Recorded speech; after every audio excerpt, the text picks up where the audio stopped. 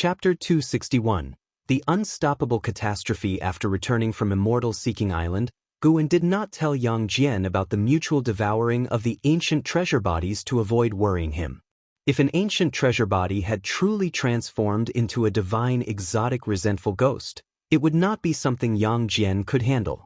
As his master, Guan naturally had to step in. Since he had to take action, he saw no need to make his disciple worry. The Supreme Sect dispatched a great cultivator to fly towards the direction of the sea-breaking rift, and news of the terrifying sea tide quickly spread. Guan continued his regular routine, pretending to be unaware of this matter. While the disciples of the Medicine Valley were busy working and cultivating, the ocean had already entered a cataclysm. If viewed from above, one could see that with the sea tide at the center, cultivators were continuously flocking from all directions, creating a spectacular scene. While inspecting the medicine garden, Guan saw several heaven and earth flying immortals flying by, not just one. The sea waves continued to surge. On the boundless ocean, the waves swept across like a mountain range.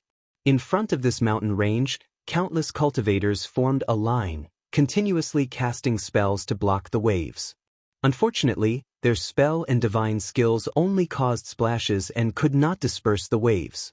The number of cultivators continued to increase, but no matter how many there were, they could not shake the momentum of the waves. Qi Jiuxiao of the Star Sea congregations also came with his master Qi Bei to assist. Despite giving his all, he couldn't resist the waves' power. Damn it, who on earth is stirring up trouble within these waves? Qi Jiuxiao cursed angrily, but none of the Star Sea congregation's cultivators nearby answered him. They were all very nervous. Only those who truly cast spells to block the waves could feel the terrifying power contained within.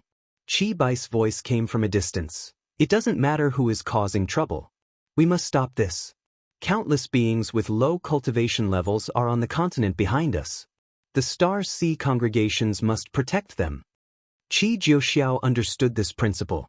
He was merely complaining, but his hands did not stop moving. Suddenly, Qi Jiuxiao felt a vast aura coming from behind, causing his mana to pause for a moment. Whoosh! A gust of fierce wind howled, startling the cultivators to instinctively turn their heads to look. Qi Jiuxiao did the same, widening his eyes. He saw thunderclouds unfold in the sky, and at the end of the clouds stood a massive flag, 10,000 feet high, as if its top had touched the sky. Any living being appeared insignificant before this flag. Qi Jiuxiao recognized the origin of this flag with just one glance. It was the Immortal Path Supreme Treasure of the Star Sea congregations. The Star Sea Primordial Unity Banner. The black flag seemed to contain a vast star sea, with starlight twinkling, making anyone who looked at it become deeply immersed, unable to extricate themselves. With the appearance of this flag, the morale of the Star Sea congregation's cultivators soared. Cultivators from other sects also inquired about it. Upon learning that it was the Immortal Path Supreme Treasure, the Star Sea Primordial Unity Banner, every cultivator felt excited. Now we are secure. This is an Immortal Path Supreme Treasure. The legendary Star Sea Primordial Unity Banner, just the sight of it strikes fear. With the Immortal Path Supreme Treasure out, we can certainly block these waves. After the Seven Stars Spirit Realm disbanded, only the Star Sea congregations are the true rulers of this sea area. Their ability to directly bring out the Immortal Path Supreme Treasure proves their determination to protect the ocean, worthy of the Righteous Path's reputation. The cultivators discussed, their gazes fixated on the towering Star Sea Primordial Unity Banner, their eyes filled with hope. The Star Sea Primordial Unity Banner suddenly unleashed a terrifying wave of energy, sweeping through the clouds. The sea of stars on its surface lit up with countless streams of celestial light, as if rain of stars crossed the sky, crashing towards the majestic and magnificent sea waves. Far away in the Third Medicine Valley, Guan looked up, noticing the appearance of scattered rays in the sky. With a glance, he could tell that it was an anomaly caused by the Immortal Path Supreme Treasure. As expected of an Immortal Path Supreme Treasure on par with the Seven Stars Mirror. Under Guan's gaze, The unstoppable waves were dispersed by the power of the Star-Sea Primordial Unity banner. Countless cultivators were thrown off, the splashes reaching the sky, and the sea surface was pressed into a spectacular hollow, a stunning sight.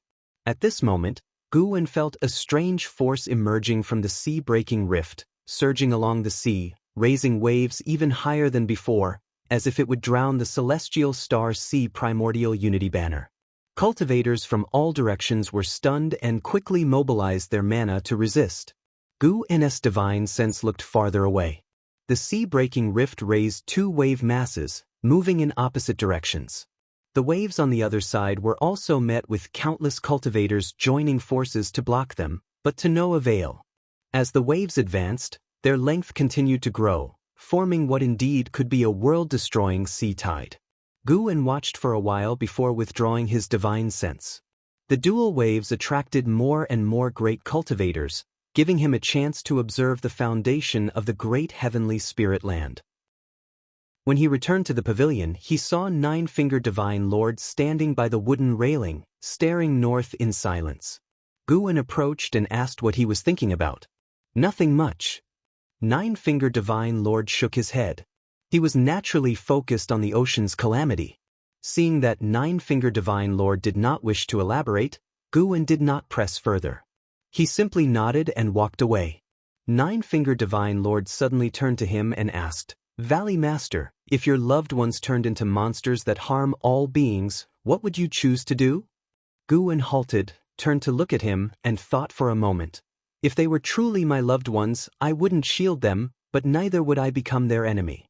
If they insist on killing me, I would fight to the death." Nine-Fingered Divine Lord chuckled after hearing this and said, "It's not that simple. Your answer lacks struggle." Indeed, it's not that simple, but why ponder over it? The only thing one can truly control is oneself, right? Guwen retorted. Did Nine-Fingered Divine Lord have loved ones that had turned into divine exotic resentful ghosts?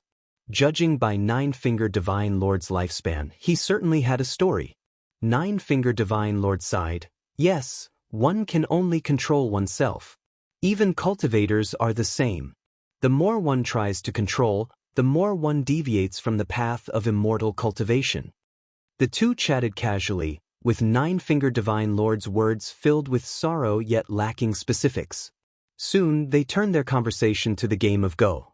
Meanwhile, in a residence in the main city of the sect, Lu Lingjun and the Holy Mother of Western Spirits sat across from each other in the courtyard. At this moment, the Holy Mother of Western Spirit looked at a copper mirror on the table, frowning deeply. In the mirror was a blurry figure, seemingly saying something.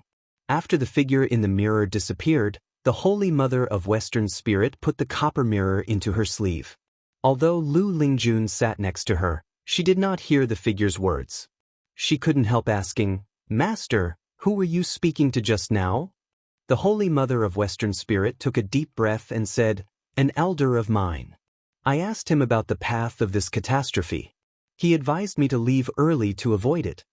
Upon hearing this, Lu Lingjun's brows furrowed. In her heart, the Holy Mother of Western Spirit held an exceptional position and cultivation level. Even if she was not as powerful as Sword Venerable Fudao, she was still one of the top great cultivators she had ever seen. For even the being behind the Holy Mother of Western Spirit to advise them to avoid this calamity, it must be extraordinary. The cause and effect hidden within the sea-breaking rift are such that even my elders dare not involve themselves. Perhaps we truly should leave. The world is vast, there will be somewhere to escape the disaster, the Holy Mother of Western Spirit said with a sigh. Lu Lingjun replied, "The Supreme Sect has Sword Venerable Fudao. He may be able to overcome this crisis." Ever since she joined the Supreme Sect, she had experienced the demon calamity and heard of Sword Venerable Fudao sweeping through the Seven Stars spirit realm single-handedly. She had great confidence in Sword Venerable Fudao. The Holy Mother of Western Spirit, however, was still worried. It's hard to say. She came to the Supreme Sect intending to rely on the power of Sword Venerable Fudao to avoid the calamity, but she had just learned that the scope of the disaster had changed, with even more powerful variables appearing. Even her sect dared not involve itself rashly. Not all sects in this world followed the righteous path. More sects aimed only to preserve their own Taoist traditions. Not just them, at this moment within the Supreme Sect, those great cultivators from the ocean were also discussing this matter.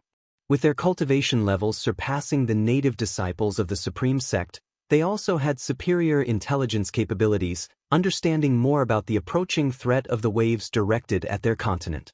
Naturally, they were anxious. Their first thought was Sword Venerable Fudao. If the ocean cultivators could not block the waves, could Sword Venerable Fudao withstand them when they reached the continent's edge? Some had already chosen to flee the continent, unwilling to gamble on Sword Venerable Fudao's strength. Rumble. The sky thunder cracked, thunderclouds tumbling, interwoven with boundless lightning. A sea wave over 1,500 feet high advanced with the momentum to engulf everything under heaven. It seemed as if the entire sea had risen, unstoppable and imposing. Under this wave, all cultivators and demons appeared small. Qi Jiuxiao endured the storm with his armor drenched. He continually retreated, his face full of anxiety. Subconsciously, he looked back and could see the outline of the continent. At this rate, countless lives would be buried in the sea tides. This water was not ordinary seawater. It contained some strange and powerful force. Some cultivators who had been swept into it had already transformed into divine exotic resentful ghosts. Thinking that the entire continent's beings might turn into divine exotic resentful ghosts made Qi Jiuxiao's scalp tingle. He looked ahead, seeing 12 figures in front of the wave. They emitted an aura far surpassing all cultivators behind them. Yet, despite their vast mana, they were being pushed back by the wave. All 12 were heaven and earth flying immortals, either the founders of sects or elders of the Star Sea congregations. Facing the wave, they were all powerless. They could only slow the wave's advance but could not suppress it. The previous dispersal of the wave by the Star Sea Primordial Unity banner had only been temporary. Another wave had formed, and the banner itself had been tainted by the force within the wave, forcing the Star Sea congregations to retract this Immortal Path supreme treasure. At this moment, Qi Jiuxiao's pupils suddenly dilated, his face showing a look of terror. In the dim sea wave, he saw a figure, 1,000 meters tall, only faintly visible when lightning flashed. It was not just him, more and more people saw that figure. Anyone who beheld it felt a suffocating pressure in their chest. For over 100,000 cultivators had gathered to block this wave, with the lowest cultivation level being Mystic Heart Realm, and over 10,000 Immortal Path cultivators. Even such power could not shake the wave's momentum. How could they not despair? More and more cultivators felt beaten down, their will to fight waning. Seeing the mysterious 1,000-foot-tall figure in the wave made them even more eager to escape immediately.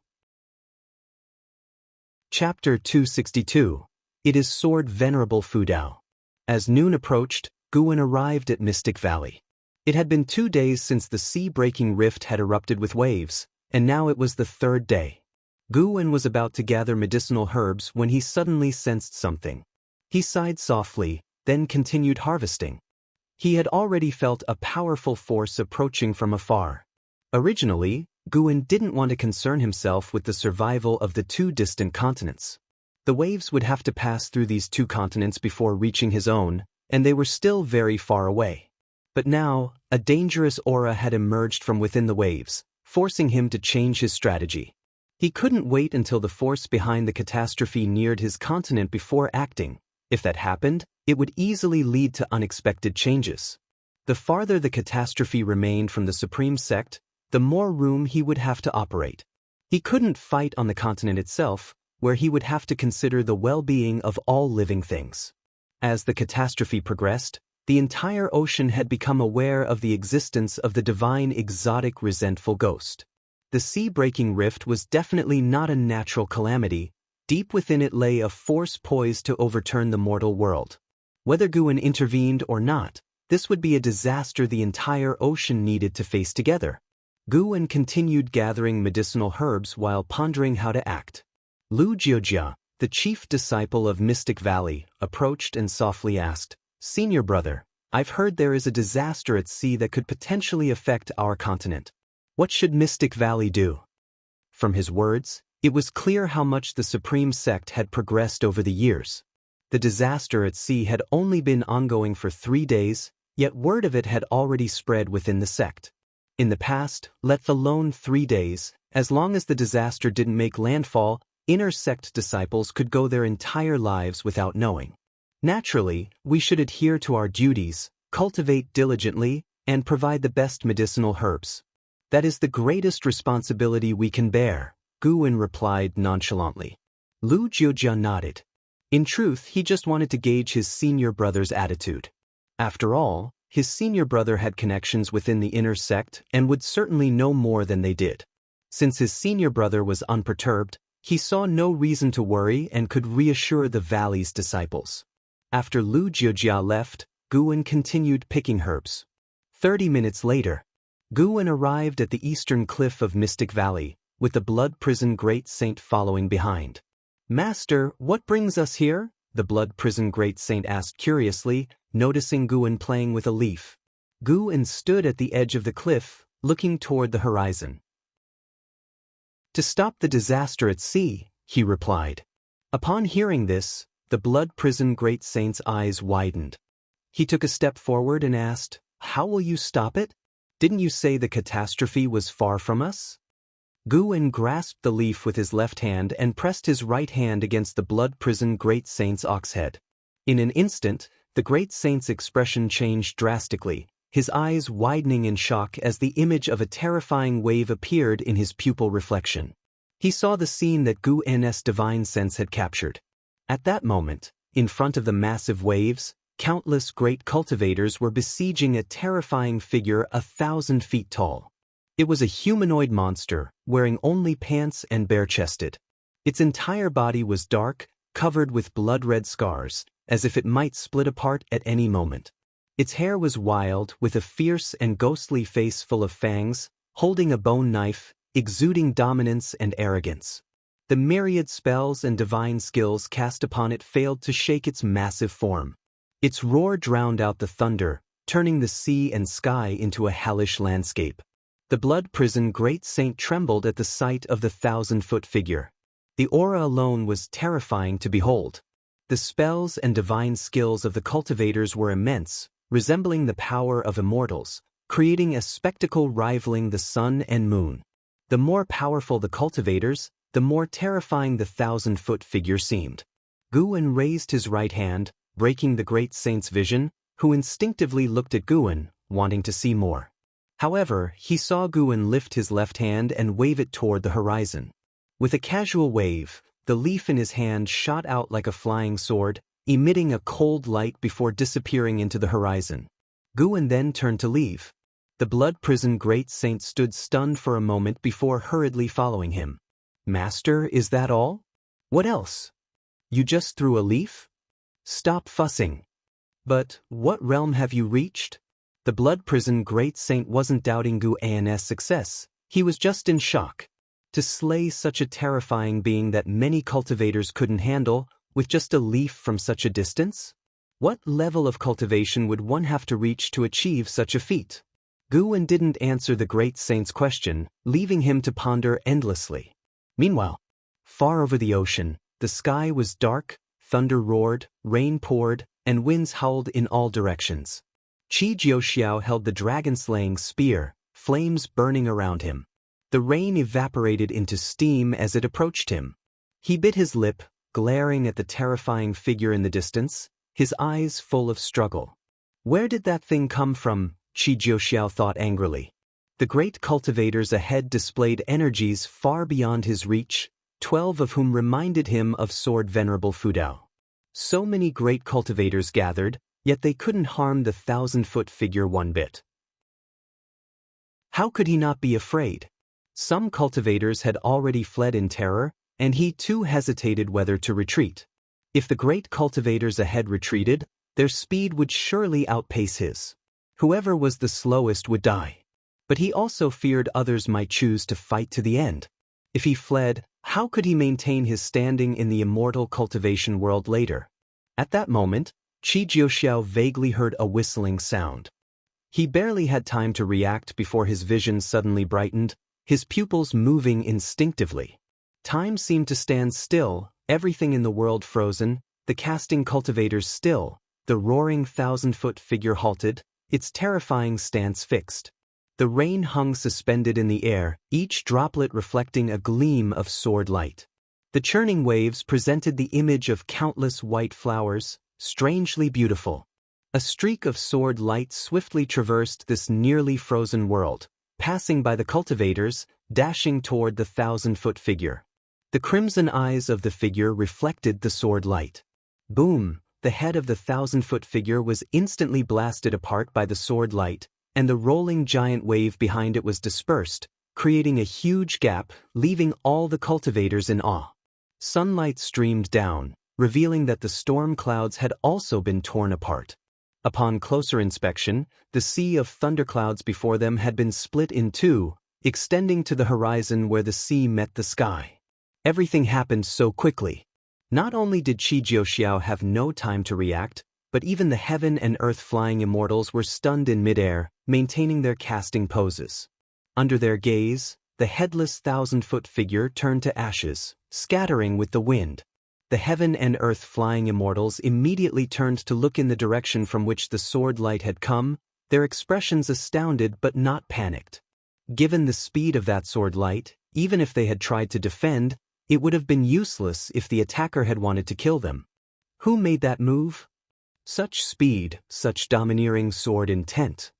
Could it be someone at the 9th level of the heaven and earth flying immortal realm? Even a 9th level cultivator would find it hard to be so overpowering.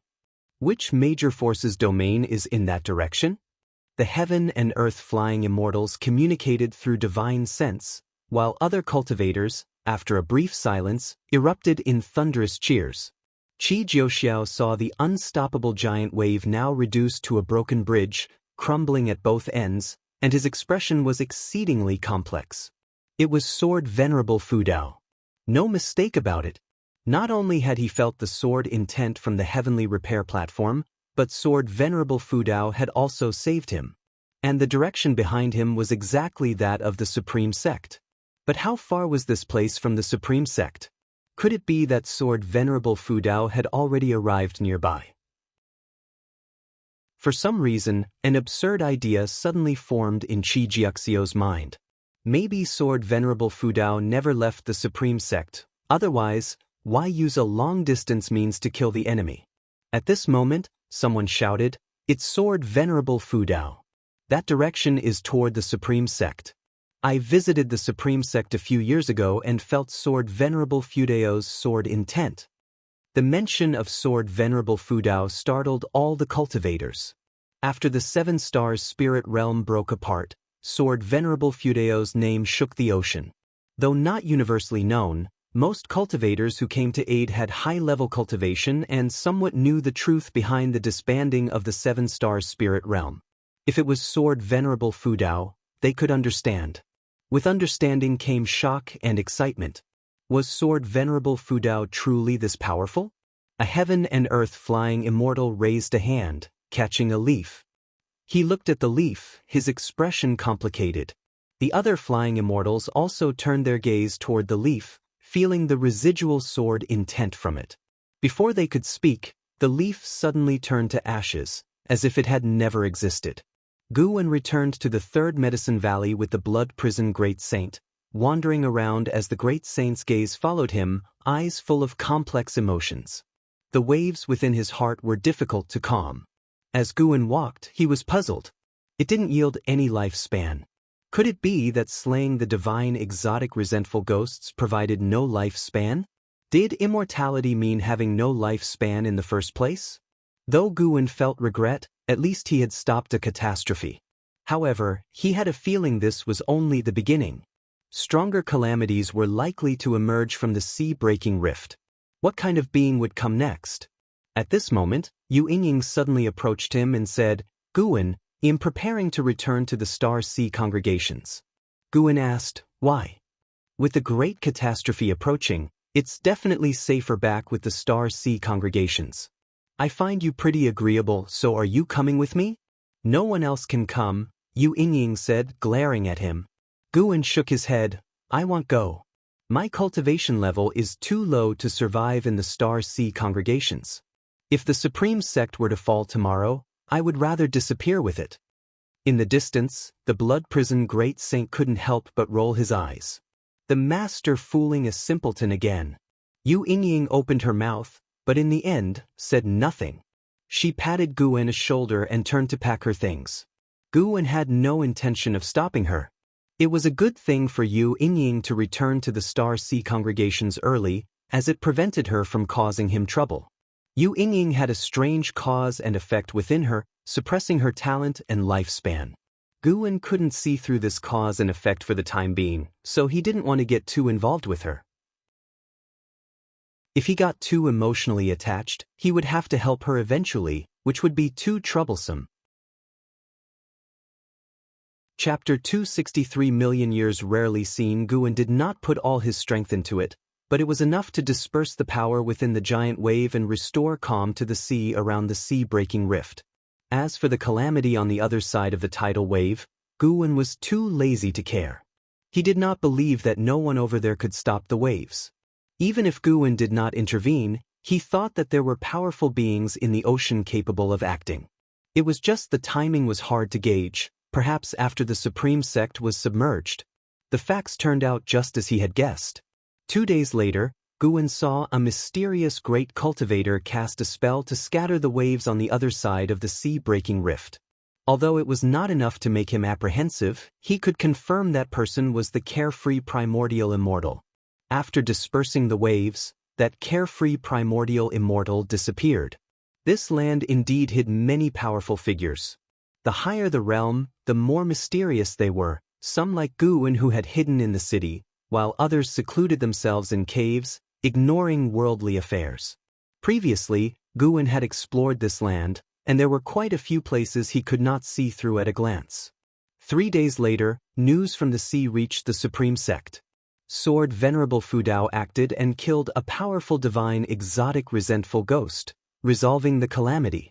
Supreme Sect was instantly in an uproar, the news spreading quickly. Guan was still reading in the pavilion when he heard the disciples discussing it. He did not go downstairs but continued reading. This intervention did not give him a sense of accomplishment. He thought he could be happy when the sea-breaking rift disappeared. However, near dusk, an event occurred that left Guan helpless. It was that Yu Yingying, who had left a few days ago, had returned. Upon her return, she immediately found Guan and eagerly shared the situation she had learned, her tone full of admiration and respect for Sword Venerable Fudao. She understood the situation more clearly. It was said that the sea-breaking rift erupted with waves that could sweep through heaven and earth, hiding a divine exotic resentful ghost that even the Star Sea congregations could not deal with.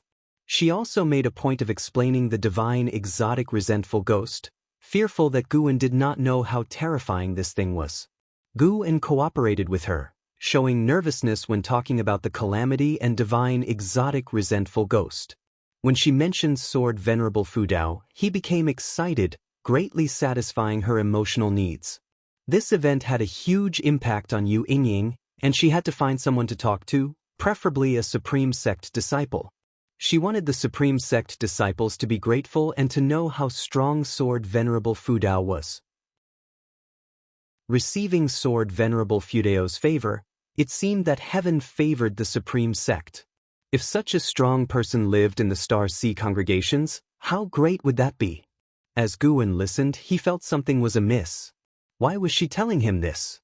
Could she have guessed that he was Sword Venerable Fudao? For a moment, Guan felt apprehensive towards Yu Yingying. Yu Yingying had no idea of Guan's thoughts. She just said whatever came to mind and never considered whether Guan might be Sword Venerable Fudao. After a long while, Yu Yingying, having fully vented her desire to share, left with a pleased heart. Guan watched her back, thinking it a pity he could not use this opportunity to shake her off. Considering her great admiration for Sword Venerable Fudao, he decided to let her stay a bit longer. In the following days, the entire Supreme Sect revolved around discussions of Sword Venerable Fudao, and with many ocean cultivators in the sect, news of the divine exotic resentful ghost also spread. Indestructible and immortal, devouring living spirits. Divine exotic resentful ghosts were transformed from living spirits. Just hearing this was terrifying. It is worth mentioning that Yu Yingying went to the outer gate city every day to preach the might of Sword Venerable Fudao. She felt that some things needed to be clearly stated so that the supreme sect could more greatly revere Sword Venerable Fudao. Every time Sword Venerable Fudao acted, the number of cultivators on the heavenly repair platform increased dramatically.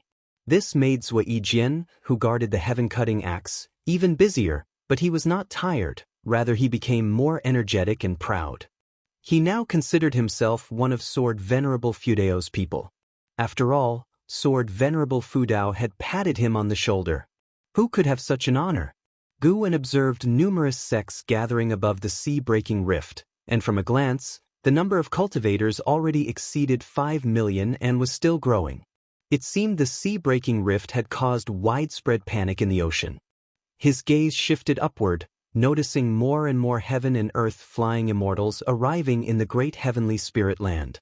Clearly, the major oceanic powers were calling in reinforcements. This was a good thing. However, Guwen recalled something. Would the increasing number of cultivators providing support lead to a rise in divine exotic resentful ghosts? He could only pray those sects could resolve the deep-seated trouble in the sea-breaking rift on their own. He was not the protagonist of this heavenly destiny. He could not be relied upon to solve everything, right? He thought it should not come to that. This land was filled with immortal spirit dynasties, and there was a mysterious continent capable of resisting his divine sense with its chi fortune. Furthermore, Guwen had also seen many transcendent powers before, none of which Star Sea congregations or Seven Stars spirit realm could compare to. Star Sea congregations were rulers of the ocean, but there were many rulers. With Guwen's realm, he could already glimpse the chi fortune of sects and forces, and from the strength of the chi fortune, the supreme sect was less than 1/10,000th of the Star Sea congregations, and the Star Sea congregations were likewise less than 1/10,000th of that immortal spirit dynasty. Guwen guessed those true first-rate powers of the world also had deployments in outer heaven.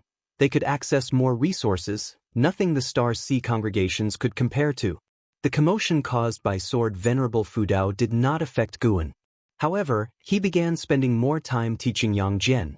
Ever since he dispersed the waves, Yang Jian had been experiencing more frequent visions, seriously affecting his cultivation. Once, while Guwen was instructing Yang Jian in his cultivation, Yang Jian suddenly fell into a daze. Guwen had to shake him awake, drenched in cold sweat. Yang Jian had seen himself being devoured, utterly powerless to resist, and the intense pain was not an illusion but a real sensation to his flesh. Unfortunately, Guwen could not deduce the source of the visions through cause and effect. Time passed day by day. The year-end arrived. Winter's snow covered the land and mountains. In the forest 100 miles outside Mystic Valley, Guwen was instructing Yang Jian in the limitless freedom step. Yang Jian possessed high talent and comprehension, but limitless freedom step was equally profound. Mastering it was challenging even for him. After a maneuver, Yang Jian almost crashed into a tree, but he stabilized himself just in time. He turned to look at Guwen, about to speak, but suddenly frowned. He clutched his head with both hands and unexpectedly knelt in the snow. Guwen sensed something was wrong and immediately used his mana to isolate this section of the forest, preventing any unusual occurrences from alarming the supreme sect. He approached Yang Jian and placed his right hand on Yang Jian's shoulder, using his own mana to assist him. In an instant, Guwen felt an unknown force of cause and effect attacking. He could resist, but he hesitated for a moment and pretended to be affected. His mind was drawn into a mysterious illusion realm, with Yang Jian's consciousness present as well. Yang Jian sighed in relief upon seeing his master's figure beside him. He was about to speak but suddenly felt something and turned his head. Ahead, a pitch-black shadow appeared, walking out from the expansive snow, seemingly wearing some kind of armor based on its shape. Mystic Gang Dominator Body, a rare sight in a million years. A cold voice echoed from the front, filled with greed. Listening closely, it seemed to swallow something, chilling those who heard it to their bones.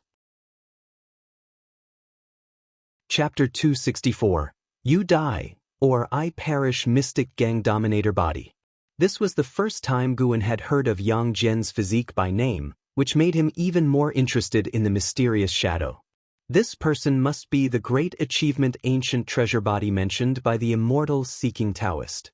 The illusion was still a world of ice and snow, and the shadow ahead appeared even more terrifying amidst the swirling snowflakes. Yang Jian gritted his teeth and asked, "Who are you, and why do you keep entangling me?" Obviously, he had seen this figure in illusions before. Normally, he would be afraid, but with his master by his side, his courage swelled, leaving him only with anger. The shadow stopped, opened a pair of cold eyes, and their gaze landed on Yang Jian, making his heart tremble. "You and I are both treasure bodies, nurtured by the chi fortune of heaven and earth. Your dominator body is stronger than ordinary treasure bodies, which makes this seat quite fond of you. 1,000,000 years ago, this seat also consumed a mystic gang dominator body, greatly boosting my chi blood, leaving a lingering taste until now," the shadow lamented, as if reminiscing about the past. His words made Yang Jian shudder with fear. Did this guy want to eat him? Guan took a step forward and said, "State your name, and let's see if your reputation has left any mark in this mortal world." The shadow's gaze shifted to Guan, smiling. "This seat is named Impermanence Tian. Have you ever heard of it?" Impermanence Tian? Guan fell into deep thought, having never heard this name before. Impermanence Tian continued to stare at Yang Jian and said, "This seat will soon descend upon this mortal world. I will put you last. After I consume the other treasure bodies, I will come for you. You have nowhere to run. Even if you escape to outer heaven, this seat will find you. Your only chance is to cultivate diligently and unleash the mysteries of the mystic gang dominator body to become stronger. You die or I perish." Yang Jian gritted his teeth, though panicked inside. With his master nearby, he didn't want to show fear. He said in a deep voice, "Then come, let me see what you can do." Impermanence Tian laughed out loud, turned, and disappeared into the vast snow. This illusion created by the power of cause and effect shattered along with it. Yang Jian opened his eyes to find his master standing before him. Guan helped him up and said, "He has declared battle upon you, and will likely no longer interfere with you. You can cultivate in peace now." In the illusion realm, Guan couldn't perform lifespan detection on Impermanence Tian, but the power of cause and effect from the other side didn't seem unbeatable, so he remained calm. Yang Jian asked worriedly, "Master, should I leave Medicine Valley so as to—" "Nonsense. Focus on cultivating. If you say such rubbish again, I will cripple your Tao level," Guan said sternly, interrupting him. Yang Jian opened his mouth, but eventually held back what he wanted to say. He had the deepest feeling of Impermanence Tian's power, which he couldn't describe. Though he believed his master wouldn't lose, he didn't want his master hurt or caught in bigger troubles, something he never wished to see. Guan didn't say he could easily handle Impermanence Tian, for he wasn't sure of Impermanence Tian's strength either. It was just an opportunity to apply pressure on Yang Jian, hoping to help him grow faster. He said he would first find other treasure bodies. Those treasure bodies must be guarded by great forces, giving you plenty of time to grow, Guan consoled. Everyone has their calamities and fates. Only by constantly overcoming them can you break the shackles. The path of immortal cultivation is inherently against the heavens. You need a heart that is resilient and fearless of anything. Yang Jian took a deep breath, his expression firming up. Yes, why think so much? Soldiers come, fight them off. Water comes, build barriers. As long as he cultivated with all his might, even if he died, what regrets would he have? Then he resumed cultivating the limitless freedom step. In the snowy winter, the world became a single color, with Guan and Yang Jian in the forest appearing very small. Days unfolded as Guan had foreseen. Impermanence Tian didn't come for Yang Jian again, and Yang Jian was no longer tormented by illusions. The New Year's festival arrived, and the Supreme Sect remained lively, unaffected by the ocean calamity. This year, the Supreme Sect began preparing for a new convention. After the new year, LV Bayin came to discuss with Guwen about the upcoming convention. This time, the Supreme Sect intended to hold a physical cultivation convention where participants would not use spiritual power or Dharma treasures, relying solely on their bodies and techniques. After their discussion, LV Bayin started complaining about the subsects. The power of the subsects was growing, and LV Bayin could no longer intervene in their matters.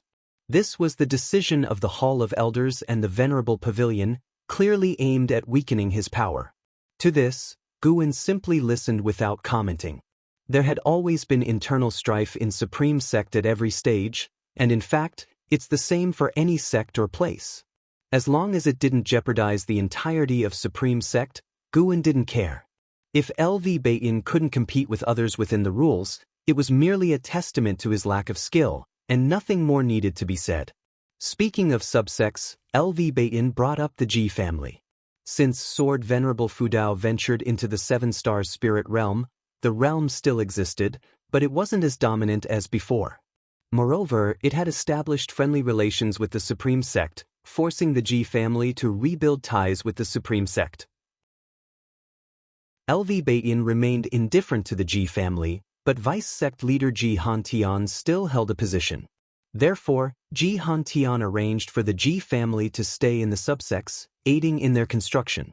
The rapid development of the subsects could not disregard the contributions of the Ji family. Do you remember the third miss of the Ji family, Ji Xiaoyu? LV Bayin suddenly asked. Guwen nodded, but LV Baitian's next words caused his face to change drastically. Ji Xiaoyu had died within the Seven Stars Spirit Realm, precisely on the day Sword Venerable Fudao swept through the realm. LV Bayin sighed, observing Guwen's reaction.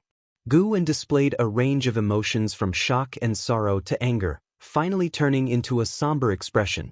He fell into silence and began pouring himself a drink. Could it be that this lad liked Ji Xiaoyu?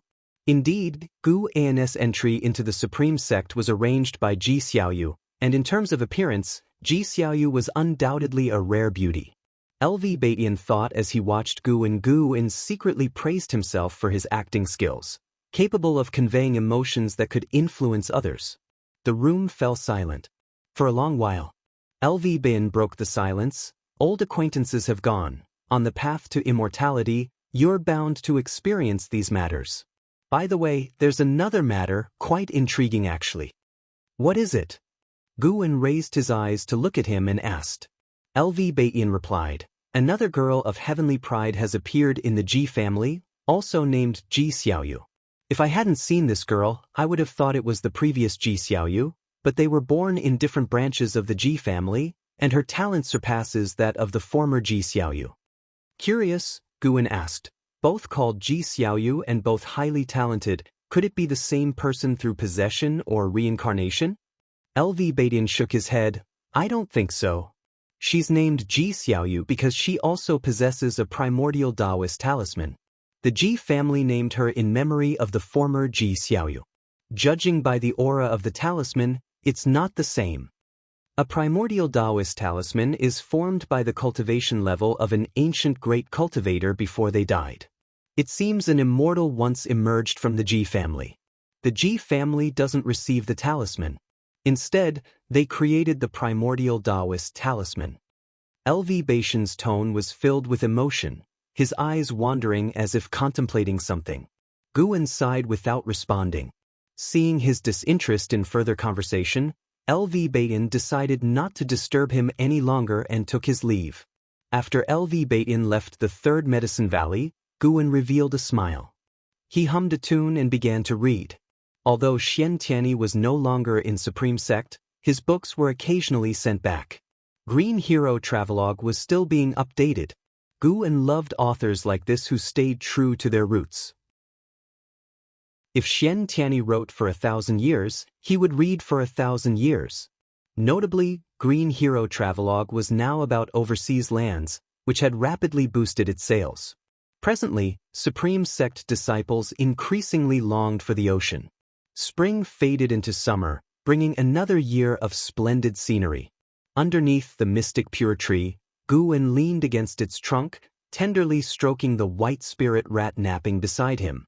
He closed his eyes, appearing to doze, but in fact he was observing Xiaochuan's life.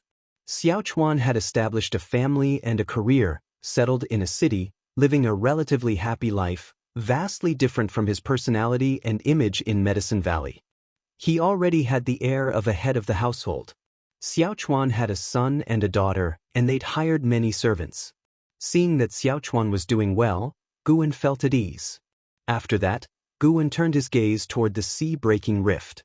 Looking into the distance, the sea-breaking rift stretched long, spanning the ocean.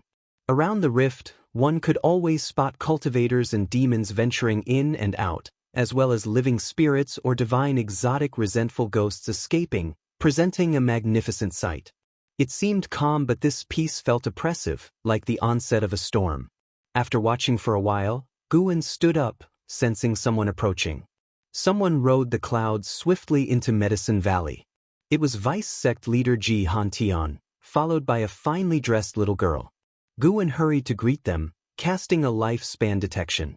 Ji Xiaoyu, Energy Cultivation Realm 9th Layer 11/240/9999.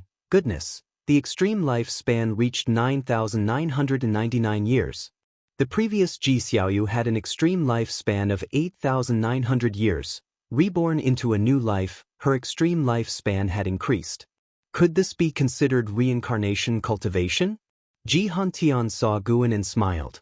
When Guan approached, he spoke, "I want you to look after her. She is Ji Xiaoyu, from a branch of the Ji family." Hearing this, Guan feigned a dazed look, gazing at the young Ji Xiaoyu. Ji Xiaoyu was only 11 years old, not yet reaching Ji Hantian's elbow. Her expression was calm, with eyes carrying a hint of age, reminding Guan of the previous Ji Xiaoyu's precocious maturity. Seeing Guan lost in thought, Ji Hantian explained, "She just happens to have this name. LV Baiyan should have mentioned it. Let her cultivate in your Medicine Valley, and I will take her away later." Saying so, Ji Hantian turned and swiftly disappeared into the horizon. Guan and Ji Xiaoyu stood on the grass, speechless, a subtle atmosphere prevailing. Just then, a figure appeared in front of Ji Xiaoyu. He squatted down to scrutinize her. It was none other than Nine-Finger Divine Lord. Chapter 265 Supreme Treasure Body, Dream of the Previous Life, Such a Foundation, Rare, Rare. The Nine-Finger Divine Lord looked at Ji Xiaoyu and marveled, clicking his tongue. Ji Xiaoyu slightly frowned, circled past the Nine-Finger Divine Lord, and came to Guan's side, leaning against him, watching the Nine-Finger Divine Lord with vigilance. Guan laughed and said, "Senior, don't scare the child." The Nine-Finger Divine Lord stood up, turned to look at Guan, and sighed. "Guan, this girl has extraordinary talent. You must draw her in while she is still young and build a good relationship. She might save your life in the future." Guan nonchalantly said, "I never leave the Supreme Sect. What danger could I encounter?" "True." The Nine-Finger Divine Lord smiled and took another glance at Ji Xiaoyu before turning and leaving. Guan looked at Ji Xiaoyu and laughed. "I am called Guan, you can call me Valley Master from now on." Ji Xiaoyu gently nodded, her gaze towards Guan remained calm, as if she really did not remember Guan. This made Guan slightly regretful. In this life, Ji Xiaoyu was ultimately not the same person as in the past. Guan took Ji Xiaoyu's little hand and walked towards the group of pavilions. Ji Xiaoyu's expression was slightly uneasy, but she did not break free. Afterward, Guan arranged for Ji Xiaoyu to live with an Exen, asking an Exen to take care of her. He had his own motives. Ji Xiaoyu would sooner or later soar to great heights.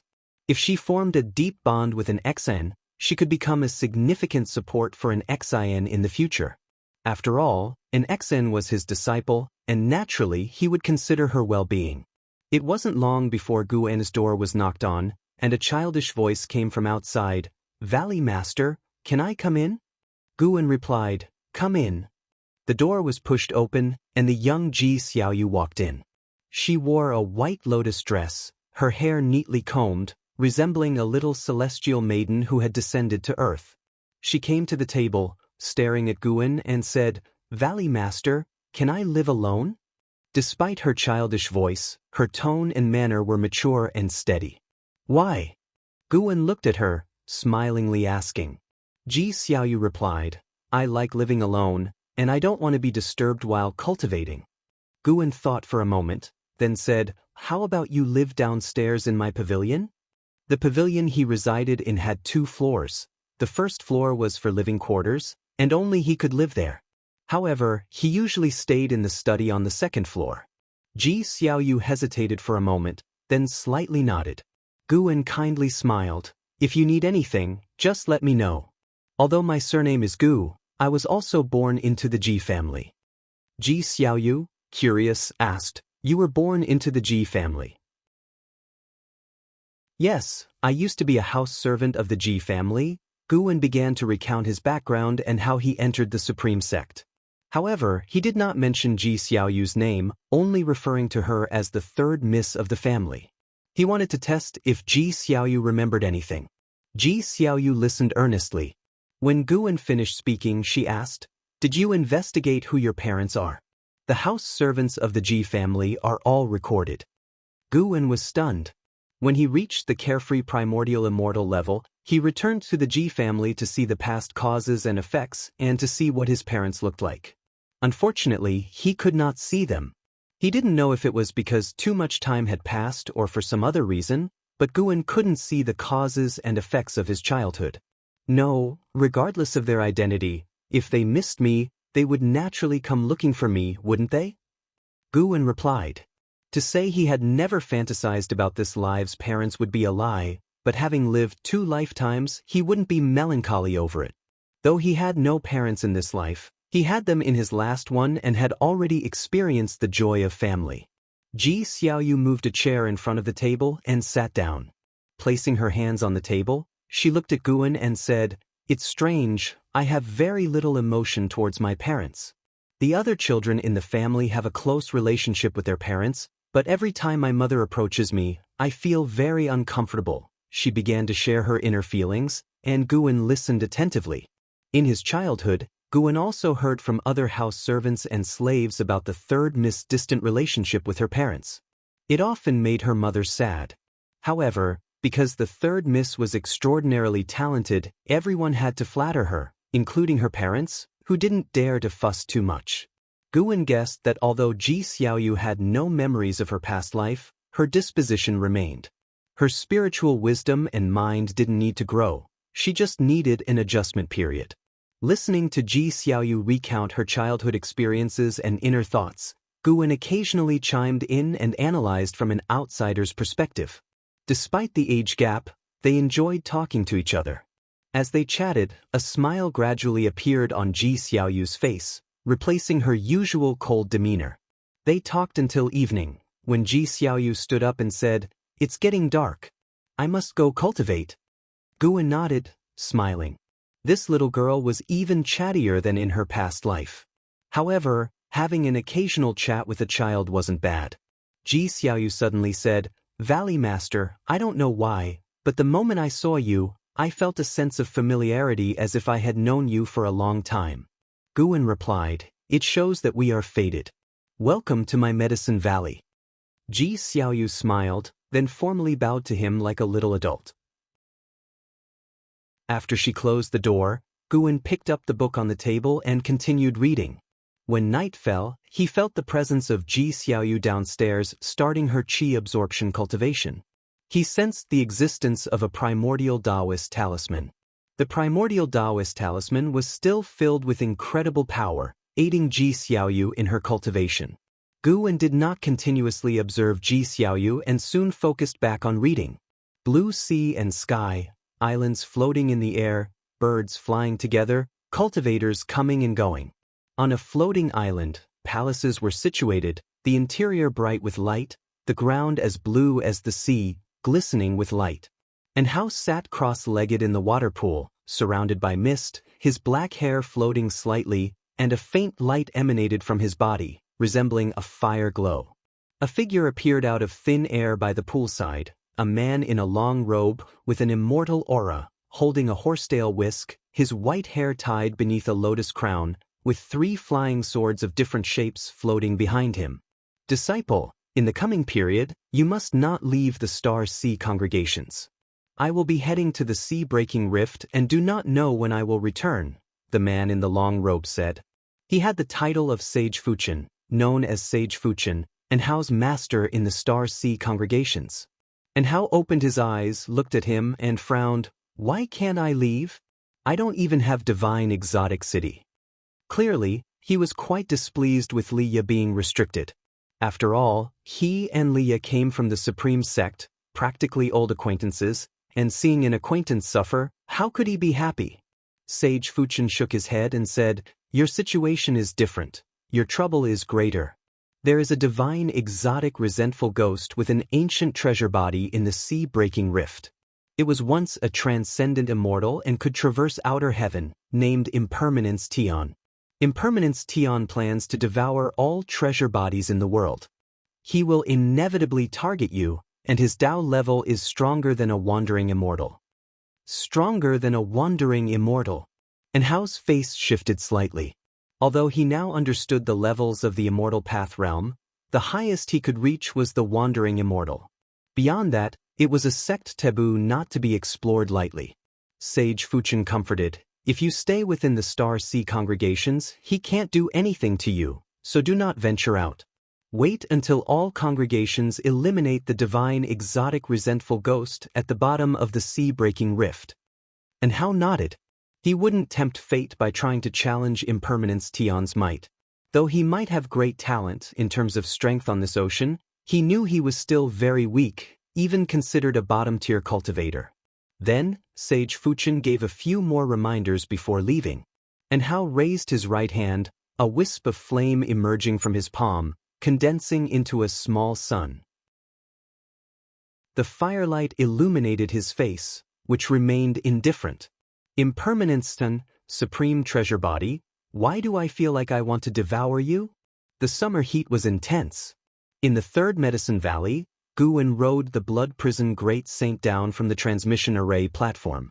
Today, he had gone to Tianya Valley, harvested some medicinal herbs, and spent nearly an hour in the Mystic Valley.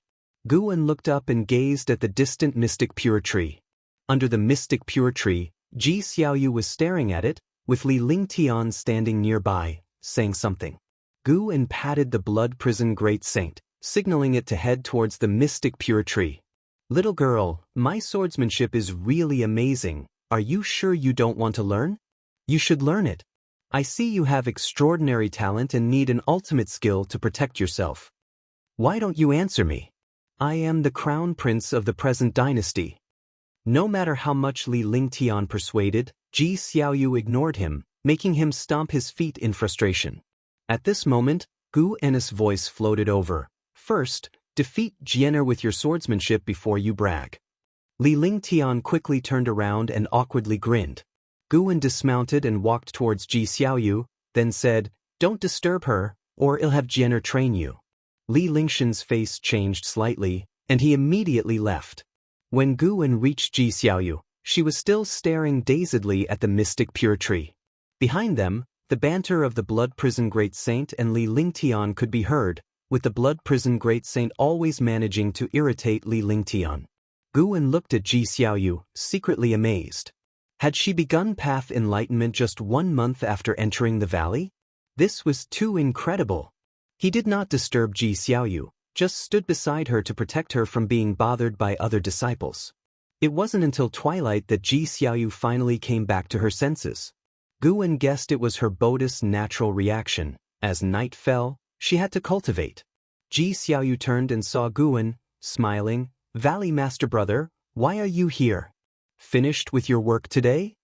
Guwen rubbed her head and said, I finished long ago. What were you thinking about just now? Ji Xiaoyu called him brother because he arranged it so. Initially, she found it awkward, but she got used to it after half a month. Recalling, Ji Xiaoyu said, I seem to have seen some memories, they belong to me, but I have not experienced them. Oh, what exactly did you see? I saw myself standing in the sky, with many demons and people kneeling before me. As she said this, Ji Xiaoyu's face turned unnatural. She felt like she was dreaming, but she did indeed see it. Chapter 266 Divine Exotic Ghost King, Bitter Sea Buddha Sect. Guwen asked, "What else did you see?" Seeing that Guwen did not doubt her, Ji Xiaoyu continued to recount. She saw herself being chased by many people, saw herself diving to the seabed and discovering a palace, and even saw herself flying into the sky to pick stars, among other things. After listening, Guwen said, "You can come here often if you're free." But Ji Xiaoyu shook her head and said, "Forget it, my intuition tells me not to touch those memories." After speaking, Ji Xiaoyu turned and left. Guwen watched her back and suddenly felt that her reincarnation was not just for improving her aptitude. Thinking carefully, it's true, the power contained in Ji Xiaoyu's primordial Taoist talisman was so strong that she did not need to improve her aptitude before nirvana. Could there be another hidden reason, and Ji Xiaoyu's soul had been wary of awakening her previous life memories? Guwen shook his head, not wanting to think too much. After all, Ji Xiaoyu couldn't stay in the Third Medicine Valley forever. At the end of summer, Guwen arrived at Immortal Seeking Island. His divine sense swept around, but the figure of the Immortal Seeking Taoist was nowhere to be seen. Did he really escape? He shook his head, then walked into the streets and began to wander around. This time, he did not call Hu Shaojian. Besides buying seeds, he also wanted to inquire about Impermanence Tion's whereabouts. Now there were battles everywhere on the ocean, even heaven and earth flying immortal conflicts. More and more divine exotic resentful ghosts were escaping from the sea-breaking rift, some in groups and some alone. Those divine soul demons acting alone were very strong. Guwen didn't keep watching the sea-breaking rift, so he came to listen for news. Sure enough, cultivators all over the streets were discussing the sea-breaking rift and the divine exotic resentful ghosts. It was said that there were 9 divine exotic ghost kings in the sea-breaking rift, each having the power to rival a great sect, and some even holding immortal path supreme treasures. The main forces of the Star Sea congregations once encountered one divine exotic ghost king, suffering heavy losses and failing to capture it. The known divine exotic ghost kings were 3, Impermanence Tion, Defying Jiuyo, and Yin Yang Chaos. All 3 had 3-word names, and each had heaven-shaking abilities. Impermanence Tion stormed into a force comparable to the Star Sea congregations, swallowing a great talent alive and leaving leisurely, making a name in battle. Defying Jiuyo created the Jiuyo Sea Fog, wreaking havoc on the ocean, turning all marine life into white bones wherever it passed. Yin Yang Chaos was even scarier, capturing souls and turning them into ghostly soldiers. The 3 divine exotic ghost kings did not fight together. Each could bring disaster to the ocean. There was also good news. It was said that an immortal path supreme treasure appeared in the sea-breaking rift and was seized by a divine monk from the Bitter Sea Buddha Sect. Bitter Sea Buddha Sect came from a far-off place, not known to the cultivators on Immortal Seeking Island, only that it was very powerful. Guwen wandered around for an hour and then began purchasing medicinal herbs. Before he finished his shopping, dark clouds rolled in, covering Immortal Seeking Island and darkening the entire island. Although Guwen had detected the crisis on Immortal Seeking Island, he did not panic and calmly continued buying medicinal herbs. When he walked out of the mansion's gate, Immortal Seeking Island was already like night. His gaze turned to the alleyway corner, where a claw emerged from the pitch-black wall, followed by a hideous ghost crawling out. It was entirely black, with blood-red cracks all over its body, resembling the 1,000-foot figure in the previous terrifying sea waves. After landing, it looked around, its face bearing 6 eyes, and soon locked its gaze on Guwen. With a thunderous roar, the whole city echoed with a nerve-wracking howl, as if hundreds of thousands of monsters were howling together. The 6-eyed resentful ghost also howled, leaping like lightning and appearing before Guwen in the blink of an eye. Boom! The 6-eyed resentful ghost instantly turned into ghostly mist, scattering around. Guwen walked toward the steps, and the entire city erupted in battle. Numerous cultivators and demons flew into the sky, countless divine exotic resentful ghosts rising like a rain of arrows to chase them. Guwen did not receive any lifespan prompt and abandoned the idea of gaining lifespan by capturing divine exotic resentful ghosts. Since there was no profit, there was no need to stay long. Guwen used the limitless freedom step to leave Immortal Seeking Island. After returning to the Supreme Sect, he leisurely walked into Mystic Valley. In the summer heat, the disciples were all cultivating inside their rooms. Guwen went upstairs to rest and only came to the third Medicine Valley in the evening. Now he liked wandering around, seeming very busy but actually doing nothing, just enjoying such a lifestyle. Upon his return, Guwen saw the Nine-Fingered Divine Lord playing chess with none other than Lu Lingjun's master, the Holy Mother of Western Spirit. Lu Lingjun stood by watching the game, which piqued Guwen's interest, and he walked over to join. As he arrived beside Lu Lingjun, he heard the Nine-Fingered Divine Lord say with a smile, "Much obliged." The disciples all praised him for his skill. The Holy Mother of Western Spirit was calm. She looked at the Nine-Fingered Divine Lord and asked, "May I ask your name, Senior, and what sect you are from?"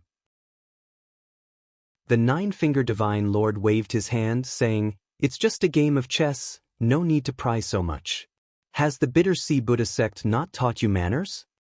Upon hearing this, the Holy Mother of Western Spirit's expression changed slightly, but she said no more. She stood up, saluted the Nine-Fingered Divine Lord, and then turned to leave.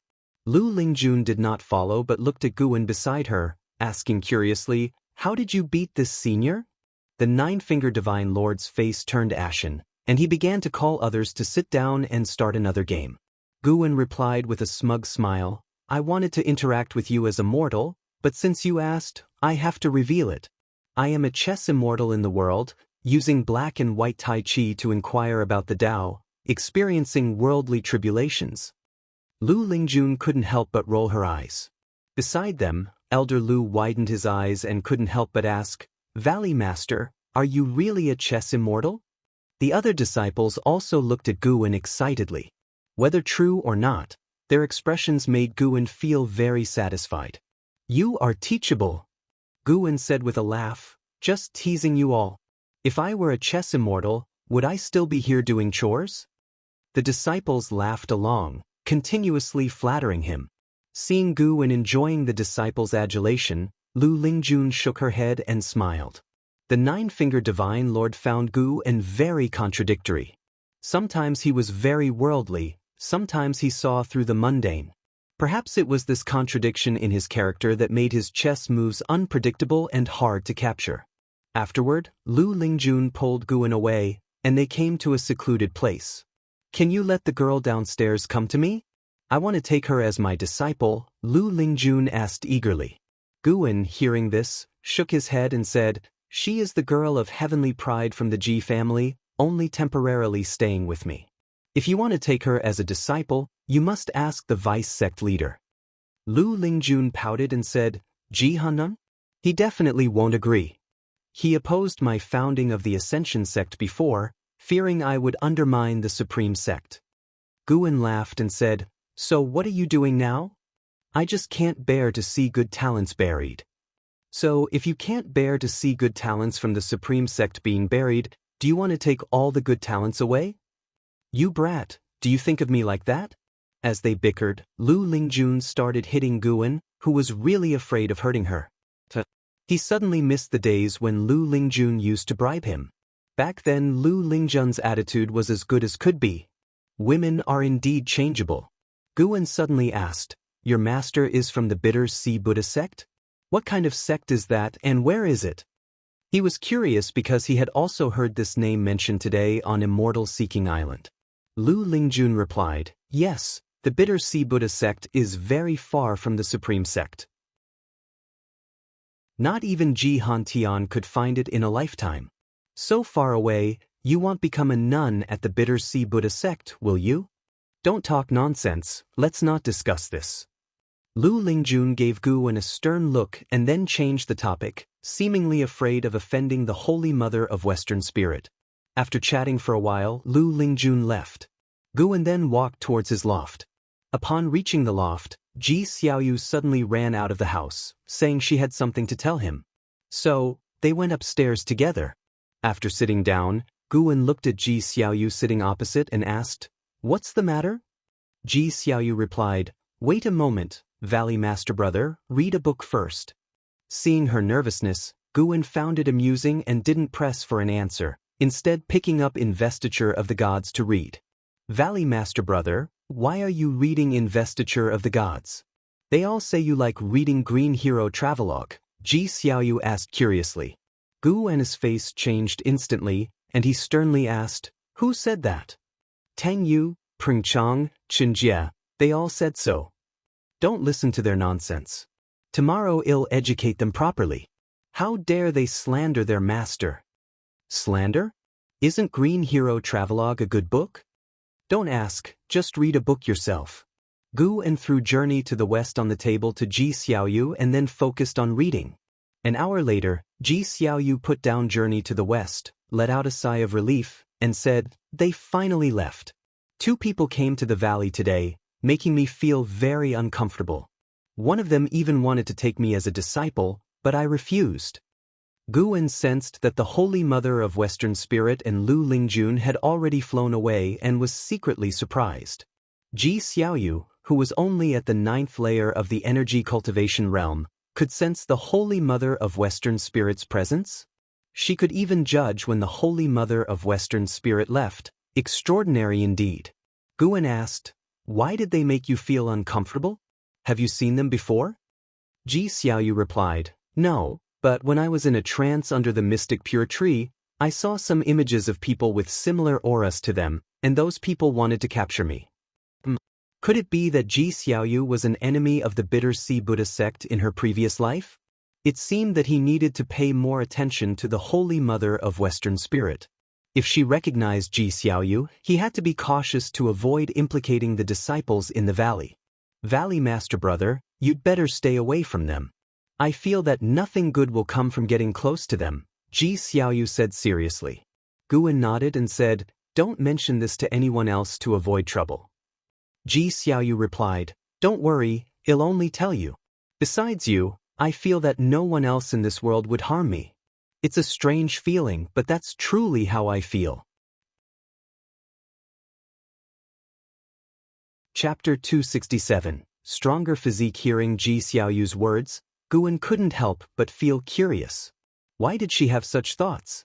In her past life, before her death, Guan did indeed help her, but that was in the guise of the sword Venerable Fudao. Could it be that Ji Xiaoyu had already seen through his true identity at that time? That was impossible. The 9 extremes yin-yang body could shield against probing and causal deduction. To see through his identity, the other party's cultivation level would have to be far higher than his. Could it be because of Guan's identity? Guan suddenly recalled when they were children, Ji Xiaoyu once spoke up to save him. Thinking carefully, it seemed Ji Xiaoyu had only saved him and not shown such kindness to other house servants, or perhaps she didn't meddle in their affairs. Guan smiled and said, since you trust me so much, I must treat you well. As long as you're in Medicine Valley, you can cultivate at ease. No one can harm you. Ji Xiaoyu nodded, then started talking about Journey to the West again. Recently, in addition to her cultivation, she had also begun reading like Guan, becoming more and more fascinated with Journey to the West as she read. The two chatted for an hour before Ji Xiaoyu left. Autumn arrived. Guan returned to Immortal Seeking Island. After the attack by the divine exotic resentful ghosts, the island had become somewhat desolate, but overall it had not declined. The strength of Immortal Seeking Island was still formidable. Without an attack from a divine exotic resentful ghost that surpassed the loose immortal realm, it was difficult to shake the foundation of Immortal Seeking Island. Guan sent a message to Hu Shaojian, who quickly appeared before him. After the salute, Hu Shaojian began recounting the attack on Immortal Seeking Island. When he mentioned the divine exotic resentful ghosts, his face was full of fear and dread. Those fellas reformed in less than 5 breaths after being scattered. They were too troublesome. Fortunately, the island master used divine skills to move them all away. Unable to break through, they eventually dispersed. Hu Shaojian shivered as he spoke. Guan comforted him after hearing, "It's okay, it's over now. Don't worry. Immortal Seeking Island has stood here for so many years, it won't be easily destroyed." Just afraid of a divine exotic ghost king descending, Hu Shaojian sighed. What does Immortal Seeking Island have that would attract a divine exotic ghost king? Indeed, the divine exotic ghost king doesn't seek heavenly treasures, only wishing to slaughter the strong and use them for their own purposes. Hu Shaojian nodded, his mood lifting. Afterward, he led Guwen to continue their procurement, while also talking about the sea-breaking rift and the divine exotic resentful ghosts news. Guwen listened. Currently, various parts of the ocean were under attack from the divine exotic resentful ghosts. Their numbers were increasing, causing the maritime sects to take action. Many sects that Hu Shaojian had never even heard of before displayed their power, astounding him. Deep Sea Spirit Palace, Mortal World Peak, Bitter Sea Buddha Sect, Purple Pill Palace, Immortal Fall Gorge, Vast Energy Taoist Sect, Time Divine Pavilion. This vast world left Hu Shaojian deeply moved. Guwen, however, wasn't much affected. He had previously used his divine sense to probe and found that this world was on par with the Star Sea congregations, with over 100 sects at the same level, demonstrating the world's immense strength. Some sects could already travel to outer heaven, yet they remained here. Perhaps there were unimaginable dangers in outer heaven for mortal spirits. Guwen was curious about the power that enveloped the great heavenly spirit land, forbidding beings below the heaven and earth flying immortal realm from leaving. What exactly was it? Was it the constraints of the world or the work of some higher force? In any case, Guwen didn't plan to venture to outer heaven lightly. Since only heaven and earth flying immortals could leave the great heavenly spirit land, he needed to surpass that level by at least 2 major realms before exploring. It would be too frustrating to die out there. When Hu Shaojian mentioned medicinal herbs, Guwen's thoughts returned to reality. Compared to the divine exotic resentful ghosts, he was more concerned with extending his lifespan. The years flowed on. Since ancient times, the mortal world had been full of hardships, but those who could live long lives were few. Longevity and immortality, that was what Guwen cared about most. In the blink of an eye, 5 years passed. Guwen's lifespan had already exceeded 28 million years, nearing 30 million years. In these 5 years, the ocean faced endless calamities, and Immortal Seeking Island experienced 2 more attacks. However, the mainland where Supreme Sect resided remained peaceful, unaffected by the ocean's tribulations. In the forest, Guwen sat on the back of the blood prison Great Saint, watching with a smile as Yang Jian and Li Lingtian sparred. Though Li Lingtian had reached the second layer of the core formation realm, he was still suppressed by Yang Jian, who appeared to be only in the foundation establishment realm. In reality, Yang Jian had already formed his nascent soul. Even if he suppressed his cultivation to the foundation establishment realm, his physical strength was not something a core formation realm cultivator could withstand. Bang! Li Lingtian crashed into a tree trunk, causing the 1,000-year-old tree to tremble, leaves falling. 10 zhang away, Yang Jian retracted his leg, patting his robe. His sharp aura subsided, and the oppressive feeling he exuded disappeared. Li Lingtian sat on the ground, clutching his chest in pain. The voice of the blood prison Great Saint came, Li Ling, your cultivation results are too weak. Like this, you still dare to call yourself Lingtian? Hearing this, Li Lingtian grew anxious, but with Guwen and Yang Jian there, he could only suppress it. Damn it! What kind of monster is this guy? Li Lingtian struggled to stand, looking at Yang Jian with fear. Fortunately, it was just a spar. If it were a life-and-death fight, he wouldn't just die, he would die horribly. He felt that over the years, Yang Jian's ferocity had grown, and even someone as fearless as him was terrified, afraid of provoking him. Jianer, you were too heavy-handed. Apologize. Gu's voice came, and Yang Jian looked at Li Lingtian. Noticing his serious internal injuries, he immediately felt guilty and hurried forward. Sorry, I was distracted just now. Yang Jian stood before Li Lingtian, his face full of regret. Seeing his expression, Li Lingtian didn't feel better. In fact, he felt worse. He forced a smile, saying, "It's fine, I'm just not skilled enough." He suddenly wanted to leave the Third Medicine Valley. He thought staying by Yang Jian would help him learn more, but why did the gap feel like it was widening? He almost forgot what it felt like to win. To be precise, he had never won. Since becoming an adult, he only sparred with Yang Jian and wouldn't bully other disciples in the valley. Gu En called them back to the valley, simultaneously scanning the ocean with his divine sense. 5 years had passed, and the seas around the continent had started to show signs of the divine exotic resentful ghosts. Though few in number, it was not a good omen. For having once struck down a 1,000 tall figure and dispersed giant waves, he surely left a profound impression on the mysterious existence within the sea-breaking rift. But all these years, no danger had arrived, which was definitely not a stroke of luck. The mysterious entity under the sea-breaking rift must be plotting something. The desire for a breakthrough grew stronger in Gu En's heart. With a cultivation level of the 9th layer of the carefree primordial immortal realm, he would remain unafraid of calamities. Even if he couldn't win, he could escape. But if he could escape, what about Medicine Valley and those he cared about? Escaping with them all would be inconvenient and could expose his true cultivation level. Damn heavenly Tao, obstructing my pursuit of 100 million years of lifespan, Gu En thought to himself, frustrated. The blood prison great saint beneath him couldn't fathom his thoughts. It was busy teasing Li Lingtian, making Li Lingtian's face turn completely red, feeling like exploding. As they approached the valley entrance of the 3rd Medicine Valley, Gu En noticed a figure. He lightly patted the ox's back, signaling the blood prison great saint to speed up. In the end, Li Lingtian ran faster, rushing over like a gust of wind. "Sister Yu, why are you here?" Li Lingtian asked with a flattering smile. 16-year-old Ji Xiaoyu stood at the valley entrance, tall and slender, dressed in a belted blue dress, with beautiful makeup, her long hair coiled under a purple crown, looking like a fairy in a painting.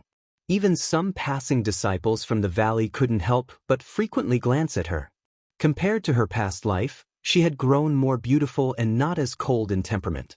Originally smiling, Ji Xiaoyu's smile faded as soon as Li Lingtian appeared, and she took a step to the side. This step made the already hurt Li Lingtian feel even worse. When the blood prison great saint got closer, Ji Xiaoyu smiled and said, "Brother Valley Master, are you done?" Gu En nodded and asked, "Do you have something to discuss?" "Let's talk inside," Ji Xiaoyu said, heading toward Gu An's pavilion. Li Lingtian looked at her back, hesitating to speak. Riding the blood prison great saint, Gu En followed her back. Yang Jian also left alone to continue his cultivation. He still wasn't strong enough to contend with Impermanence Tian. Only Li Lingtian remained at the valley entrance, looking around, feeling very depressed. "You beat up Laozi, and you're all happy and dispersed?" On the other hand, Gu En led Ji Xiaoyu to the 2nd floor of the pavilion. After sitting down, he stretched lazily and asked, "What's the matter?" Ji Xiaoyu sat down and took the paper and pen beside her, beginning to write. Gu En picked up a book, reading while waiting. He pondered whether to enhance his physique and cultivation technique if he broke through early. His mystic holy body was stronger than the treasure body, having upgraded from the 5 elements treasure body to the innate Taoist body, then transformed into the mystic holy body. But the mystic holy body could still improve. After all, the path to becoming stronger was endless. After a long time, Ji Xiaoyu stopped writing. She looked up at Gu En and pouted, "Why don't you care at all about what I'm writing?" Gu En put down his book and smiled, "Aren't I waiting for you to finish? I've lived 150 years longer than you. It's not easy to get curious so quickly." Ji Xiaoyu pushed the dozen sheets of paper she had written toward Gu En. "This is a cultivation technique I comprehended last night. Have a look." Gu En picked them up and read them one by one. After he finished, he was astonished and said, "What a marvelous technique. Did you really comprehend this?" This technique was indeed excellent, though not as good as his own. However, within the Supreme Sect, it would definitely be highly valuable, not something an inner sect disciple could buy. Ji Xiaoyu replied, "Yes, sort of. This technique can cleanse the muscles and marrow. You always complain about your poor aptitude. You can try this technique. It doesn't affect your energy absorption skill, so you can cultivate it with peace of mind." Gu En raised an eyebrow and asked, "Can I teach it to others?" Ji Xiaoyu furrowed her brows slightly at that. Guan chuckled, "If it's not allowed, then forget it. Thank you very much." Chapter 268. The Catastrophe of the Star Sea Congregations. You can teach it to others too, but whether they can master it is hard to say. This cultivation technique requires a large amount of medicinal herbs to temper the body. I only taught it to you because you happen to have the Medicine Valley. Ji Xiaoyu spoke, then she stood up and turned to leave. Just leaving like that? Guan couldn't help but ask. Got to go cultivate? Ji Xiaoyu replied without turning her head. This time, after walking out of the room, she didn't close the door. Guan smiled to himself, muttering, "Still has the heart of a girl." He didn't mind and put away the cultivation technique Ji Xiaoyu had written. In fact, he had similar cultivation techniques. He had just asked casually just now. The techniques that change one's physique often require a large accumulation of rare and precious items. Having just the method isn't enough. Guan began to scan the entire mortal world with his divine sense, looking for a suitable place to break through. He couldn't imagine how much disturbance the upcoming breakthrough would cause, so he wanted to choose a place far away from living beings. Referring to the commotion caused by his last breakthrough, Guan was troubled. He felt that wherever he chose to break through, it would alarm the surrounding forces and affect living beings. His gaze suddenly fell on the sea-breaking rift, sensing the vast and dense spiritual energy within. How about breaking through inside the sea-breaking rift? This idea grew on him, and Guan felt it might be worth trying. Once I reach a lifespan of 30 million years, I'll go for the breakthrough. In the grand hall, and Hao was meditating in a pool, his brows furrowed, feeling restless. Suddenly, he opened his eyes, his vision filled with blood vessels, and everything around him was shaking violently, causing his mind to become hazy. He vaguely saw a mass of black air rushing into the hall, quickly approaching him. The black air landed by the pool and condensed into a human figure. And Hao wanted to stand up but found himself unable to. Flame primordial treasure body, although cultivated later, surpasses the innate, remarkable. A voice rang out. If Guan and Yang Jian were here, they would surely recognize it as the voice of Impermanence Tian. And Hao stared intently at Impermanence Tian.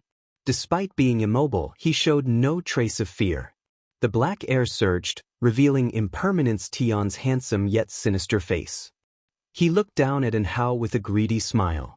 Supreme Treasure Body, you two were cultivated later, Hao said calmly. Impermanence Tian's pupils suddenly contracted. His eyes were filled with meaning as he coldly laughed. It seems you are not simple. Perfect, I'll consume you, then go after the Mystic Gang Dominator body. Hao sat in the pool, staring at him without making a sound. Make sure the Star Sea congregations are ready. I want to see if today's Star Sea congregations still have the might of their former days. Impermanence Tian said this and then vanished like smoke. Hao suddenly awoke, gasping for air, his body regaining its senses. He braced himself on the edge of the pool, his face drenched in cold sweat, but his eyes were full of ferocity. Supreme Treasure Body, why? Hao muttered softly, his voice like the growl of a beast. 2 years passed by swiftly. Guan returned to the pavilion with freshly picked medicinal herbs. He checked his attribute panel and saw that he was just 100,000 years away from reaching a lifespan of 30 million years. He smiled. Once I reach 30 million years, I'll break through. Guan sat down at his desk, starting to imagine what realm lay beyond carefree primordial immortal. After a while, a figure walked in briskly, and a fragrance filled Guan's nose, pulling his divine sense back. Shenzhen approached the desk, took out a book, and placed it on the desk with a proud smile. Take a look. Guan immediately picked up the book on the desk and began to read through it. The more he read, the more his brows furrowed. Seeing this, Shenzhen became nervous and asked, "Is it very bad?" This book was a novel, clearly imitating Journey to the West. The protagonist was also a demon, needing to take risks and travel far to find the immortal path's supreme treasure that could fulfill wishes. Objectively, it was pretty good. Guan just felt regretful. Shenzhen had reformed. Guwen suddenly felt that he was being unreasonable. When Shenzhen was writing, he found it annoying. Now that she wasn't, he felt regretful. It's pretty good, keep it up. Guwen closed the book and returned it to Shenzhen, speaking casually. Shenzhen, seeing his dismissive attitude, clenched the book tightly in her hand. At this moment, the sound of footsteps came. Ji Xiaoyu, dressed in white, walked up. At 18, her temperament was even more outstanding. Her features had fully matured, her eyes captivating, and a red thin line on her forehead made her even more stunning. Shenzhen looked back and was also captivated by Ji Xiaoyu's appearance. Although Ji Xiaoyu had been in the Third Medicine Valley for years, the two women had never met. Shenzhen had not come back for many years. Ji Xiaoyu's gaze fell on Shenzhen, appraising her carefully. Suddenly, Shenzhen laughed, turned to Guwen and asked, "Guwen, do you not like this kind of book and only like to read the Supreme Secret Records?" Guwen's expression changed drastically. He quickly said, "How could that be? I like this kind of book. What Supreme Secret Records? I haven't read those." He shot Shenzhen a meaningful look. Shenzhen immediately placed the book in her hand on the desk, saying, "Then can you read it carefully? I'll quiz you next time." "Of course, I like it a lot. I'll definitely be able to recite it backward," Guwen said seriously. Shenzhen gave Guwen a look that said, "Smart move," and then left. As she passed Ji Xiaoyu, she nodded with a smile, making Ji Xiaoyu frown. Ji Xiaoyu walked to the desk and softly asked, "Is she threatening you? Tell me, I can help you settle it." At 18, she had already reached the 8th floor of the Foundation establishment realm. She was very confident in her abilities. Guwen laughed and said, "Not at all. I've known her for over 100 years. She just likes to bicker with me. Let's not talk about her. Why are you here?" Ji Xiaoyu looked at Guwen and said, "I'm planning to leave for a while. I have some matters to attend to back at the Ji family." "Go ahead. Do you need me to take you to see the vice sect leader?" "Yes." Ji Xiaoyu nodded, and Guwen immediately stood up. He had been to the main city of the sect and knew where Ji Hantian lived. Now he could go anywhere in the Supreme Sect, but he preferred to wander around the Outer Gate City. The disciples of the Outer Gate City were easier to get along with. Inner Sect disciples had a bit of a distance, and the disciples of the main city were all filled with arrogance. As a core formation realm disciple, most people in the main city looked at him with a strange gaze.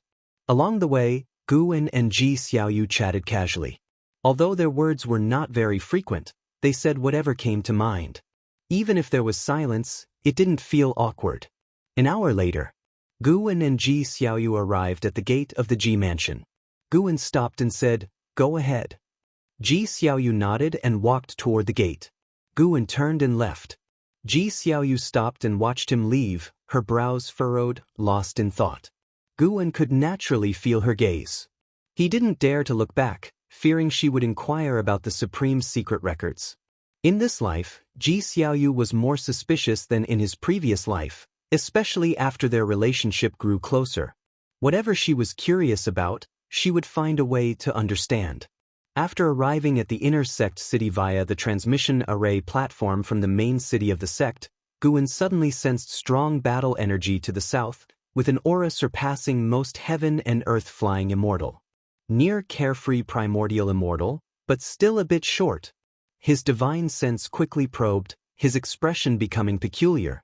Why is it him? Guwen suddenly thought of something and instantly understood. He didn't stop and continued walking. He walked along the street, looking at the disciples coming and going. Many years had passed, and there were now quite a few demons among the inner sect disciples, marking the initial integration of the human race and the demon clan. Guwen continuously performed lifespan detection, incidentally checking the disciples' karma along the way. This was his habit, and also his enjoyment. Boom! Deafening explosions sounded outside the hall. And Hao was meditating in the pool, his brows furrowed. There were more than a dozen great cultivators standing in the hall, both men and women, each with an extraordinary presence. Qi Bei, who brought Hao into the Star Sea congregations, and Qi Jiuxiao were also there. How is this guy so strong? Can he really break into the Star Sea congregations? After all, he is the divine exotic ghost king. If he had no true ability, he would have been killed long ago. It's really outrageous, daring to come to our Star Sea congregations to capture someone. Fortunately, the sect hierarch is here. We don't need to worry. Even so, his momentum is a bit exaggerated. Listening to the discussions of the sect's elders, and Hao's face looked grim. He didn't expect Impermanence Tian to be so arrogant, actually daring to forcefully break into the Star Sea congregations. He could feel the pressure from Impermanence Tian growing stronger, indicating that the enemy was getting closer and had already locked onto him. At the same time, outside the palace, the blue sky whipped up a strong wind, stirring the sea of clouds into a massive vortex in the sky. The floating islands below seemed insignificant like specks of dust. The cultivators of each floating island flew out, bringing out their magic artifacts, ready for battle. The doors of Enhao's palace opened, and everyone walked out, including Enhao. The sect hierarch is here, a female cultivator said excitedly. The other great cultivators breathed a sigh of relief. From the swirling clouds in the sky emerged glimpses of a flag. A streak of light fell from it, swiftly landing at the cliff's edge in front of Enhao's palace. As the light dispersed, a man in a wide white robe appeared, draped in flowing clouds, with various jade pendants of different shapes hanging from his belt that swayed in the wind. His broad back exuded an imposing aura. Even though he had his back to Enhao and the others, his aura that reached the sky astounded them. Great Mingtian, the sect hierarch of the Star Sea congregations, heaven and earth flying immortal realm. His countenance was stern, his long beard fluttering, and his eyes carried a fierce light. His long hair was tied under a crown adorned with small flags. He raised his right hand, and one of the flags flew out, quickly enlarging as it landed in his hand. This flag was none other than the Immortal Path Supreme Treasure, the Star Sea Primordial Unity Banner. Stars glimmered on the banner, emanating a vast and majestic aura. Star Sea Primordial Unity Banner, it has been a long time. Impermanence Tian's cold laughter filled the air. As his voice echoed, a massive black rift suddenly tore through the sky, stretching hundreds of miles as if the sky had been cleaved by a sword, spectacular yet terrifying. Chapter 269, Waiting for Death? Who said that? All the cultivators in the minor heaven and earth looked towards the black rift hanging on the horizon. Everyone was tense, as if confronting a formidable enemy. These people hid in the deepest part of the Star Sea congregation's minor heaven and earth, and the fact that Impermanence Tian could force his way in proved that many Star Sea congregation's cultivators had already perished at his hands. A figure flew out from the black rift. It was Impermanence Tian. Impermanence Tian was bare-chested, his hair was disheveled, and a giant python coiled around his waist, its body covered in black scales, the snake's head wrapped around his back, emerging from behind his left shoulder to look forward with him, constantly flicking its tongue. His upper body displayed a bizarre black pattern, as if some kind of emblem, making him look even more terrifying. From afar, his gaze locked onto Enhao. Enhao couldn't help but frown. Impermanence Tian's mouth corner lifted in a fearsome smile. Hurry up and form your formation.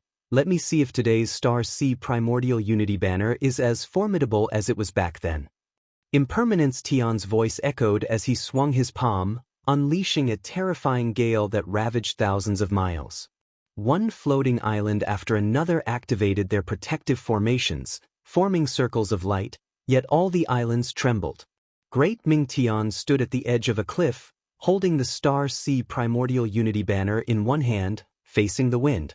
He snorted coldly, raised the Star Sea Primordial Unity Banner in his hand, and the black flag soared upward, quickly growing larger, reaching a height of 10,000 feet in the blink of an eye, casting the entire floating island into darkness. Moreover, the small flags on Great Mingshan's headband also soared into the sky, standing alongside the 10,000-foot black flag, rapidly enlarging. There were actually 12 Star Sea Primordial Unity banners. 12 banners, your capabilities are decent, but this is far from enough. Impermanence Tian sneered, swinging his hand once again.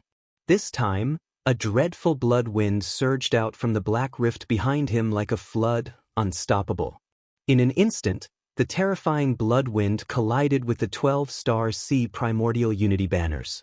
The 12 10,000-foot banners trembled, countless stars on the flag surfaces burst into light, and the ocean below surged, forming a gigantic hand reaching towards Impermanence Tian. Impermanence Tian stepped forward, his right foot landing with such force that it shattered the oceanic giant hand below. Great Mingshen's brow furrowed, his eyes filled with dread. 8th level of the Heaven and Earth Flying Immortal Realm. Your cultivation level is very high, but it seems you've spent most of your time on improving your cultivation level. Your mana is a bit weak. Impermanence Tian's laughter echoed through the heavens and earth, causing the faces of all Star Sea Congregation's cultivators to change dramatically. Could this divine exotic ghost king be stronger than their sect hierarch? Defeat me first, then talk. Great Mingshen's voice rang out as he leaped up, spreading his arms and casting spells swiftly. The 12-star sea primordial unity banners whipped up fierce winds, the flag surfaces flapping loudly, and countless meteorites flew out, their momentum immense and endless, all crashing towards Impermanence Tian. In a blink, the entire ocean darkened, countless meteorites covered the sky, some crushing towards Impermanence Tian head-on, others encircling, seemingly forming a formation. Impermanence Tian stepped forward, his momentum dispersing all the incoming meteorites. With each step he took, his presence grew stronger, the strength energy swirling visible around him. His gaze fixed once more on Jianghu, even sending his voice transmission, "Flame primordial treasure body, are you ready to be devoured by me? You better resist. The stronger you are, the happier I will be. The happier I am, the less pain you will endure." Hearing his voice, Jianghu clenched his fists. Even though Jianghu was unafraid of Impermanence Tian, he knew he was no match for him. He feared that he might drag the Star Sea congregations into this. Since he embarked on the path of immortal cultivation, though everyone acknowledged his talent, he always needed assistance from others, just like at the Supreme Sect before and now at the Star Sea congregations. He felt full of unwillingness.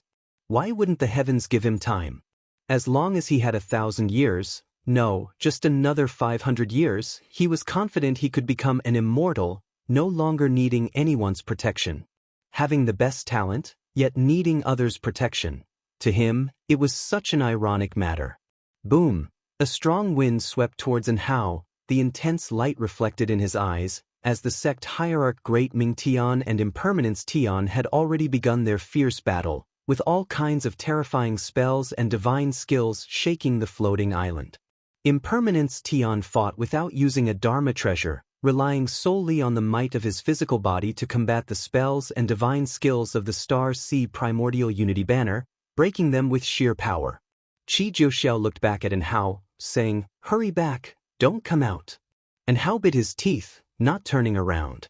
Qi Bei spoke up, "The enemy has already come here, hiding in the hall is useless for him. Let him watch the battle." He turned his head, glancing at Jianghu with the corner of his eye. "Jianghu, watch carefully and remember the power of the ancient treasure body. Today, although many disciples died because of you, we don't regret it. We'll wait for you to grow strong. You have the talent to dominate an era, and our Star Sea congregations are willing to assist you along your path." Hearing this, Jianghu felt even more guilt. He was willing to repay the Star Sea congregations in the future, but he feared he wouldn't have the chance. At this moment he thought of his master. Impermanence Tian could break into the Star Sea congregations, invincible. In his understanding, only his master could match him.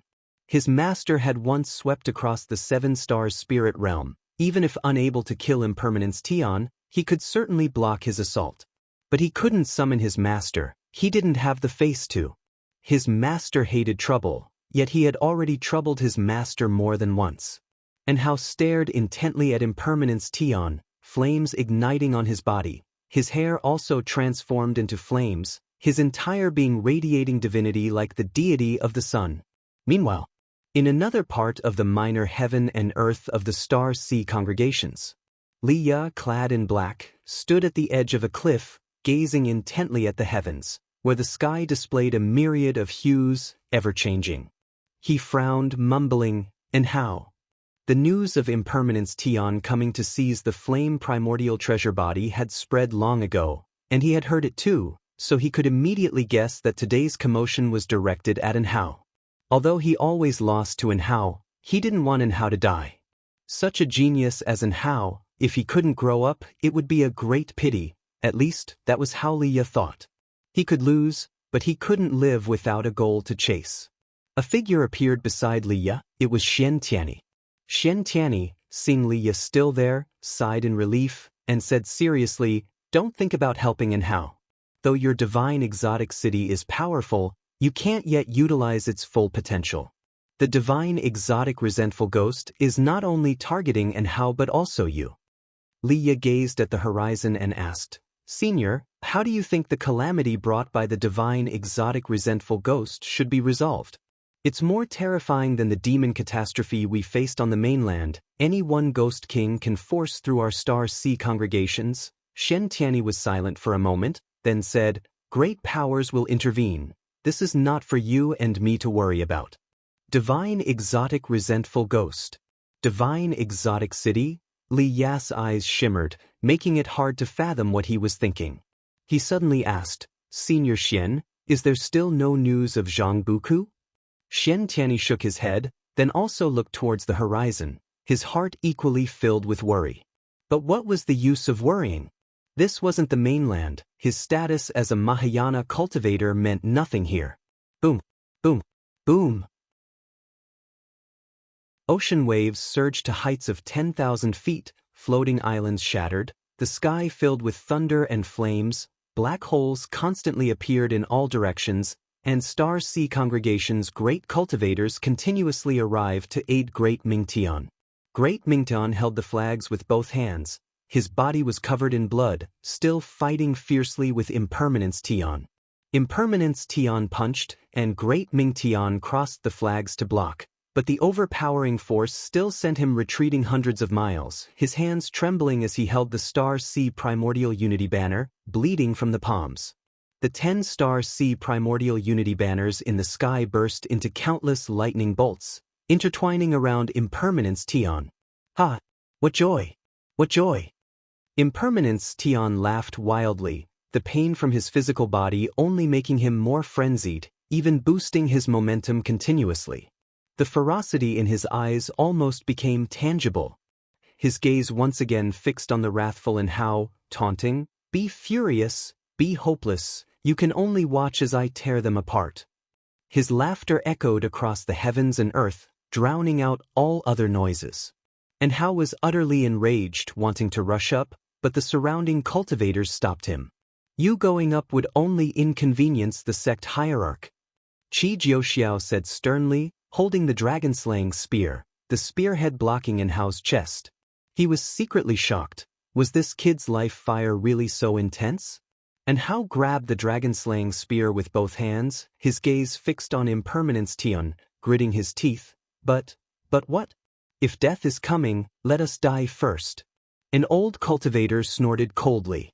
Other great cultivators around also spoke harshly, fearless of death. No one blamed Anhao, making him feel even worse. "Are we really just waiting to die?" Anhao's face showed intense unwillingness, anger boiling in his heart, causing the flames on his body to burn more vigorously. "Waiting to die? Who said that?" A voice reached Anhao's ears, making him instinctively feel irritated. Before he could respond, the surrounding cultivators turned around, as if all were startled.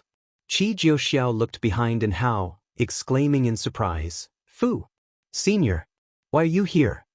Anhao's body trembled upon hearing this, the flames on his body rapidly dimming. He turned his head cautiously, seeing a familiar figure walking past him and stopping ahead of him. It was none other than Guan, who had cast the 9 extremes yin-yang body. The dark purple demonic shadow struck the cultivator's eyes, except Qi Jiuxiao and Qi Bei. Others were secretly frightened. Where did this person come from?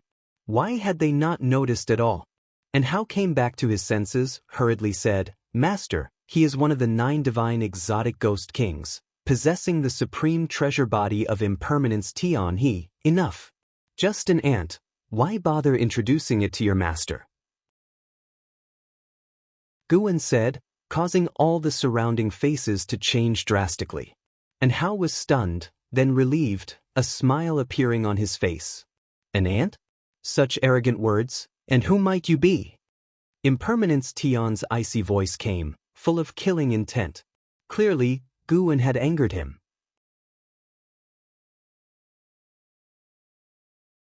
Chapter 270 Desperate Impermanence Tim.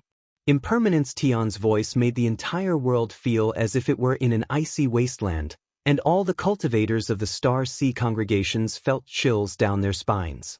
Guan ignored Impermanence Tian and stepped forward. Under the towering Star Sea primordial unity banner, the blood-soaked Great Ming Tian turned his head, eyes full of shock. "Who is this person?" Impermanence Tian also stopped. Gu's dismissive attitude irritated him, and he roared angrily, suddenly transforming into a blood wind, sweeping toward Guan. In the horrifying blood wind, the head of a sea dragon emerged, giant as a mountain, seemingly capable of swallowing Guan and Hao and the others on the floating island in one bite. Everyone on the island's hearts pounded wildly, not daring to blink. Boom! The moment the blood wind and sea dragon collided with Guan, it dissipated instantly, and Impermanence Tian was shaken still, losing his balance, disbelief on his face. No, Impermanence Tian said, his voice trembling. Before he could finish his words, a hand suddenly pressed on his shoulder, causing the giant python on his body to turn into blood mist with a slap. With that slap, Impermanence Tian's heart jumped fiercely, unprecedented panic engulfing him. He was horrified to find that his mana could not be mobilized, and he had lost his combat strength. "No matter where you are, I will find you and crush you to death again." Gu's voice entered Impermanence Tian's ears. As his words fell, his right hand squeezed, directly crushing Impermanence Tian's physical body. Boom! A sudden gale arose, raging across the world, blowing numerous cultivators away into the distance. Guan was not just of higher cultivation. His physique was also stronger. His whole Bodhis Chi power was far beyond that of Impermanence Tian's supreme treasure body. In the instant he crushed Impermanence Tian, Guan could feel the bizarre power belonging to the divine exotic resentful ghost quickly retreating from the Star Sea congregations. It was this elusive power that continuously helped the divine exotic resentful ghost to resurrect. It retreated in a manner beyond the rules, quickly shrinking back into the sea-breaking rift. Guan followed and disappeared from where he was. The small minor heaven and earth fell into silence, even the winds sounded oppressive. Great Ming Tian floated in the air, a look of astonishment on his face, unable to recover for a long time. If even he was like this, let alone everyone else. Impermanence Tian is dead. Qi Jiuxiao exclaimed excitedly, his hand shaking as he held the dragon-slaying spear. As he opened his mouth, other cultivators began to exclaim. "How is this possible? What just happened? Who was that person?" To easily crush the divine exotic ghost king, he seemed to come for an Hao. With such strength, how high must his cultivation level be? His aura completely disappeared. The restrictions and formations of our Star Sea congregations were like nothing to him. More and more cultivators flew toward an Hao, including the hierarch Great Mingtian. Great Ming Tian disregarded his own disheveled state. He stared at an Hao and asked, "What is your relationship with that person just now?" Under everyone's gaze, an Hao took a deep breath and said, "To be honest, he was my first master. When I was a child, he saved me from the claws of a demon and taught me immortal cultivation, leading me into the Supreme Sect. He is revered as Sword Venerable Fudao by the Supreme Sect." Sword Venerable Fudao. Everyone's faces changed once again. They had heard of the name Sword Venerable Fudao, a presence that swept through the 7 Stars Spirit Realm Cave Masters. If it was him, then it made sense. But who would have thought and how had such a significant background? Seeing the prowess of Sword Venerable Fudao today, They realized the destruction of the seven-star spirit realm was not unjust. If Sword Venerable Fudao wanted, it was not just those cave masters who would die but also the billions of congregants of the seven-star spirit realm. On the other side, Guan had already returned to the Supreme Sect, wandering within the Outer Gate City, pondering the power behind Impermanence Tian. Earlier, when he used lifespan detection on Impermanence Tian, he could only see the cultivation level, 9 layers of the heaven and earth flying immortal realm, with the remaining 3 values being 0. The divine exotic resentful ghost, seeming immortal, was not truly so. At least, the divine exotic resentful ghost was not. Guan had already slain 2 divine exotic resentful ghosts and could sense the same power within them. If he could cut off the source of this power, these entities would no longer be able to resurrect. He was prepared to go to the sea-breaking rift and thoroughly resolve Impermanence Tian. Guan brought up the attribute panel, looking at his lifespan, feeling a surge of confidence. Although the sea-breaking rift was dangerous, it was not an impassable place. Guan began to anticipate the realm above carefree primordial immortal. Under the blood-colored firmament, the world dimmed. Seawater continually washed over the wasteland, as if some kind of demon was reaching out its hand. On the wasteland stood a stele, occasionally splashed by waves, which then turned into steam and dissipated. A figure appeared out of thin air in front of the stele, then fell to the ground. It was Impermanence Tian, who lay gasping for breath with terror and panic on his face. "What happened to you?" A cold voice came from within the stele, indistinguishable in gender and emotion. Impermanence Tian struggled to calm himself and gritted his teeth. "I encountered someone. His realm is definitely higher than the heaven and earth flying immortal realm.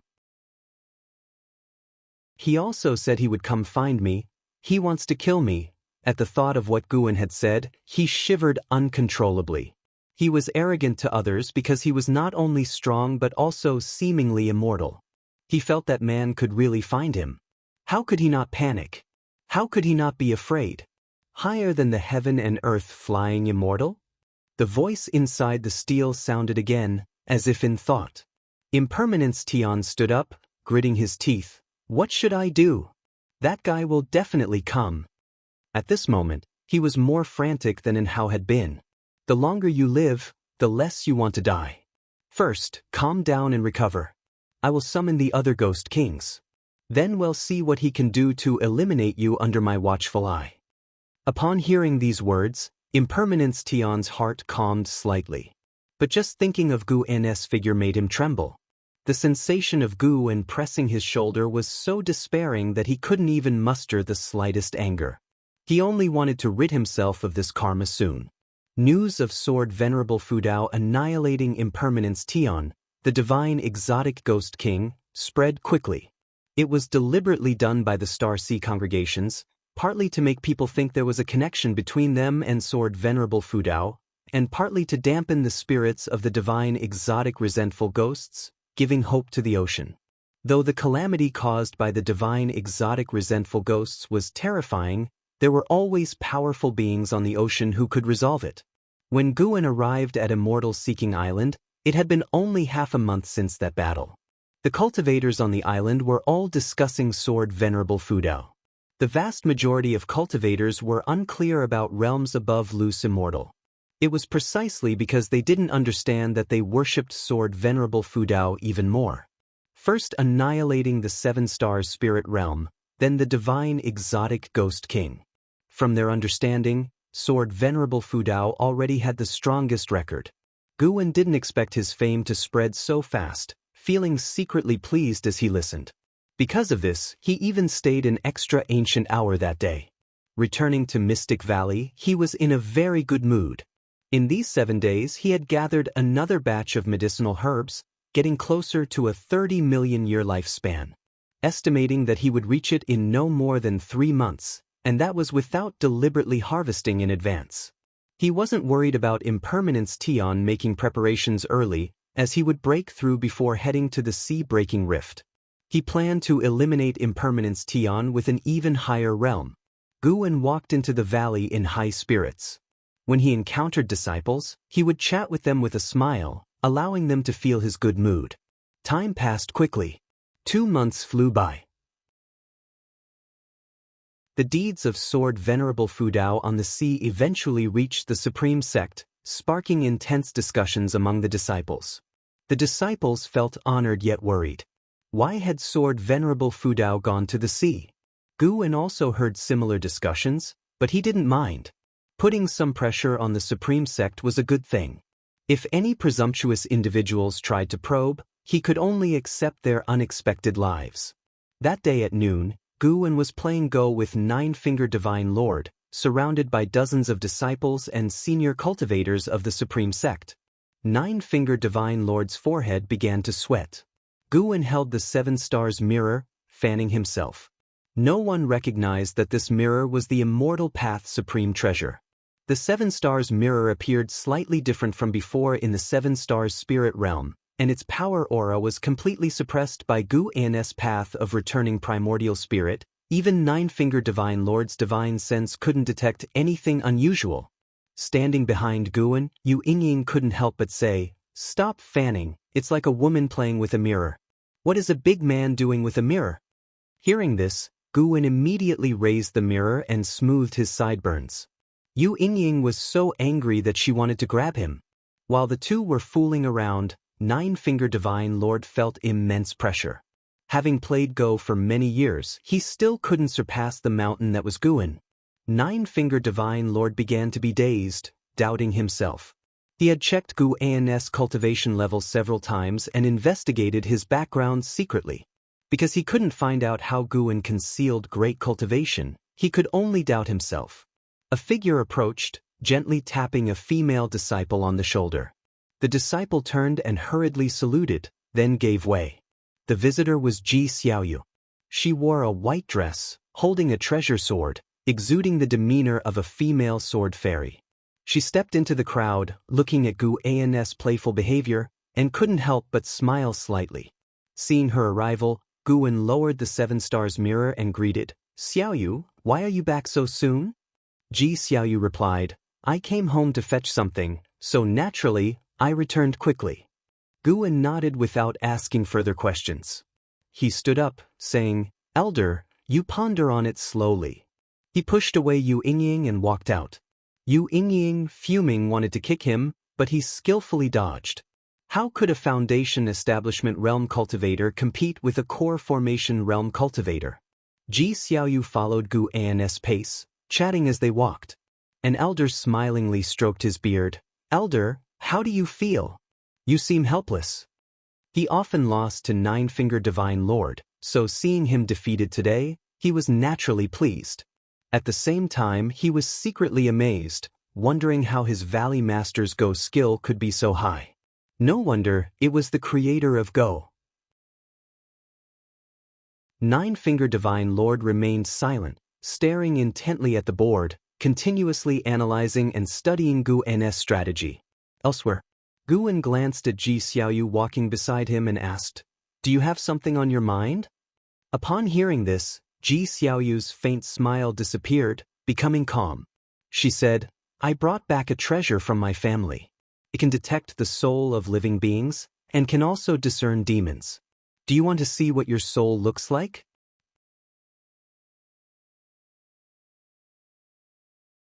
Chapter 271, Primordial Karmic Body, Primordial Chaos Supreme Holy Skill. Hearing Ji Xiaoyu's words, Guan was stunned for a moment, then asked, "You came back just for this thing?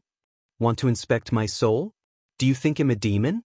Guan felt strange inside, not knowing how to evaluate Ji Xiaoyu's idea. Ji Xiaoyu seemed to understand his expression. She explained, "Of course, it's not just this capability. If a cultivator can glimpse their own soul, they might enhance their comprehension. I don't believe it, so I won't try." Guan waved his hand. Ji Xiaoyu moved closer and whispered, "Just try it, it won't hurt. I'm not afraid of pain, but asking me to inspect my own soul feels invasive. You don't think I'm a demon, right?" "How could that be? Even if you were a demon, it wouldn't matter, after all." "Still saying you're not?" Guan feigned anger and left with a flick of his sleeve. Although he didn't understand the origin of that treasure, Guan decided to stay away, just in case his soul turned out to be something extraordinary. Of course, rationally speaking, there shouldn't be such a powerful treasure. Ji Xiaoyu stood where she was, watching him leave thoughtfully. Back in his room, Guan closed the door and took out a strange book he had just acquired from the outer gate city and started reading it.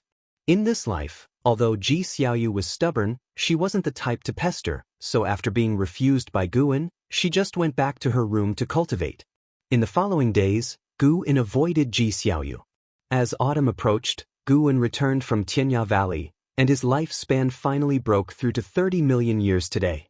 He walked through the mountains and forests, his divine sense extending to the sea, locking onto the sea-breaking rift. Looking at the entire line of the sea-breaking rift, the number of cultivators and demons gathered around exceeded 10 million, not to mention how many creatures had gathered at the bottom of the rift. Soon, Guan decided where to enter the bottom of the sea-breaking rift.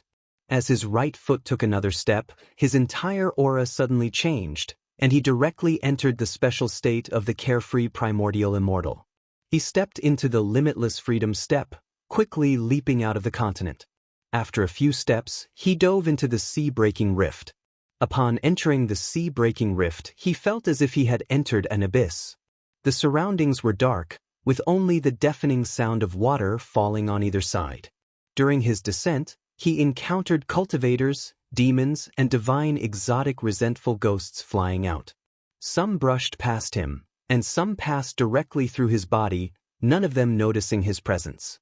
The sea-breaking rift was deeper than Guan had anticipated, seemingly leading to another world. After descending tens of millions of miles, a dim blue light appeared below, shimmering. He felt a unique aura, like the power of some heaven and earth rule. He passed through this layer of dim blue light, clearly feeling like he had entered another world. The aura of this world felt familiar to him, giving him a sense of being inside divine exotic city. This place also contained many heavens and earths. He flew towards the world with the richest spiritual energy, which was also the most vast, several hundred times the size of the Supreme Sex continent. During his flight, Guan saw many cultivators and demons traversing, the lowest cultivation level being the wandering immortal realm. Only those who had reached the wandering immortal realm could freely traverse these heavens and earths. Creatures with lower cultivation levels needed to use different heavens and earths teleportation arrays or space rifts for traversal. He also saw the figures of divine exotic resentful ghosts, wandering in the void, watching the passing creatures and ready to pounce at any moment. Guan did not look much, his right foot stepping out again, arriving at a cliff. The sky here was blood red, with dark clouds, and faintly visible outlines of several moons. Guan sat down cross-legged, directly activating the lifespan barrier. The spiritual energy here was incredibly abundant, even denser than the third medicine valley filled with medicinal herbs. No wonder so many cultivators and demons rushed in recklessly. Guan did not immediately break through, instead admiring the scenery in all directions. The vastness of heaven and earth made it hard to see flowers or plants. Tornadoes roamed the mountains in the distance, stirring up many resentful souls that wailed and howled like ghosts. Desolate, bleak. That was Guan's feeling. Hard to imagine what had happened to this land to end up in such a state. If everything in this world were flourishing, what level of spiritual energy could be reached? Guan withdrew his gaze and then called up the attribute panel. Name, Guan, lifespan, 174/30004901. Physique, mystic holy body, cultivation level, 9th layer of carefree primordial immortal realm. Looking at his lifespan, Guan's face showed a smile. He rubbed his hands together as if about to do something big. He decided to enhance his physique first and invest 1,000,000 years of lifespan to see the effect. From the innate Taoist body to mystic holy body, he had spent 520,000 years of lifespan back then. He wondered if 1,000,000 years would be enough for a transformation. Investing lifespan. Rows of prompts continued to pop up, all indicating that his bones were getting stronger. Ultimately, 1,000,000 years were not enough for a successful promotion. Guan felt a bit distressed and changed his mind, deciding to try again. So he began to invest his lifespan year by year, 1,000 years at a time. The prompts came continuously, making his expression increasingly unnatural. Finally, you have comprehended the true meaning of heaven and earth for 10,000 years, subjected your body to the tempering of the true meaning of heaven and earth, and your bones have transformed. Your mystic holy body has upgraded to primordial karmic body. Boom. Heaven and earth's spiritual energy suddenly surged toward his body, and a sea of spiritual energy mist appeared on the ground, magnificent and beautiful. Gu N's face showed a smile. Breaking through his physique cost 1,670,000 years. Who could bear that cost? Gu En hesitated, wondering whether to enhance his cultivation technique. He feared that enhancing both would leave insufficient lifespan to break through his realm. As his realm advanced, the difficulty of breaking through kept increasing. If his next breakthrough consumed as much lifespan as the last time, it would indicate that his power was leaping forward. Reducing the required lifespan would be almost impossible. He could only try to minimize the lifespan consumed in breakthrough without causing the number to multiply. The ground kept shaking, and the spiritual energy in heaven and earth kept sinking, startling countless divine exotic resentful ghosts. On the other side of the world, by the sea, Impermanence Tian suddenly stood up, looking around in panic. The beach under his feet trembled, causing the waves to surge, and the sinking of spiritual energy stirred up strong winds. Could it be him? Impermanence Tian gritted his teeth. Although more than 2 months had passed, he had been on edge, fearing that person would come to kill him any moment. The sinking of spiritual energy might be related to the riot of this world's rules, not related to any person.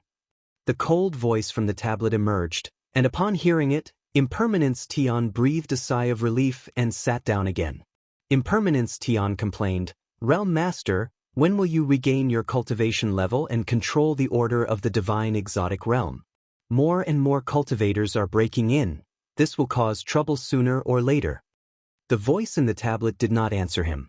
Impermanence Tian waited a while, but he could only close his eyes and continue practicing. On the cliff, within the lifespan barrier, Gu En endured the pain of his Bodhi's transformation, feeling conflicted. Back then, it took 700,000 years of lifespan for the 5 elements Taoist skill to transform into heaven and earth primordial skill. Enhancing it again would probably consume at least 2 million years of lifespan. Do it. He should enhance his cultivation technique since he had already passed heaven and earth primordial skill onto Yang Jian and An Hao. As a master, one must hold back something. How could he practice the same level cultivation technique as his disciples? Gu En immediately invested 1 million years of lifespan. As expected, it was not successful. He invested another 1 million years of lifespan. Failed. 500,000 years of lifespan. Failed. 200,000 years of lifespan. Heaven and earth primordial skill successfully promoted to primordial chaos supreme holy skill, but the cultivation technique level just reached a slight achievement. 2,700,000 years of lifespan. Gu En felt heartache, and not only that, the lifespan barrier consumed lifespan quickly. In this short time, it had already consumed several thousand years of lifespan. If he didn't leave himself 1 million years of lifespan, Gu En feared either the lifespan barrier would consume him to death, or he would have to shut it down before the breakthrough ended, exposing himself. Gu En had intended to enhance the all things form and energy art, which was crucial for hiding his cultivation level and was a body cultivation method. But now, it seemed to have to be set aside. He thought to himself that after breaking through his cultivation level, he would save 5 million years of lifespan to enhance the all things form and energy art. Gu En silently thought about it. The memory of the cultivation technique did not flood into his mind. It seemed the primordial karmic body contained mysterious memories that needed to be passed on first before the cultivation technique memories. He waited patiently. An ancient hour later, his physique completely transformed into the primordial karmic body. The primordial karmic body was extremely powerful, capable of isolating all power of cause and effect, even using the power of cause and effect to harm enemies. Everything was tied to cause and effect. An enemy's cultivation technique and divine skills all had cause and effect. He could peer into the cause and effect of their cultivation technique and divine skills to find weaknesses. If his cultivation level were strong enough, he could even directly destroy their Tao level. The primordial karmic body would also generate the primordial divine eye, containing numerous mysteries he would need time to study. Next was receiving the memory inheritance of primordial chaos supreme holy skill. The continuous influx of Earth spirit energy into Gu's body gave him only a few seconds of clear consciousness before he was plunged into the vast memory. Primordial chaos supreme holy skill contained 5 element attributes, evolving into a chaotic spirit sea, refining stronger mana, origin dharma power. Origin dharma power was a robust and vast power. With the cultivation technique's enhancement, the speed of generating spiritual energy within his body was swift, almost reaching the point of a continuous mana supply. Of course, this would require heaven and earth's spiritual energy and elixirs to match his mana consumption speed. Simultaneously, this cultivation technique included a divine skill, known as the Origin Heaven Capturing Hand. As its name suggested, the Origin Heaven Capturing Hand could capture the sky, act both offensively and defensively, and even had sealing effects. Another ancient hour passed, and Gu slowly opened his eyes. A golden thread appeared between his eyebrows, glowing with a golden rainbow, making him appear illusory. Gu raised his right hand, condensing Origin Dharma power in his palm, transforming his hand into the Origin Heaven Capturing Hand. He could capture the sky, quell the earth, and even massacre all living beings. Gu restrained his urge to strike, dissipating the Origin Dharma power in his hand, then called up the attribute panel again. Seeing his rapidly declining lifespan, he instantly became alert. He patted his face with both hands and thought, the next step is the most crucial moment. Breaking through his cultivation level. Attempting to surpass the carefree primordial immortal.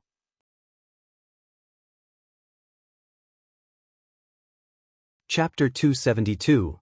Breaking through the 9th layer of the divine immortal of wondrous Dharma realm. Gu looked at his more than 25 million years of lifespan and began to take deep breaths. Ancestors of Wuxia, please bless me. Gu directly invested 10 million years of lifespan in one go. He had never been so generous before. You cultivated qi absorption for 60,000 years, and with great accomplishment in primordial chaos supreme holy skill, you forcibly attempted a breakthrough to the divine immortal of wondrous Dharma realm, started the tribulation crossing, but failed to endure the 6 paths of illusion ultimate law tribulation, resulting in failure. You cultivated qi absorption for 120,000 years, and with great accomplishment in primordial chaos supreme holy skill, you forcibly attempted a breakthrough to the divine immortal of wondrous Dharma realm, started the tribulation crossing, but failed to endure the 6 paths of illusion ultimate law tribulation, resulting in failure, 60,000 years per tribulation crossing. It was still acceptable, after all. The breakthrough to the carefree primordial immortal realm required 50,000 years per tribulation. A higher realm only consumed an additional 10,000 years per attempt, proving that the primordial karmic body and primordial chaos supreme holy skill were indeed exerting their power. Would 10 million years of lifespan bring any surprise? Gu's mind was filled with chaotic thoughts, and endless prompts frantically appeared before his eyes, more than he had ever seen before. Failure. Failure. Still failure. Gu resumed his previous habit of checking the length of the prompt bar, verifying if there were any changes. If not, it meant no success. Eventually, 10 million years of lifespan were wasted. Breaking through physique and cultivation techniques, even in failure, could at least enhance his understanding of spiritual energy and rules. However, when it came to cultivation level breakthroughs, failure was simply failure. This 10 million years of lifespan was essentially evaporated. Gu looked at his remaining more than 15 million years of lifespan, feeling somewhat panicked. 10 million years of lifespan, he would need to farm for 20 years to achieve that. Gu could only compare it to the ages of those in the heaven and earth flying immortal realm. They need tens of thousands or even more years to break through a small realm. Why should he feel distressed? Invest heavily. Investing heavily would eventually lead to success. This time, he would not use 10 million years again, but invest 5 million years. Gu silently thought, then focused on the cultivation level column, and invested his lifespan. Failure prompts continued to flood the screen. In the end, even after spending 5 million years of lifespan, the breakthrough was unsuccessful. Another 5 million years of lifespan.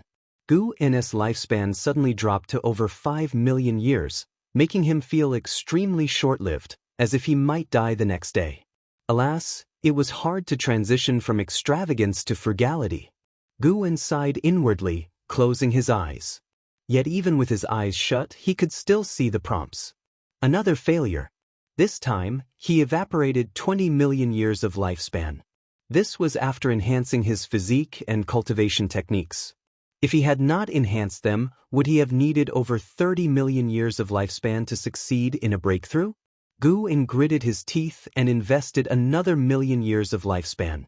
You cultivated chi absorption for 730,000 years, and with great accomplishment in primordial chaos supreme holy skill, you forcibly attempted a breakthrough to the divine immortal of wondrous Dharma realm, started the tribulation crossing, endured the 6 paths of illusion ultimate law tribulation, succeeded in the tribulation crossing, and your cultivation level broke through to the first layer of the divine immortal of wondrous Dharma realm. You cultivated chi absorption for 830,000 years, and your cultivation level broke through to the second layer of the divine immortal of wondrous Dharma realm. You cultivated chi absorption for 930,000 years, and your cultivation level broke through to the third layer of the divine immortal of wondrous Dharma realm. You cultivated chi absorption for 1 million years, and your cultivation level increased. He finally succeeded. Before the breakthrough, the recovery time after failing the tribulation crossing was shortened, which was somewhat peculiar. Gu let out a sigh of relief, a smile appearing on his face. After 21 million years of lifespan, he finally succeeded in the breakthrough. 10,000 years per small realm, Gu felt it was somewhat small.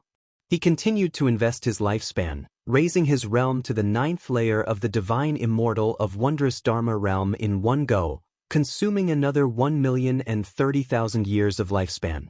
Reaching the 5th layer of the divine immortal of wondrous Dharma realm required 20,000 years for a breakthrough, and from the 8th layer to the 9th layer, it took 30,000 years of lifespan. 22,030,000 years. Gu wanted to see how many years it would take for a real divine immortal of wondrous Dharma to break through a small realm in reality. If it was less than his, he could accept it, as the cost of lifespan evolution exceeded reality. But it couldn't be much less, or he would find it hard to accept. However, he did not want to deal with divine immortals of wondrous Dharma for now. He was not even 200 years old and did not want to interact with those tens of thousands or even millions of years old monsters. There was a generation gap. As he thought, he endured the violent surge of Earth's spirit energy flowing into his body.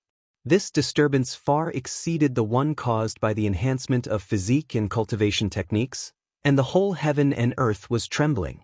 Endless divine exotic resentful ghosts flew out, covering the sky and earth, fleeing everywhere, wailing everywhere, making even Gu feel annoyed. But for the sake of the breakthrough, he could only wait in peace. This disturbance began to radiate to other heavens and earths, as every piece of heaven and earth was connected by rules of power. In a small piece of heaven and earth, a figure flew out from the mountains and forests. This was a woman in a purple dress with a small ghost lying on her shoulder, precisely the second cave master of the 7 stars spirit realm. She frowned tightly, her divine sense spreading, covering the whole minor heaven and earth, failing to find the cause of the calamity. Mother, earlier the spiritual energy sank in the sea. Why is it happening in the divine exotic realm? Is it man-made or some kind of omen? The small ghost asked cautiously, scanning the surroundings in fear as if some terrible power in the darkness had set its sights on him. After a long time, the second cave master finally spoke. I am not sure either, but it is not just the spiritual energy of this heaven and earth that is sinking, it is happening in other heavens and earths as well. This indicates that this anomaly is not directed at us. The small ghost continued. I heard that divine strange ghost King Heaven Unpredictable was crushed by Sword Venerable Fudao. Mother, do you think Sword Venerable Fudao infiltrated here? The second cave master's face changed slightly and immediately disappeared from the spot. By the seaside, Heaven Unpredictable stood before a stele, trembling all over with nervousness. He turned his head toward the stone tablet and asked through gritted teeth, Realm Master, is it really all right? As his words fell, phantom figures appeared out of thin air around the stele, each exuding an aura no weaker than Heaven Unpredictable. There were 8 figures in total. The 9 divine exotic ghost kings gathered. Each of their faces was incredibly solemn. A woman with a human head and a snake body spoke up, Realm Master, the spiritual energy of all heavens and earths is sinking, unknown forces are siphoning it off, it is impossible to trace. Her enchanting face frowned, and her eyes were filled with fierce hostility. Other divine exotic ghost kings started speaking, all expressing unease. Is it possible that it is the transcendental beings from the Bitter Sea Buddha sect? The Bitter Sea Buddha sect is manageable, but I fear it might be the doing of the Immortal Path Holy Court. That cannot be, except for those who have transcended the rules of the heavens, who could cause such a commotion. What should we do if they do not follow the rules? Let's wait for the Realm Master's instruction, he surely knows more than we do. The divine exotic ghost kings debated and then all looked at the stele. Blood began to seep out of the steel's surface, and a pale hand reached out from within, its nails sharp like a ghost's claws. Soon after, a head emerged, sparse white hair hanging down. It was a naked man with black runes crawling all over his bloodless body, squirming like fiendish worms, making one's skin crawl. The master of divine exotic realm. As soon as he appeared, all 9 divine exotic ghost kings knelt halfway down, bowing to him. The master of divine exotic realm landed, and black armor covered his body, looking like a myriad of snake scales tightly packed together, even forming a dark red crown with 2 dragon souls writhing within, seemingly trying to escape their confinement. He opened his eyes, and there were no pupils, only a blood-red color. All of you sit down, I will carefully investigate. The master of divine exotic realm said, his tone indifferent.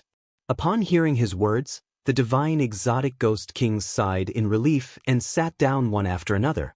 As soon as they sat, they felt a terrifying divine sense sweep past their ghost bodies, alarming them. Could it be that the realm master had restored his cultivation? Each of them was at the 9th layer of the heaven and earth flying immortal realm, with 1 foot in the carefree primordial immortal realm. Yet, in front of the divine sense of the master of divine exotic realm, they felt themselves weak and insignificant. Elsewhere, within the lifespan barrier, Guin opened his eyes and looked toward the skyline, puzzled. Despite the barrier of lifespan, he still sensed the divine sense of a carefree primordial immortal sweeping over the entire heaven and earth. That person was not an ordinary carefree primordial immortal. No wonder so many sects could not do anything about the sea-breaking rift. Achieving the heaven and earth flying immortal realm meant going beyond heaven. How much more so for a carefree primordial immortal? At least until today, Guin had not encountered a true carefree primordial immortal. Guin calmed down, waiting for his breakthrough. Endless spiritual energy surged into his body as the mental method of primordial chaos supreme holy skill started to operate, continuously impacting higher realms. He could clearly feel his soul undergoing transformation. What was a divine immortal of wondrous dharma? Guin was filled with anticipation. The cliff beneath his feet trembled violently, even beginning to crack. He was not, however, worried. At worst, he would fall. After all, the lifespan barrier followed him.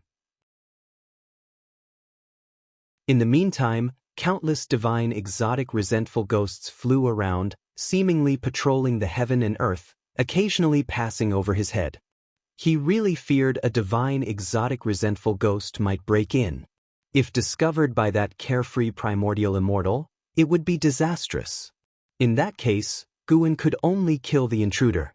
But Guin always suspected that the other party might have a background. The sea-breaking rift affected countless sea regions and sects, some of which even had array restrictions to prevent carefree primordial immortals peeping. Even so far only heaven and earth flying immortals had stepped forward to fight the divine exotic resentful ghosts of the sea-breaking rift, which spoke volumes. Perhaps there was some force in the dark balancing the carefree primordial immortals, preventing them from interfering. Guan pondered as he awaited breakthrough success. Time ticked by slowly. After nearly an ancient hour, he finally succeeded. From the 9th layer of the carefree immortal realm to the 1st layer of the divine immortal of wondrous Dharma realm. The surge of spiritual energy into his body soared, and his soul instantly leapt out of his flesh.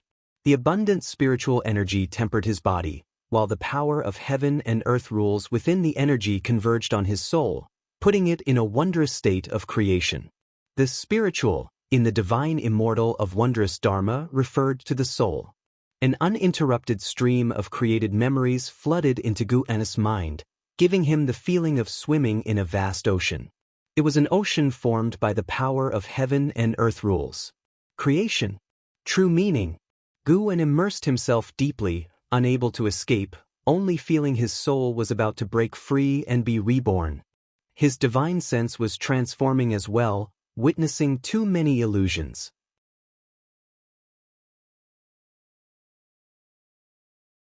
Chapter 273. Please forgive me, Senior.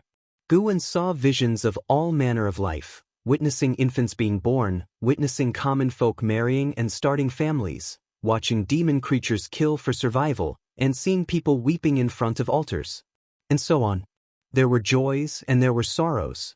It was as if he were observing the lives of all beings, countless images passing before his eyes, an overwhelming sea of scenes that would drive an ordinary immortal to insanity. Guan was different. He was undergoing a transformation into a divine immortal of wondrous Dharma. At first, he felt some discomfort, but gradually he adapted, even beginning to catch glimpses of destiny within the endless visions. The divine immortal of wondrous Dharma could perceive destiny, and destiny could form fate, which meant the divine immortal of wondrous Dharma could see the fate of most beings. Destiny was based on cause and effect, yet it independently formed rules. A person's life intersected with their surrounding environment. Different choices created different life paths. Choices were cause and effect, and the paths they formed were destiny. However, unlike cause and effect, destiny also involved factors beyond cause and effect, such as natural disasters. Destiny was based on the rules of heaven and earth, the choices of cause and effect in a person's life. Heaven and earth flying immortal and carefree primordial immortal delved into the way of cause and effect, while divine immortal of wondrous Dharma studied the Tao of destiny. Observing the fate of all beings, comprehending the true essence of destiny. Guan's consciousness immersed itself in this, his soul constantly transforming, his cultivation level continuously increasing. Divine immortal of wondrous Dharma realm 2nd layer. 3rd layer. 4th layer. The cliff beneath Guan collapsed, and he fell along with it, disappearing into the swirling dust. Under the blood-colored sky, the figures of divine exotic resentful ghosts flitted by, thunderclouds roiling, and in the clouds, faintly visible, were the massive forms of evil ghosts as large as mountain ranges. After a full 2 ancient hours, the area finally calmed down, but the spiritual energy between heaven and earth had also become thin. By the sea, the 9 divine exotic ghost kings around the stele all breathed a sigh of relief. The anomalies were finally over, and during this process, they had not encountered any attacks. Perhaps it was truly a disturbance in the rules of heaven and earth, rather than an attack from a strong enemy. The master of divine exotic realm meditated in midair, eyes closed, brow furrowed. His divine sense continually scanned the various parts of the divine exotic realm, inspecting every inch of land, but he could not detect any anomalies, and even he, the realm master, did not know where the spiritual energy had descended. This made him very uneasy, feeling he was losing control over the divine exotic realm. Even if it was just a disturbance in the rules of heaven and earth, there must be a reason behind it, and he did not know what it was. He slowly opened his eyes, his gaze falling on the 9 divine exotic ghost kings below, his eyes flickering. Could it be that these fellows had offended someone, and the other party was warning him? Amidst the vast dust, Gu-in sat cross-legged on the ground. The lifespan barrier did not isolate the dust, but the dust could not approach him. His entire being emitted 7-colored radiance, and the golden pattern on his forehead shone with golden light, like an eye floating before his forehead. His cultivation had already reached the 9th layer of the divine immortal of wondrous Dharma realm. The reason he did not open his eyes was because he was carefully comprehending the mysteries of the divine immortal of wondrous Dharma. His soul had already transformed into the immortal soul of wondrous Dharma. As long as the soul existed, the physical body could perish and still be restored. This was the powerful aspect of the divine immortal of wondrous Dharma. However, the divine immortal of wondrous Dharma still had a heavenly destiny, meaning its lifespan had limits, something he could clearly sense through his insights into the Tao of destiny. After a long time, he slowly opened his eyes, and the golden pattern on his forehead flickered, then absorbed the illusory primordial divine eye into the golden pattern. This golden pattern made him appear more divine. He could not yet absorb it into his body unless he used a spell to conceal it. After some thought, he decided to leave it as it was. After all, with the all things form and energy art, no one would be able to see through his primordial divine eye. Gu-in called up the attribute panel, and his lifespan was only a little more than 2,200,000 years left. The lifespan barrier consumed too much. Gu-in took a deep breath, stood up, and turned his head to look. He had already spotted impermanence Tian, so he immediately used the 9 extremes yin-yang body, transforming into a dark purple shadow. He cancelled the lifespan barrier. With one step, he appeared behind impermanence Tian. At this moment, impermanence Tian was still discussing the recent anomalies with the other divine exotic ghost kings, when the ghost kings in front of him suddenly widened their eyes. He had just noticed this, and a hand fell upon his shoulder. This slap sent his heart plummeting into an abyss, an unstoppable feeling of terror surging through him. The other 8 divine exotic ghost kings immediately jumped aside, keeping their distance from Gu-in. The master of divine exotic realm also looked at Gu-in, frowning, his divine sense unable to penetrate the 9 extremes yin-yang body, increasing his wariness of Gu-in to the peak. Gu-in cast a lifespan detection at the master of divine exotic realm, only able to see his realm. Carefree immortal realm 5th layer. This realm was already very strong. Before breaking through, Gu-in matched against him would have only a 90% chance of instant kill, very dangerous. Fortunately, he had broken through. Gu-in secretly rejoiced, his peripheral vision glancing at the nearby steel. All divine soul demons had connections of cause and effect with this steel. Their power would converge within it. Who are you? What do you want? A divine exotic ghost king asked in a deep voice, his tone tense. Gu-in appeared too suddenly, they had no prior notice, and they could not see through Gu-in's cultivation level, so how could they not be afraid? The most important thing was that Gu-in seemed to be looking at the divine exotic life tablet. Gu-in did not answer him, instead opening his mouth to ask, "Extract impermanence Tian's power, or you will all be utterly annihilated together." As soon as these words were spoken, the faces of the divine exotic ghost kings changed drastically, looking at him with expressions full of shock and anger. But no one dared to refute, much less make a move. They could only turn their gazes to the master of divine exotic realm. Impermanence Tian trembled all over, unable to speak, only looking up at the master of divine exotic realm with pleading eyes. The master of divine exotic realm's face was grim, staring intently at Gu-in. Gu-in was not in a hurry, waiting for him to make a decision, letting impermanence Tian feel the despair. This guy had oppressed 2 of Gu-in's disciples so greatly before, killing him directly would be too easy on him. After reaching the divine immortal of wondrous Dharma realm, Gu-in became more certain there was a transcendent presence behind the master of divine exotic realm, as the steel contained the aura of several carefree primordial immortals, suggesting there might be a faction behind the master of divine exotic realm. For now, he did not want to alert this presence unless the divine exotic resentful ghosts threatened the continent where the supreme sect resided. Moreover, within this land he had sensed a familiar aura, so he could not simply destroy the steel.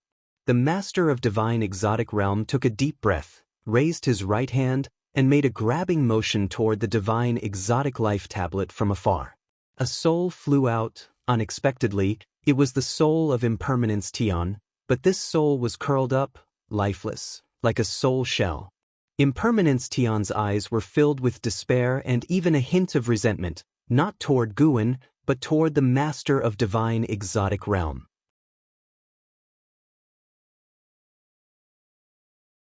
The master of divine exotic realm gritted his teeth, his legs bending until he kneeled on the ground. He supported himself with both hands on the ground, speaking slowly, "Please forgive me, Senior." His voice echoed through the heavens, heard by countless divine exotic resentful ghosts. The ghost kings looked at him lowering his proud head, feeling both relieved and distressed. They were strong, capable of stirring the seas, but before the mightiest of the heavens, they were still like ants. Supreme Sect, Third Medicine Valley. Guan stepped off the transmission array platform, humming a little tune. "Hey, why so happy?" Passing by, Yu Yingying couldn't help teasing. Guan glanced at her and said, "It's all right." Yu Yingying giggled, "If you were born overseas, you wouldn't be in such a good mood now." Guan replied, "There are no ifs, are there? Cherish the present, enjoy life, Junior." As he finished, he walked towards the chess area in the distance, ready to defeat Nine-Finger Divine Lord in 3 more games. Let Nine-Finger Divine Lord feel the terrifying deductive abilities of the Divine Immortal of Wondrous Dharma. Yu Yingying watched Guan's back, pouting slightly, reflecting that sometimes being in the lower ranks might not be a bad thing. At least you don't have to worry about world-ending catastrophes.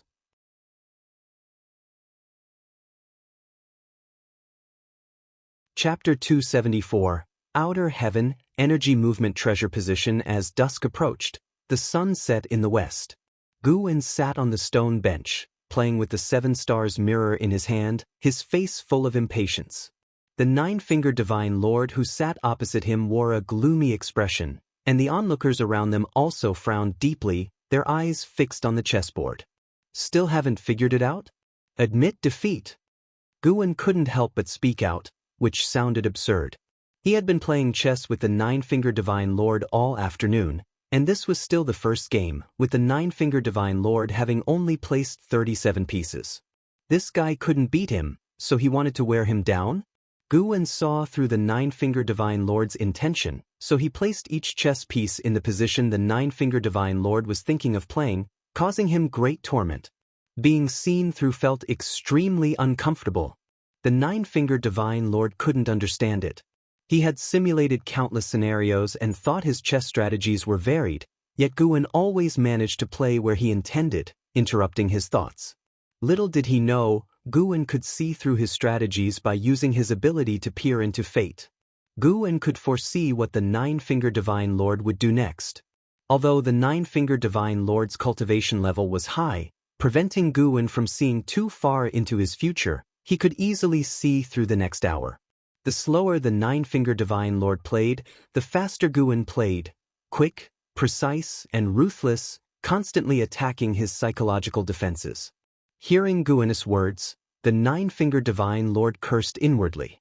If they were at sea, who would dare treat him like this? The key issue was that he indeed had a scheme, so he was both angry and embarrassed. The Nine-Finger Divine Lord took a deep breath and made another move. Click. The sound of the chess piece landing was as loud as a thunderclap, startling the onlookers to shrink their necks.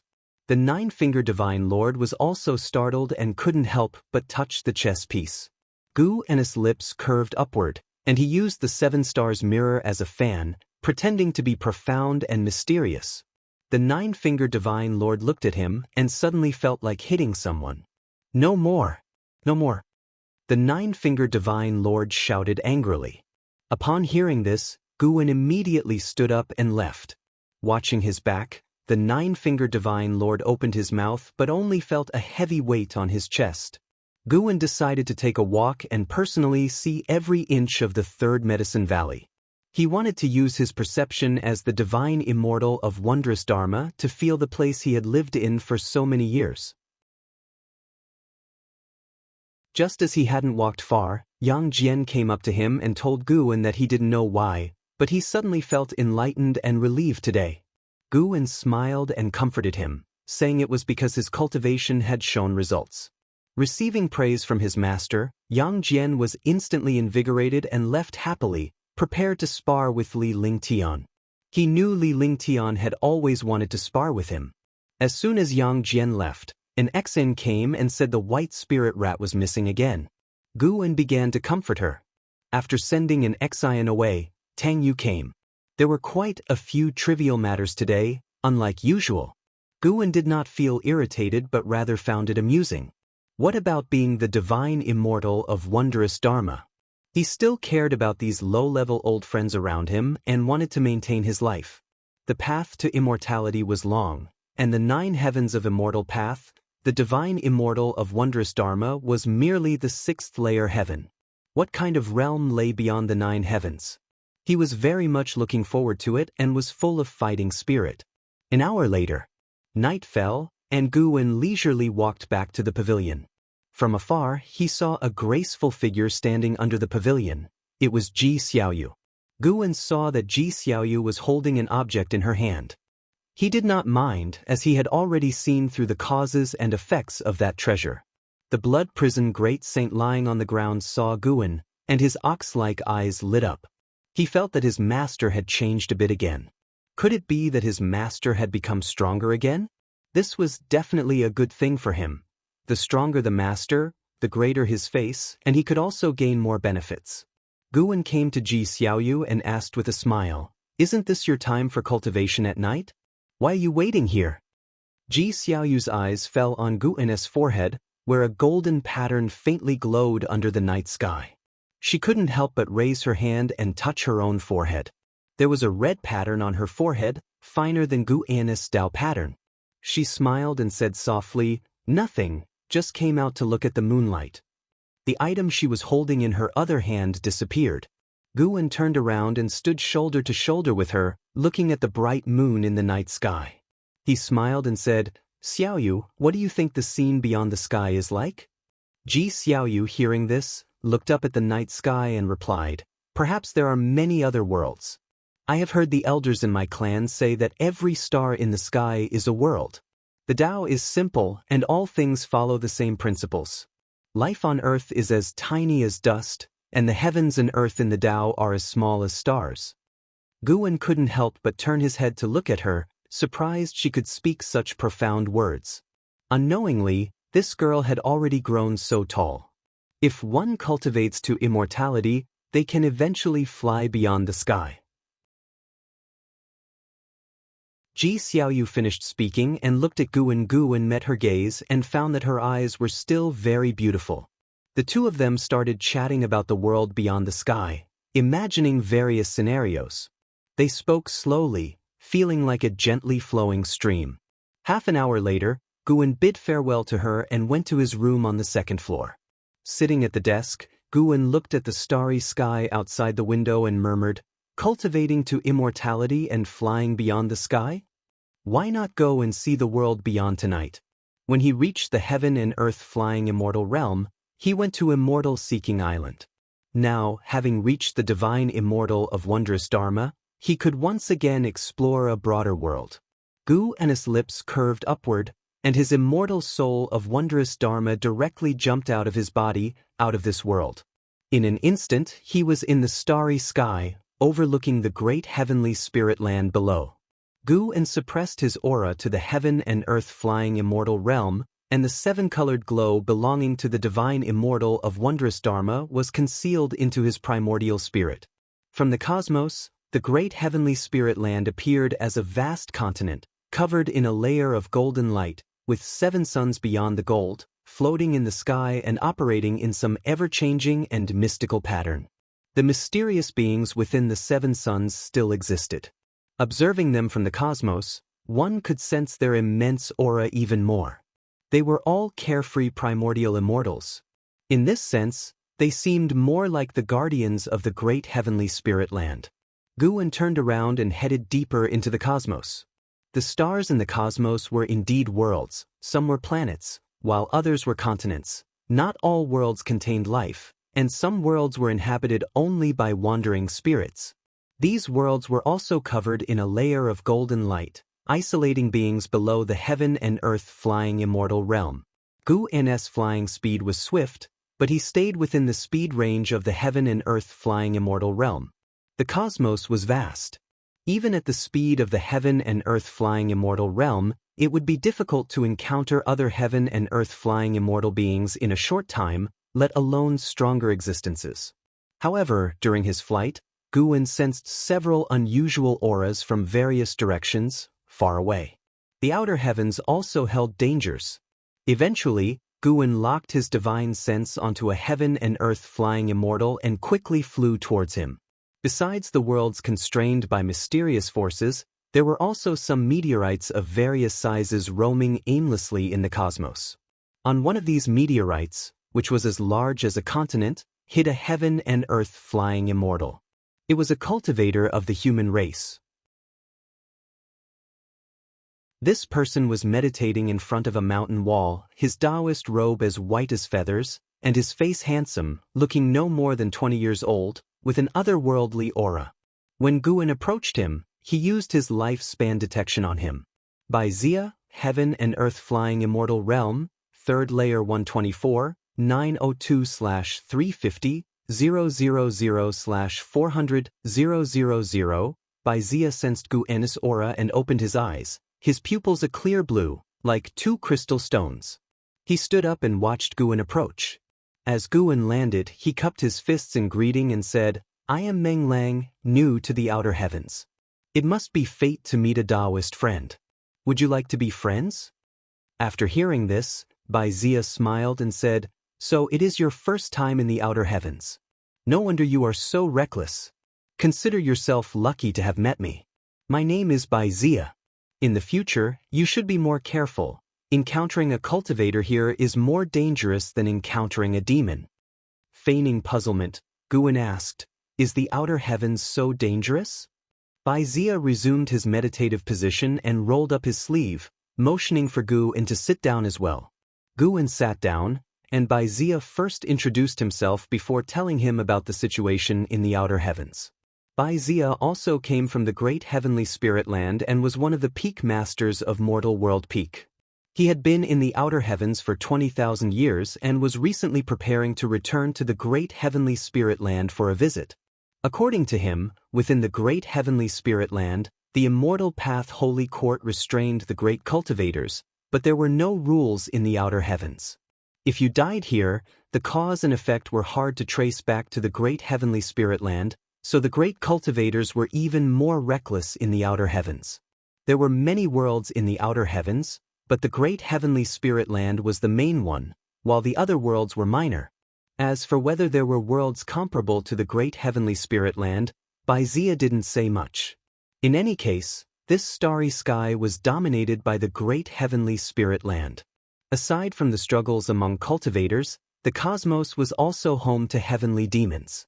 These demons had existed since ancient times, were endless, and had formed their own forces. They were very hostile towards cultivators and demons, killing them on sight.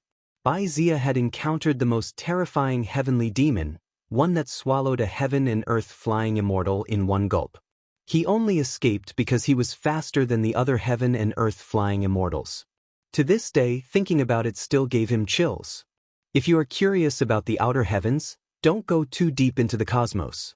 Once you step into the silent destruction domain, it is swarming with heavenly demons, and also filled with various terrifying and strange curses. Heaven and earth flying immortals who enter have a slim chance of survival. Of course, if you see no hope for a breakthrough, you may as well try your luck. Some have managed to defy fate in the silent destruction domain. It's said that the silent destruction domain was once a prosperous large world, more glorious than the great heavenly spirit land. In fact, the great heavenly spirit land is just a fragment of that world. Bai Zia spoke at length, and Guwen listened carefully. He didn't feel any hostility from Bai Zia, which indicated this person was enthusiastic and kind-hearted. Of course, Guwen was not afraid of a sneak attack. Bai Zia looked at Guwen and asked, "Taoist friend Meng Lang, which sect are you from?" The great heavenly spirit land was vast, but for heaven and earth flying immortals, it wasn't very big. Guwen replied, "To be honest, I am just a loose cultivator with no sect. Years ago, my sect caused trouble and was exterminated. I escaped and have been cultivating in seclusion ever since." Intrigued, Bai Zia asked, "You managed to reach the heaven and earth flying immortal realm just by cultivating on your own? Taoist friend, it seems you have great talent. Why not join our mortal world peak? I can make you a peak master, and you can also gain an energy movement treasure position in the Holy Court. With the Holy Court's chi fortune, perceiving the heaven and earth rules will become easier."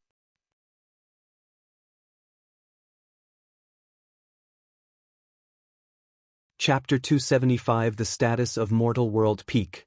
Taoist friend, can you introduce me to the Holy Court? Guwen didn't immediately accept Bai Zia's invitation but instead asked this question. Is there an entire dynasty of immortal spirits within the great heavenly spirit land? Could it be the Holy Court? No, that dynasty, though powerful, was definitely not the most powerful in the world. In the mortal world, there was an incredibly vast continent, and even the divine sense of the carefree primordial immortal faced resistance just by nearing its edge. That continent should be the location of the Holy Court. Bai Zia gave Guwen a suspicious look. How could this person not know about the Holy Court? How long has he been in seclusion? Although puzzled, Bai Zia still introduced it as was appropriate. The Holy Court is the absolute ruler of the great heavenly spirit land and the origin of the immortal path, located in the Taoist divine continent of great heavenly spirit land. The Taoist divine continent is the largest continent within the great heavenly spirit land, and the human race also originated from the Taoist divine continent, eventually spreading throughout the entire great heavenly spirit land. The Holy Court does not interfere with affairs across the land but ensures the safety of the great heaven and earth. If there is a world-ending catastrophe or an invasion by outer heaven demons, they would take action. They also oversee various chi fortune sects across the world.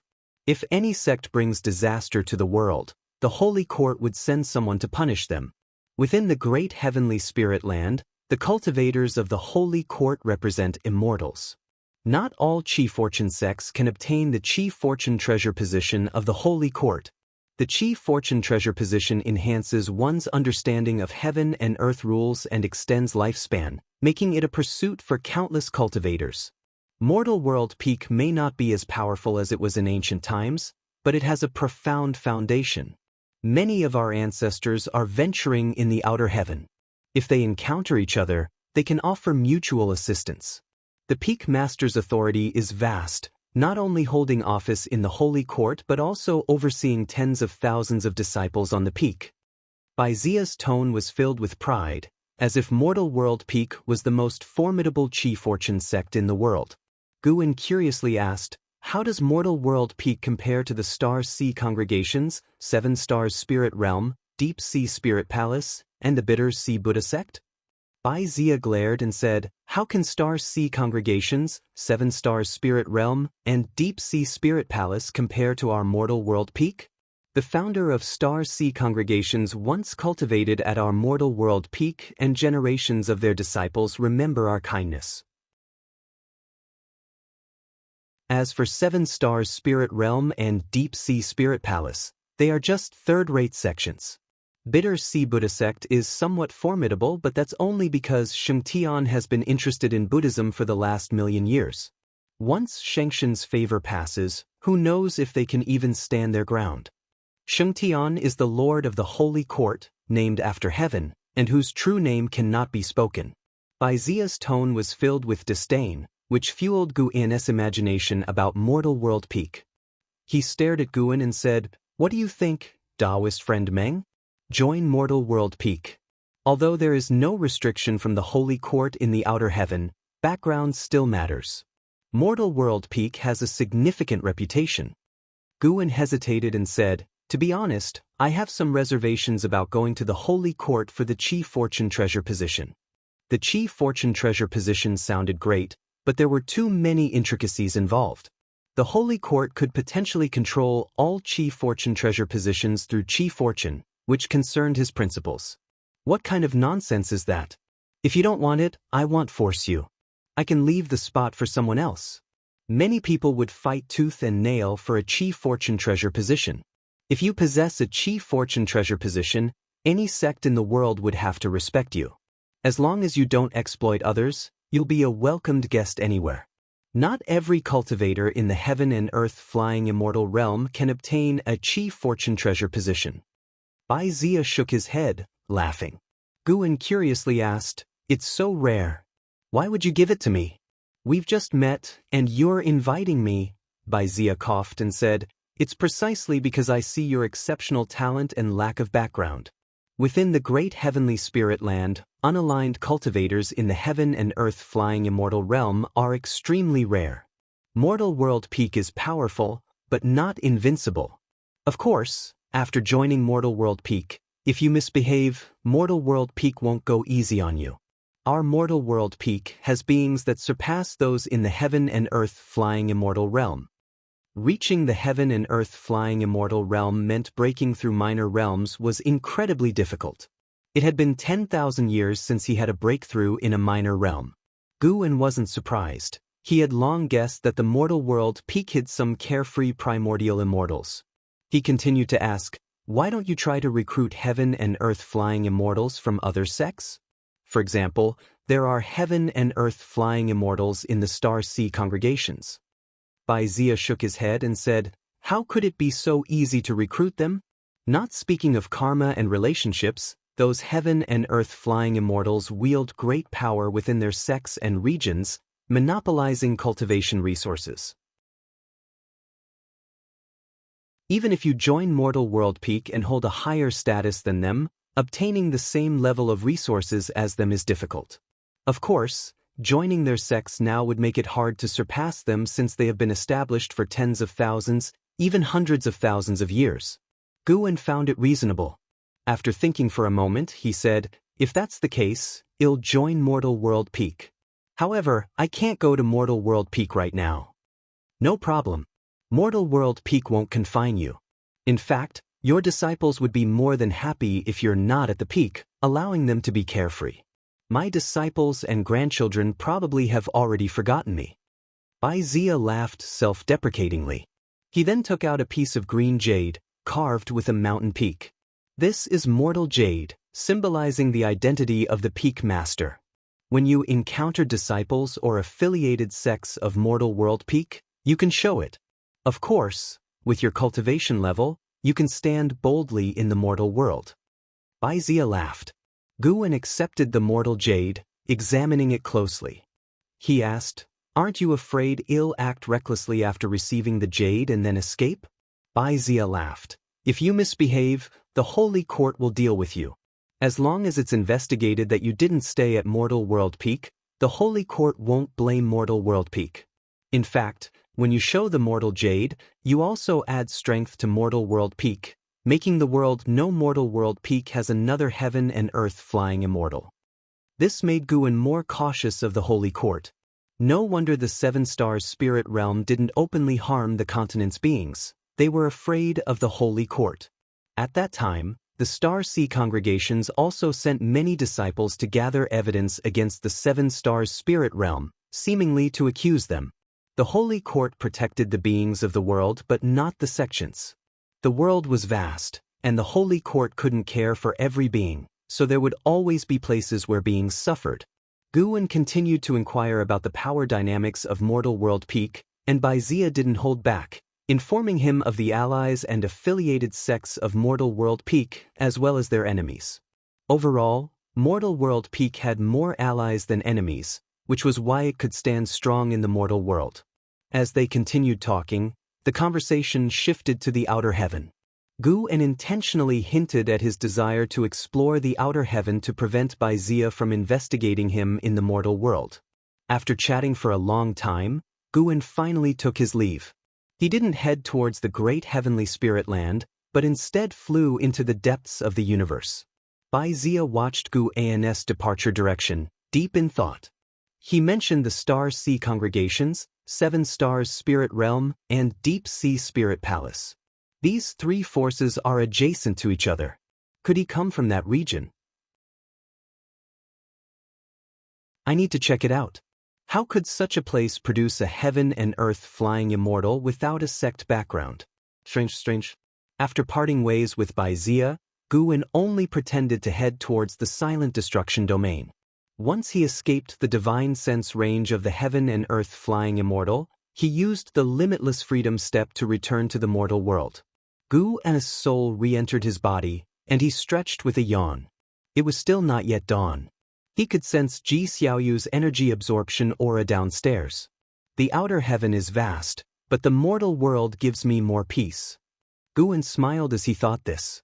He had no need for adventures. He would not wander the silent destruction domain, battling with heavenly demons. One step at a time. With the annual lifespan income, he couldn't imagine how powerful he would be in 10,000 years. 10,000 years was not long for a heaven and earth flying immortal, let alone for a divine immortal of wondrous dharma. Guin picked up a travelogue and started reading. The moon set, and the sun rose. Another morning dawned over the Medicine Valley. Guin got up to organize his clothes, then went downstairs to lead the disciples in their exercises. Nearly 1,000 people exercising together was quite a sight. Ji Xiaoyu walked out of the house. She didn't join the exercises, merely watching the disciples practice. It had become her habit. After the exercises, Li Lingtian ran over excitedly and said, "Sister Yu, I recently learned a spell that's quite powerful. Do you want to see it?" Ji Xiaoyu didn't even look at him, her eyes fixed on Gu, and Li Lingtian noticed her gaze and felt a pang of jealousy. He said softly, "Sister Yu, my senior brother Gu is quite the charmer. He has a junior sister, and the Dao Tian sect's holy daughter has feelings for him. Also, Senior Lu, who left earlier, wants him as her Taoist friend as well." Ji Xiaoyu slightly frowned and glanced at him, asking, "Why are you telling me this?" Li Lingtan fake coughed and said, "I was afraid you didn't know." Ji Xiaoyu responded coldly, "Do you know why you're not as good as Yang Jian?" "Why?" "Because your mind is impure. As a cultivator, you're thinking about romantic affairs. It's ridiculous and unworthy. I do have feelings for him, but I haven't thought of becoming Taoist friends. My goal is to pursue the immortal path, and so is his. That's why, despite having many romantic interests, he has no Taoist friend." Ji Xiaoyu said calmly. After speaking, she walked past Li Lingtian towards Gu, and Li Lingtian stood there, his face awkward, but he wasn't angry. Instead, he reflected on Ji Xiaoyu's words. Indeed, he was still swayed by emotions. What kind of cultivator was he? Thinking closely, Yang Jian was practically a cultivation fanatic. Besides cultivation and chores, he did nothing else. Li Lingtian rubbed his chest, still sore from sparring with Yang Jian last night. Guin didn't pay attention to the conversation between Li Lingtian and Ji Xiaoyu. After chatting briefly with Ji Xiaoyu, he rode off on the Blood Prison Great Saint, accompanied by Yang Jian. Today was another day to harvest. And so it went. A month passed quickly. On this day, Guin arrived at Heavenly Phoenix Mountain, Nianchu Cave. Tian Yaoer saw him and excitedly rushed forward, saying, "Master, there's activity in the Outer World Cave. Some immortal herbs have matured." Gu's interest peaked, and he called for Tian Qing and Tian Bai to head to the Outer World Cave. Tian Qing and Tian Bai immediately clung to his arms, making it difficult for Tian Yaoer to get close to Guin.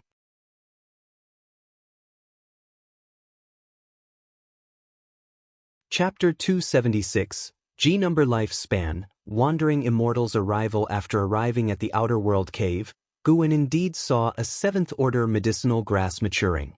However, he felt it could still be left to grow, as the roots at the bottom of the plant kept growing, generating more seeds in the surrounding soil. Guin watched for a while. He didn't pick it, looking forward to it producing more seeds for better sustainable development. Having already reached the 9th layer of the Mystic Law Spirit Immortal realm, Guan no longer needed to rush to harvest thousands or even tens of thousands of years of lifespan. His goal was 100 million years of lifespan. As long as the overall time taken was shorter, that was fine. If the high-rank medicinal herbs in the outer world cave reached maturity, he might be able to harvest tens of millions of years of lifespan in one go. Just thinking about it made him a little excited. I'm planning to expand this cave. Later, you can move in. If you get bored, you can also raise some demons, but they must know the rules and not damage my medicinal herbs. Guan looked at the boundless medicinal garden and smiled softly. Hearing his words, Tian Yaoer and the other two women were very excited and began to imagine things together.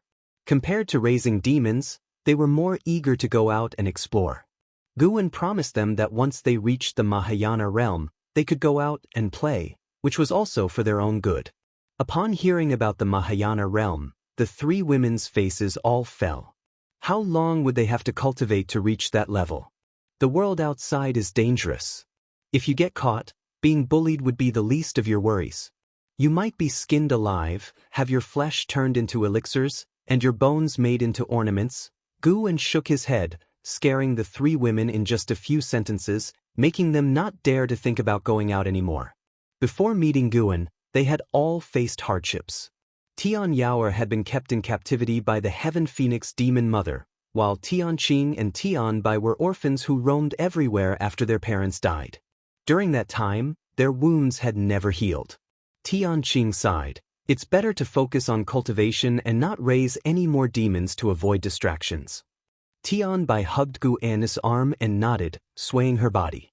Seeing this, Tian Yaoer quickly pushed her away and then took Guan's arm herself. There's a calamity brewing outside right now.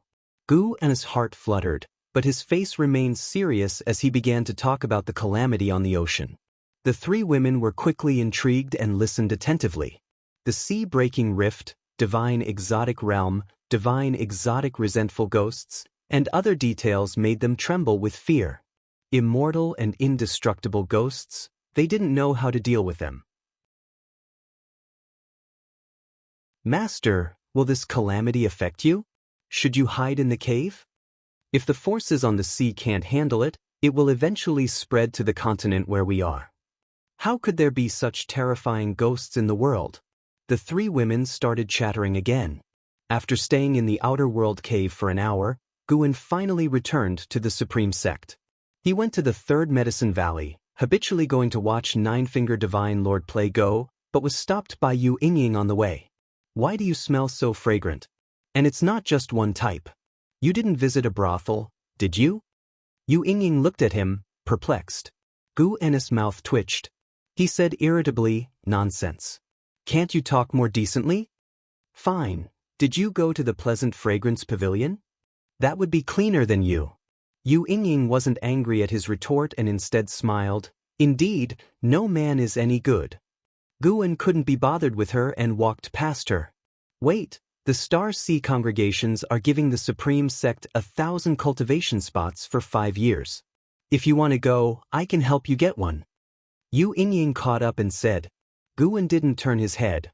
With my relationship with the sect leader, do I need your help? Yu Yingying responded, the Supreme Sect will surely choose the 1,000 most talented disciples. Even if you go, considering your cultivation level, you'll only feel pressured. If I put in a word for you, you'll have a better experience and greater gains. You might even go into closed-door cultivation upon returning and break through to the nascent soul realm. Guan stopped and looked at her. This girl only had a foundation establishment cultivation level, but her tone was so grand, indicating her high status within the Star Sea congregations. Guan suddenly became interested and began probing the mysterious power of cause and effect within Yu Yingying's body. He had long noticed that Yu Yingying's cultivation level was suppressed by this mysterious power of cause and effect, but he didn't want to cause trouble before, so he had been too lazy to investigate. Now, with his higher cultivation level, he could take a look. Because of this power of cause and effect, Guan couldn't directly deduce her fate. Suddenly, Guan saw a grotesque face bursting out from Yu Yingying's body, lunging at him, then dissipating into smoke. This was just an illusion, without any real destructive power. Seeing through this illusion, Guwen felt puzzled. What's wrong? Why aren't you saying anything? Are you thinking about how to thank me? It's simple. Just write another journey to the west, focusing on the story after Sun Wukong becomes the victorious fighting Buddha. Stop wandering around aimlessly without any proper work, Yu Yingying said with her hands on her hips. Guwen laughed. No way this stops here. Some stories don't need to be written to the end. Leaving space for imagination makes them continually intriguing. Yu Yingying gave him a glare and asked, Are you going or not? I'm not going. Thanks for your goodwill, but I'd rather spend my life peacefully in the Medicine Valley. If I go and your Star Sea holy daughter falls for me, what then? Pa, shameless. Our Star Sea congregations don't have any holy daughter. Being entangled by a female genius is also quite stressful, just like now. Yu Yingying started to make a move, and Guwen quickly jumped away and slipped away. This guy really didn't know what was good for him. Guwen was afraid he might kill her with a single shock. Life continued quietly. After going to outer heaven once, Guwen didn't go back. Having roughly understood the great heavenly spirit land, he felt no need to go again. The first snow of winter quietly arrived, and the third Medicine Valley gradually turned white. Guwen went downstairs and stood in front of the pavilion, raising his right hand to touch the falling snow. Feeling the slight chill in his palm, Guwen's mood became joyful. His gaze turned to the entrance of the valley, where a vague figure was walking through the white, snowy landscape. A wandering immortal, and at the 9th layer. It was because of this person's arrival that Guwen had come downstairs. Why would a wandering immortal arrive for no apparent reason? Guwen watched quietly as that person entered the valley. The person was a handsome monk draped in a cassock, holding prayer beads, advancing with his eyes closed. The falling snow formed a white cape on his shoulders. Shen Xinzi, Wandering Immortal Realm 9th Layer 45865/19000/999999. A lifespan of 999,999 years? Guwen had never seen such an extreme lifespan before. This was definitely the highest lifespan beyond Nirvana he had ever seen. 9 was the highest number. He wondered if and how and Yang Jian, after their Nirvana, could reach such a lifespan. Guwen pondered thoughtfully, watching as Shinxinzi walked toward the Go area in the Medicine Valley, evidently heading for Nine-Finger Divine Lord. Many disciples in the valley noticed Shinxinzi's arrival. So not only was Guwen watching him, Shinxinzi did not draw much of his attention, and he did not even open his eyes. After arriving among the crowd, Shinxinzi heard Nine-Finger Divine Lord's urging voice. Can you play faster? Your slow pace makes you an indecisive player. Nine-Finger Divine Lord looked impatient, with his arms crossed. Across from him, Elder Lu muttered, You were even slower than me when you played against my master. Nine-Finger Divine Lord glared and replied, I wanted to drag it out and win against your master. Do you think you can drag it out and win against me? Even if you lay in a coffin, I could leisurely sit here and wait for your next move. Does it have any meaning? Hearing this, Elder Lu's face turned green. The surrounding disciples, displeased, began to criticize Nine-Finger Divine Lord for speaking excessively.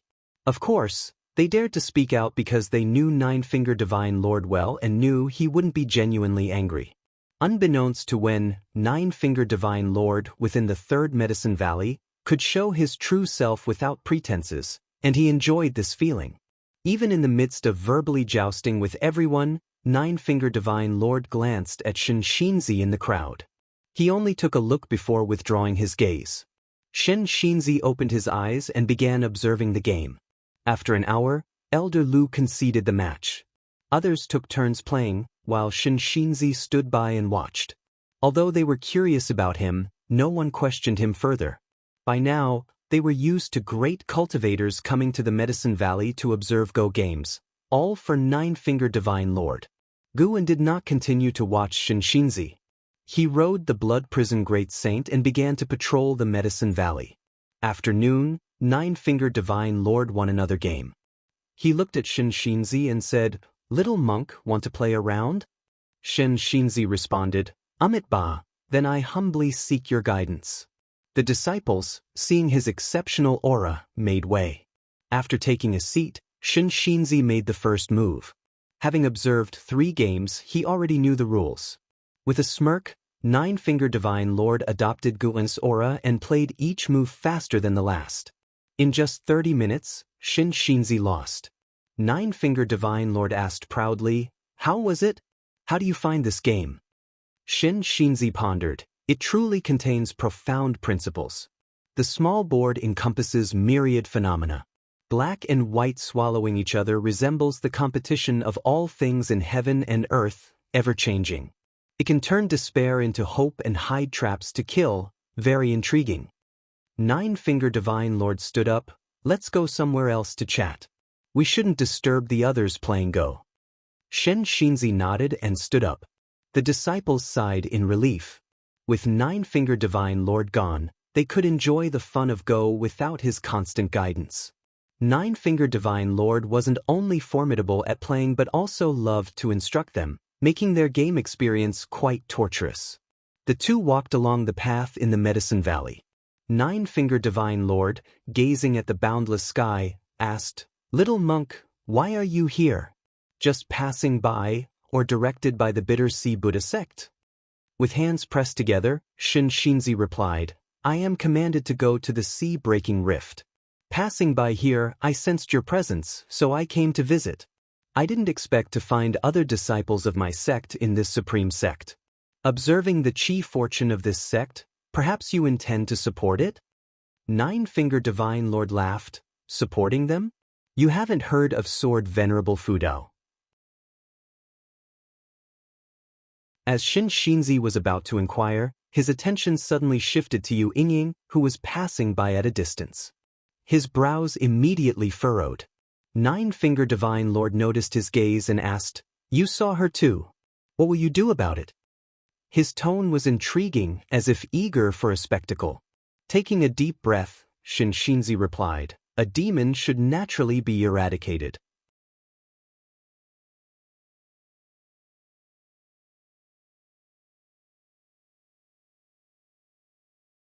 Guan walked towards his pavilion, followed closely by the Blood Prison Great Saint, who threw a disdainful glance at Yu Yingying.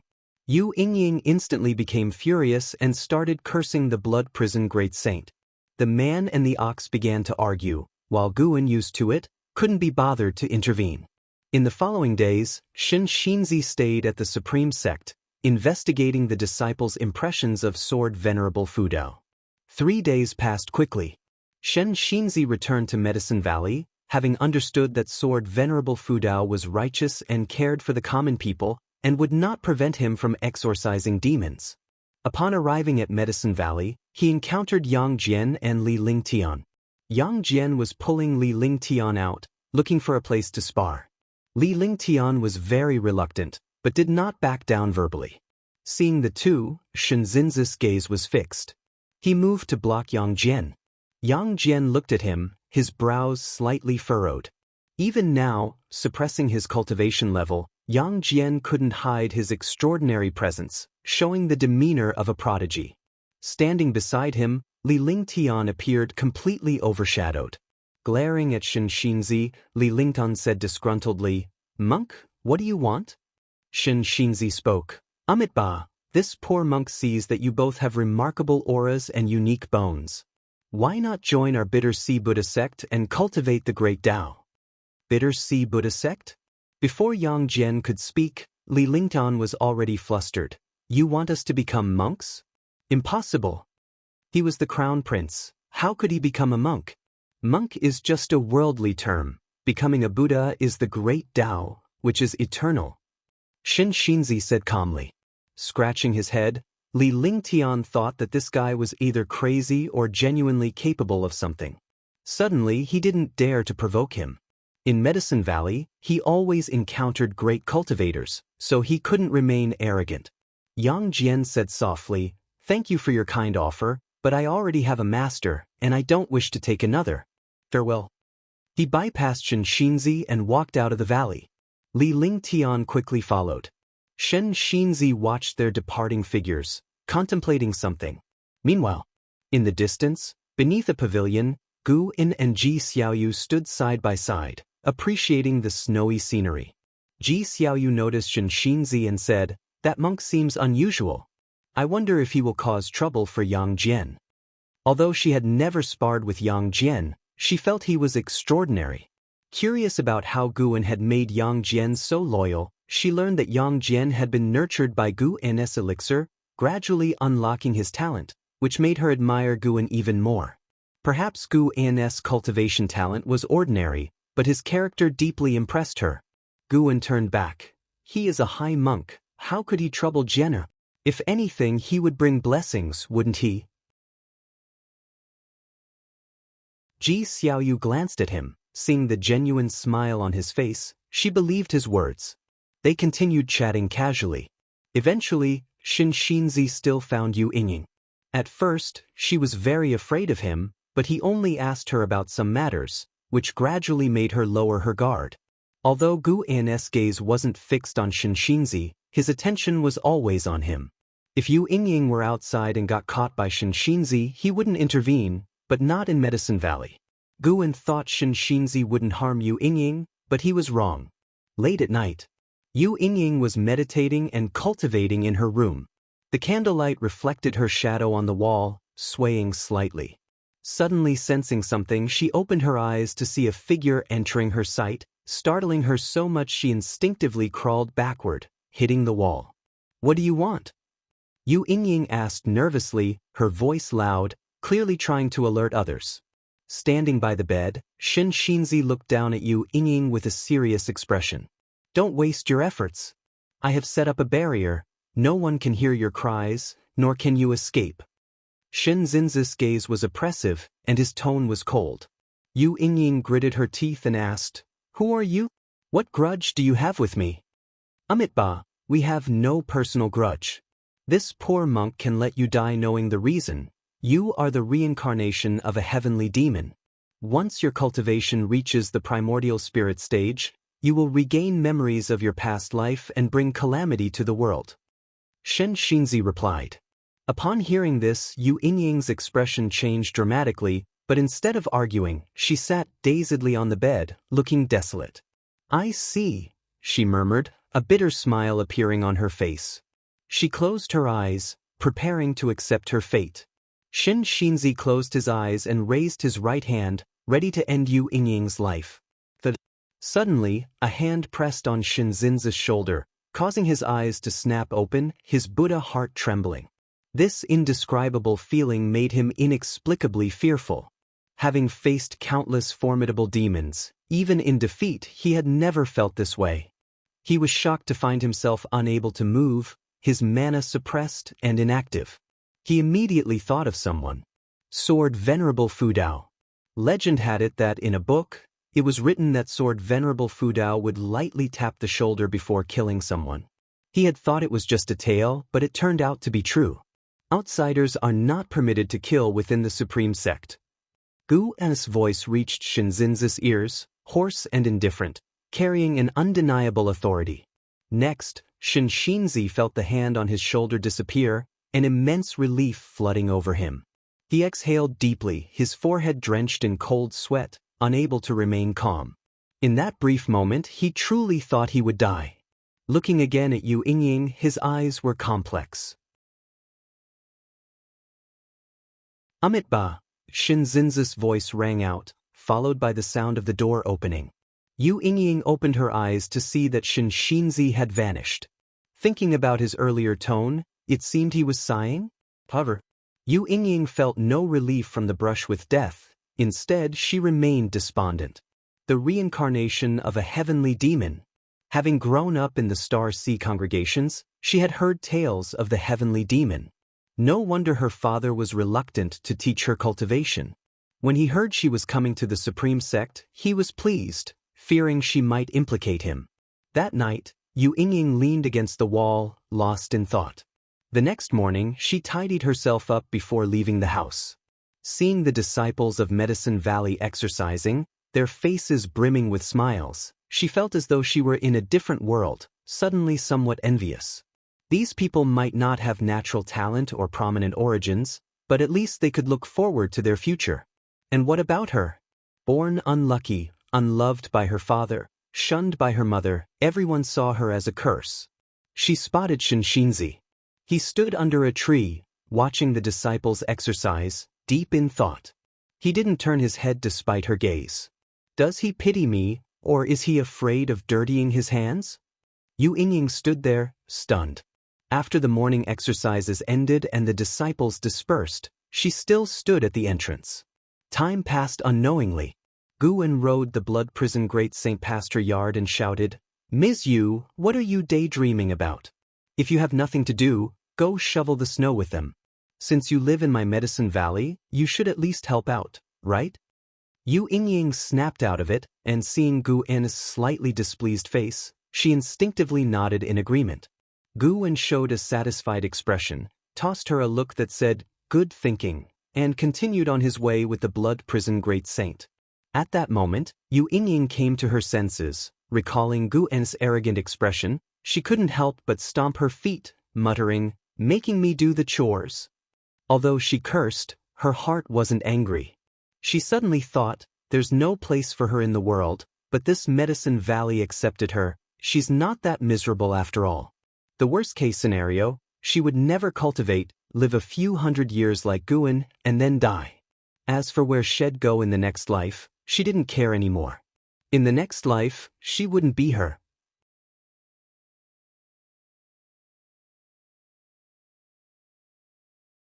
Chapter 278 Lord of all realms, head of immortals Shinshinzi stood under the tree, also lost in thought. Unlike Yu Yingying who had already come to terms with things, he was still puzzled. He was shocked by Sword Venerable Fudao's power, and doubted his own thoughts. Based on his investigation these past few days, Sword Venerable Fudao absolutely was a great power who cared for the common people, capable of correcting a sect's behavior and reaching out to save the world. With Sword Venerable Fudao's cultivation level, he surely could see through Yu Yingying's karmic ties. Did he really not want anyone causing slaughter in the Supreme Sect, or did he think Yu Yingying shouldn't be killed? Shinzinzi's mind was in turmoil until Nine-Fingered Divine Lord came to Medicine Valley to play Go, and only then was he awakened by him. "Why are you in such a state? Did you encounter Sword Venerable Fudao?" Nine-Fingered Divine Lord asked with a smile, standing before Shinshinzi. Shinshinzi closed his eyes and uttered a "Amitba." The smile faded from Nine-Fingered Divine Lord's face. He frowned, his expression serious, and said in a deep voice, "You really dared to act? Are you courting death?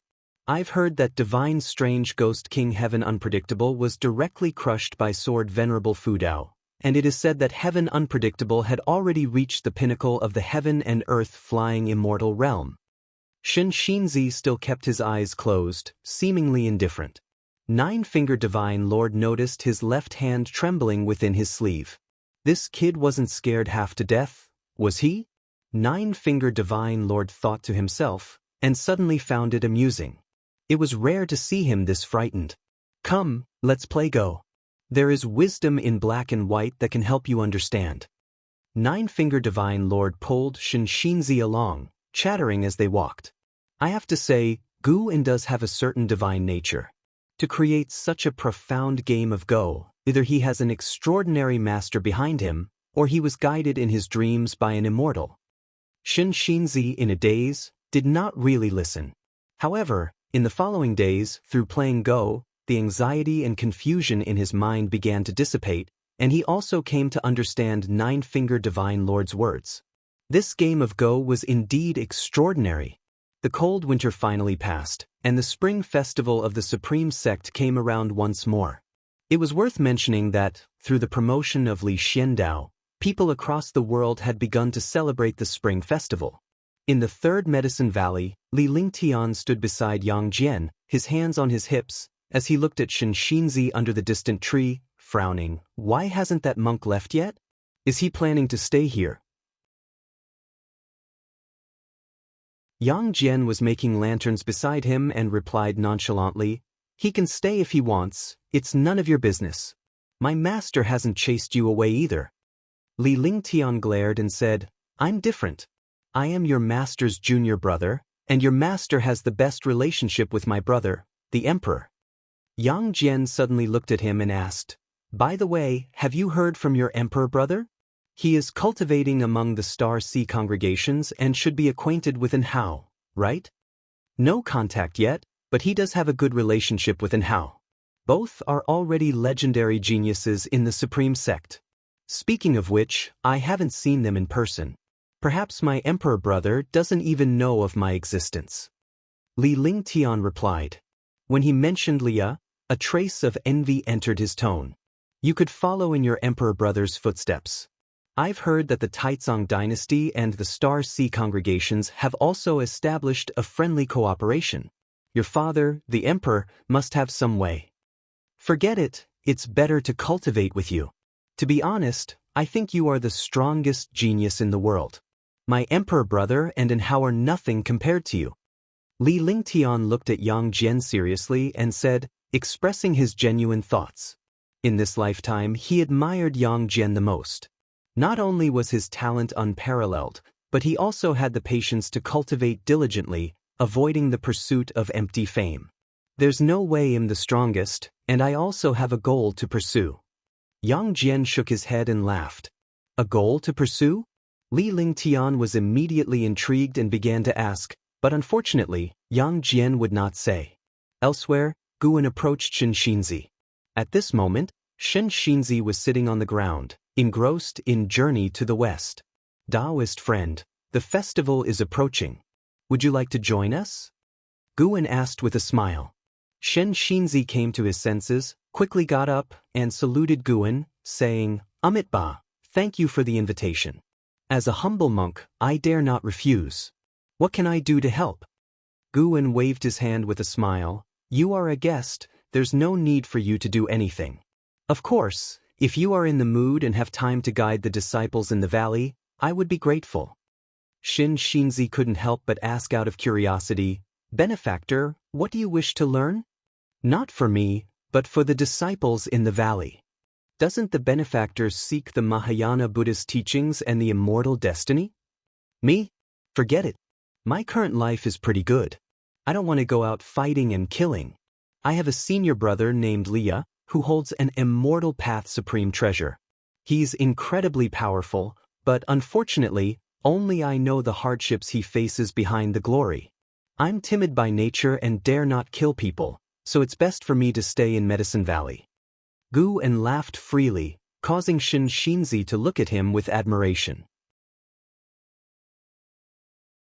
They chatted for a while before Guan took his leave. Shen Xinzi watched his departing figure, filled with deep emotions. This Medicine Valley, though small, was truly fascinating. There were great cultivators who had achieved unparalleled heights, extraordinarily talented juniors, ill-fated disaster stars, and a valley master who had seen through life. If he were to cultivate Buddhist teachings here, it might bring him greater enlightenment. However, unfortunately, he still had to head to the sea-breaking rift. If he could survive and return, he could cultivate here for hundreds of years. Shen Xinzi silently thought, no longer caring about eliminating Yu Yingying. With a great power like Sword Venerable Fudao watching over her, she shouldn't cause any trouble. In the palace, Hao stood up and saluted his master, Sage Fuchen. Sage Fuchen looked at Hao with a sigh. Hao, I didn't expect you to have such a formidable master. As your teacher, I am basking in your glory. He had already learned about the incident where Heaven Unpredictable attacked the Star Sea congregations, and he was shocked. He didn't expect Hao to have such a significant background. Master, you have taught me to cultivate and taken care of me. I will always remember your kindness. Hao replied seriously. Ever since Sword Venerable Fudao intervened, Hao's status within the Star Sea congregations had completely changed. Often, great cultivators visited him, showing care and concern, and even some noble families sought to introduce female disciples to him as Taoist friends, though he politely declined. Hao already had someone in his heart, but to him, nothing compared to the immortal cultivation path, so he had severed that relationship. His master saved him from the jaws of a monster, not to let him indulge in love. He must reach the pinnacle of the immortal path and not let his master down. Sage Fuchen smiled with satisfaction and then began to talk about the sea-breaking rift. In the sea-breaking rift, more divine exotic resentful ghosts were appearing, and the 9 divine exotic ghost kings were gathering. The great sects were preparing to launch a joint attack on the divine exotic realm, and he had returned for this reason. As he listened to his master describe the various bizarre and wonderful sights within the divine exotic realm, and how became interested, wanting to explore it himself. However, he ultimately suppressed the urge, knowing that time was precious and he had to devote all his time to cultivation to become capable as soon as possible. If this great battle goes smoothly, the world-destroying sea tide will not erupt, which is an immense achievement. Sage Fuchen said with burning eyes. Achievement? But what use was that? Sage Fuchen began to introduce the Holy Court, which broadened and housed horizons, as he learned there was a ruling power in the mortal world. The land of 10,000 immortals, it sounded imposing. When Sage Fuchen spoke of the Lord of the Holy Court, Shengtian, and how fell into endless imagination. The Lord of the Holy Court, ruling the mortal world, how powerful must that be? Wouldn't that be akin to the Heavenly Emperor in the Investiture of the Gods, or the Jade Emperor in Journey to the West? And Hao's name also had Hao in it. Could he not become the Lord of all realms, the head of immortals one day? A flame of unparalleled ambition ignited in Hao's heart. Since he was on the path of immortal cultivation, how could he not strive for the supreme throne? Time flew by, and in the blink of an eye, 12 years had passed. In the summer, in a city, Guan walked on the street in a green robe, accompanied by a woman clad in white, with a hat and veil concealing her face. This woman was Ji Xiaoyu. Why come to this city? Ji Xiaoyu curiously asked. At the beginning of the year, she had told Guan she wanted to go out and see the mortal world and comprehend the Tao, hoping Guan could accompany her. Initially, Guan did not agree, but she kept bringing it up, and he eventually gave in. One of my junior brothers lives in this city. Guan answered, then recounted his acquaintance with Xiaochuan. Ji Xiaoyu listened attentively, her heart touched. Indeed, not everyone had her extraordinary talent. Most people's spirit root qualifications were average, just like those in the Third Medicine Valley.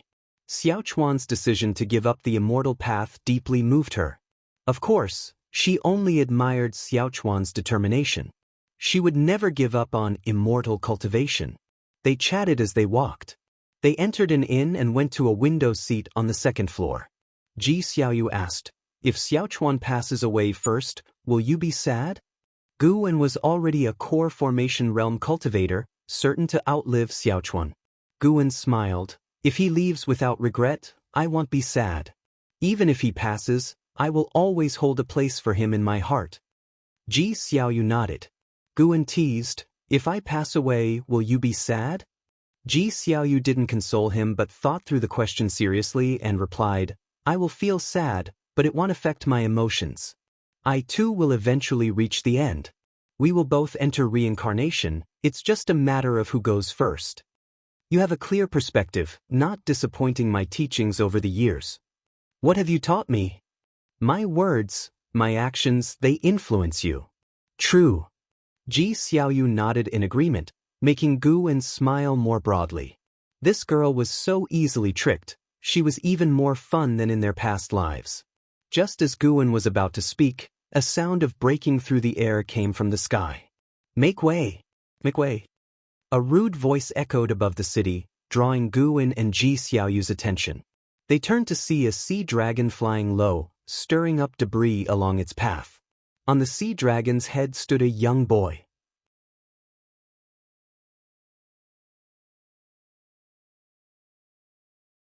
Chapter 279. The Remarkable Pan. And looking at the sea dragon, Guan felt that its aura was somewhat familiar, so he paid closer attention. "Ah, isn't this the same aura as that of Sky Dragon?" But it certainly isn't Sky Dragon.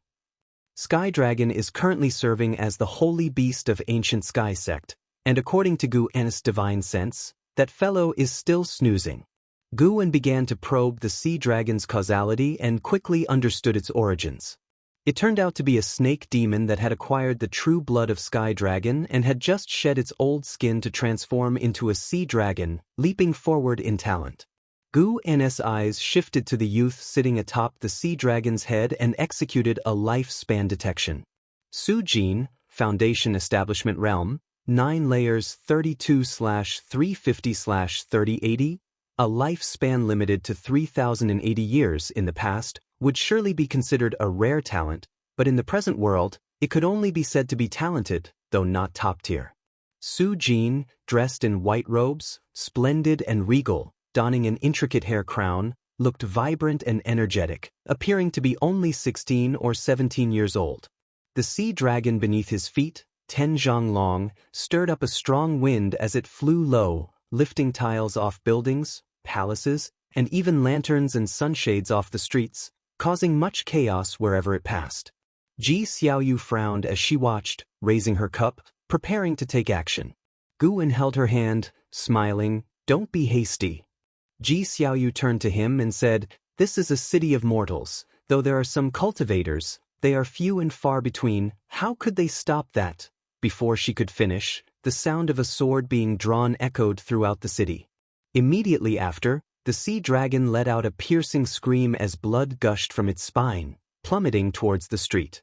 The commoners on the street scurried away in panic, while Su Jin, atop the sea dragon's head, was flustered. He quickly leaped off, landing on a nearby rooftop. He had just landed when a sword was placed against his neck, causing his pupils to dilate in terror and beads of cold sweat to stream down his face. "Are you? What do you want?" Su Jin asked tremulously, followed by a voice behind him, "So brazen and reckless, are you trying to disregard Taikang's laws?" Inside the inn, Guwen withdrew his gaze and looked at Ji Xiaoyu, smiling. "See?" The one who had taken action was a nascent soul realm cultivator who practiced the art of concealing their aura, which is why Ji Xiaoyu had not noticed. Ji Xiaoyu took a deep look at the sword cultivator and then turned to Guwen. "Today's emperor truly acts decisively. I thought his laws aimed at cultivators were just for show, but I was wrong. They are indeed enforced." That sword cultivator's aura is not simple. The moment he drew his sword, the sword intent was strong. Guwen said, "Nowadays, the Taizong dynasty could be described as a place where dragons hide and tigers lie dormant, anywhere you could find a great cultivator. But we both have core formation realm cultivation. Why could you sense his presence and I could not? How could you ask that? Shall I tell you that you are not as good as me? Please, I am at least 156 years older than you. I heard you used to be a golden list genius but always said your talents were lacking. It seems now that you might have been playing the fool. You're right about that. I truly am, in fact, an immortal living incognito in the mortal world." Hee hee. Ji Xiaoyu gave Guwen a glance, but she was also amused by him. The two continued to drink and chat, no longer paying attention to Su Jin and the sea dragon. In the end, both Su Jin and the sea dragon were taken away by the nascent soul sword cultivator, to the cheers of the commoners. Over the following days, Guwen and Ji Xiaoyu strolled through the city. They even visited Xiaochuan's residence but only stood on the rooftop to look without disturbing Xiaochuan. Now that Xiaochuan had settled down with a family and children, his life was complete. After 2 days in the city, they left to visit other places. Because Guwen was concerned about medicinal herbs, this journey only lasted half a month, which was quite fulfilling for Ji Xiaoyu. With Gu and his company, she witnessed the vicissitudes of life. Guwen shared his life experiences to resolve her doubts, benefiting her greatly. Time flew by.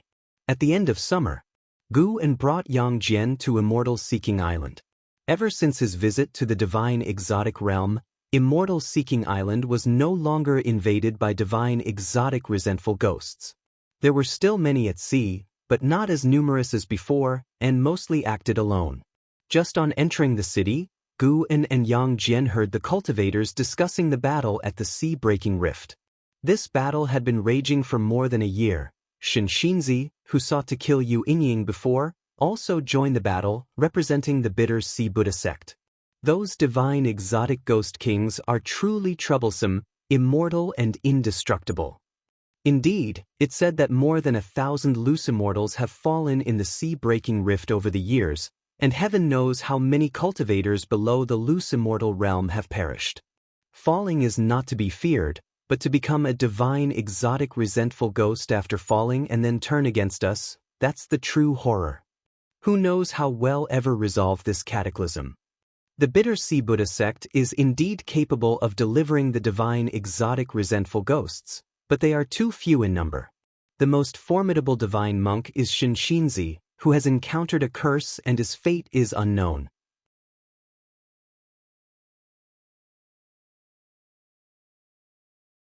Master, between Impermanence Tian and the divine exotic ghost king, who is stronger? Yang Jian curiously asked. He had heard from Hu Shaojian about Sword Venerable Fudao appearing within the Star Sea congregations to confront a divine exotic ghost king, so he was intrigued. Hu Shaojian didn't know the details due to his lower status.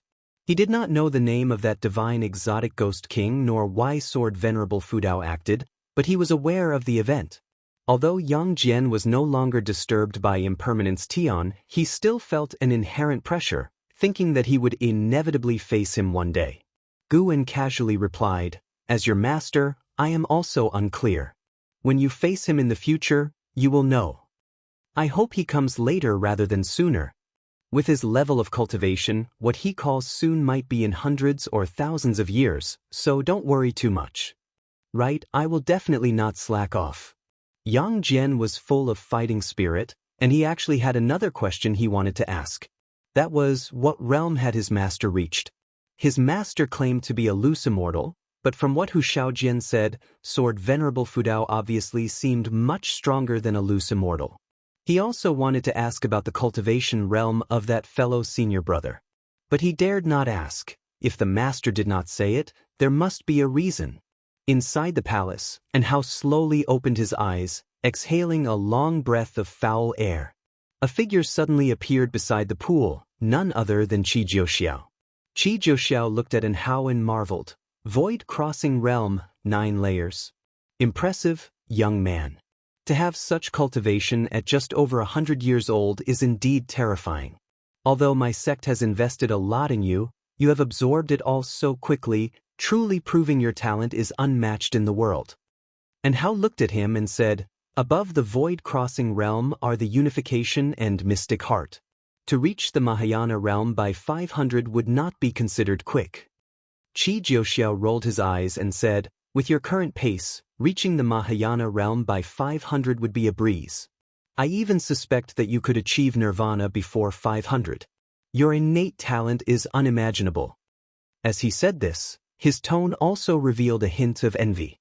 And Hao shook his head. My master has taken another disciple. He says his talent is not inferior to mine, and honestly, I fear he might catch up with me. Mentioning Sword Venerable Fudao, Qi Jiuxiao immediately sat cross-legged, curious, who exactly is your master, and which sect is he from? Don't tell me he's from the Supreme Sect. With such cultivation, if he's not from the Holy Court, he must be from one of the mortal world's leading Qi fortune sects. I truly don't know, and Hao admitted helplessly. Even if he did know, he wouldn't reveal it. Qi Jiuxiao glanced at him and then pulled out several books from within his robes, offering, take a look at Journey to the West, it's also from the Supreme Sect. This book has become wildly popular at sea, and it's even made me consider another trip to the Supreme Sect. Journey to the West? And Hao looked at the book in Qi Jiuxiao's hands. He had already heard about the book, written by Pan and of the Supreme Sect. He knew who Pan and was. His junior sister was even under Pan An's mentorship. And Hao couldn't help but recall his first encounter with Gu and when they witnessed LV Bayin returning to peak form, exhibiting a formidable cultivation level. But Gu An's cultivation and talents seemed so ordinary, and such an ordinary person had managed to spread his fame all the way to the seas. Truly remarkable.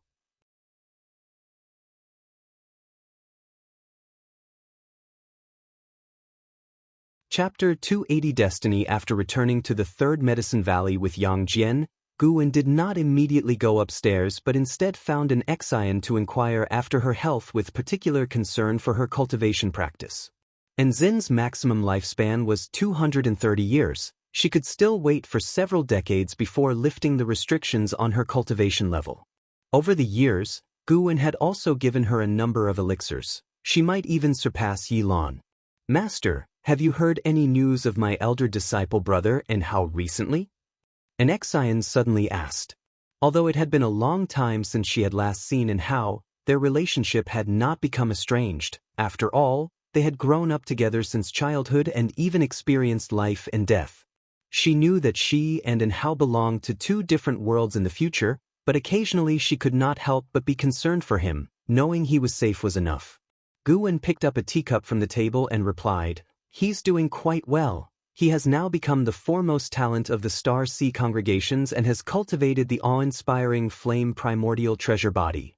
This intelligence had been mentioned to him by LV Bayan before, so now when he spoke of it, he wouldn't reveal his true cultivation level.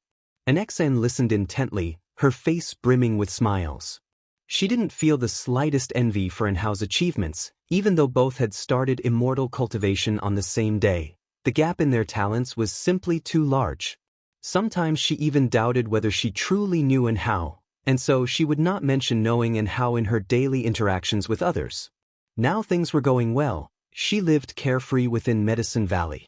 Though there was no hope of pursuing the immortal path, at least her days were fulfilling and interesting.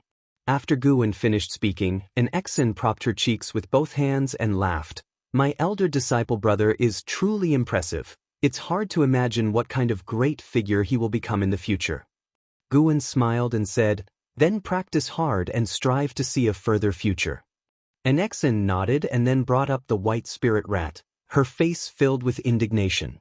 As the white spirit rat grew stronger in cultivation, it became increasingly difficult for her to control, and now it would only listen to Guwen inside Medicine Valley. It was practically a tyrant, often playing tricks on the disciples. Of course, the white spirit rat was just mischievous and wouldn't harm the disciples, which was also the reason Guwen couldn't be bothered to discipline it. There was one time when the white spirit rat accidentally injured an Xian and was severely beaten by Guwen. It never dared to hurt people again.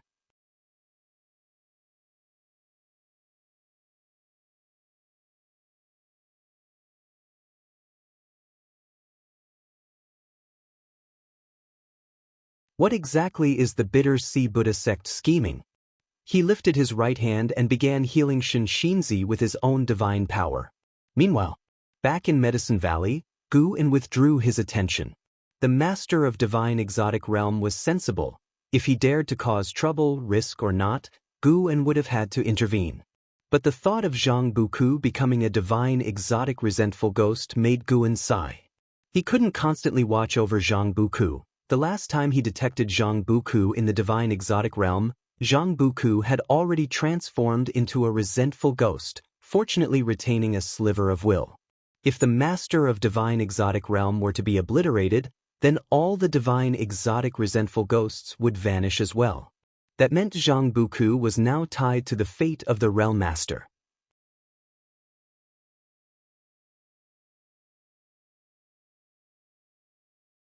Chapter 281. The Enlightened Master. Guwen. 2 years had passed since Liya and Jianghu had met. In those 2 years, the seas continued to surge with activity. Countless cultivators and demons rushed into the sea-breaking rift. Such strife never ceased. Some found their fateful breakthroughs while others fell with regret. The Supreme Sect had been peaceful, with the majority of its disciples diligently pursuing their cultivation. Days in Medicine Valley were even more serene. On this day, Guwen arrived early in Mystic Valley, waiting for someone who was soon to appear. Near noontime, dressed in black, Liya descended from the sky, landing below the pavilion. This time, he didn't enter through the window but stood beneath it, gazing at Guwen's windowsill, silent for a long time without taking a step forward. The blood prison great saint, lying on the ground, watched him with a peculiar look in its eyes. It could feel that his mood was very low, and his entire being seemed dispirited and lost. "Senior brother Li, why have you come?" Lu Jiojia hurried over, asking excitedly. Liya snapped out of his trance and looked towards him, managing a strained smile. I came to see your senior brother Gu. He's upstairs.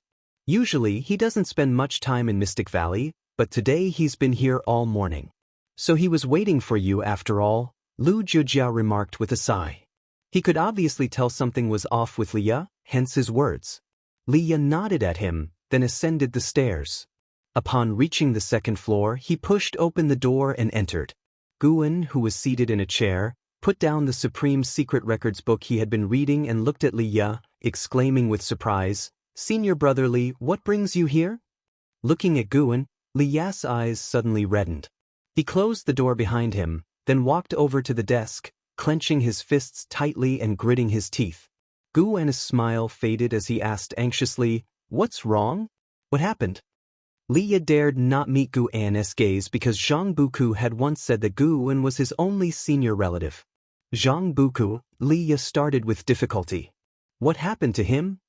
Guan stood up abruptly. Liya took a deep breath and recounted what had happened to Zhang Buku. After listening, Guan collapsed in his chair, looking just as dispirited, deepening Liya's distress. Wait, you said he became a divine exotic resentful ghost, which means he's still here, isn't he? Guan asked urgently as if grasping at a thought. Liya turned his head and replied, He's still here, but becoming a divine exotic resentful ghost means he's no longer who he was. He's become a monster that devours living spirits, never to know freedom, Guan countered. Did you see him do that? Liya froze for a moment, then looked at him.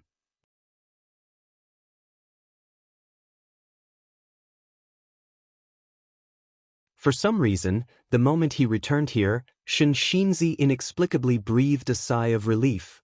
The gloom in his heart began to dissipate. Taking a deep breath, he stepped into the valley.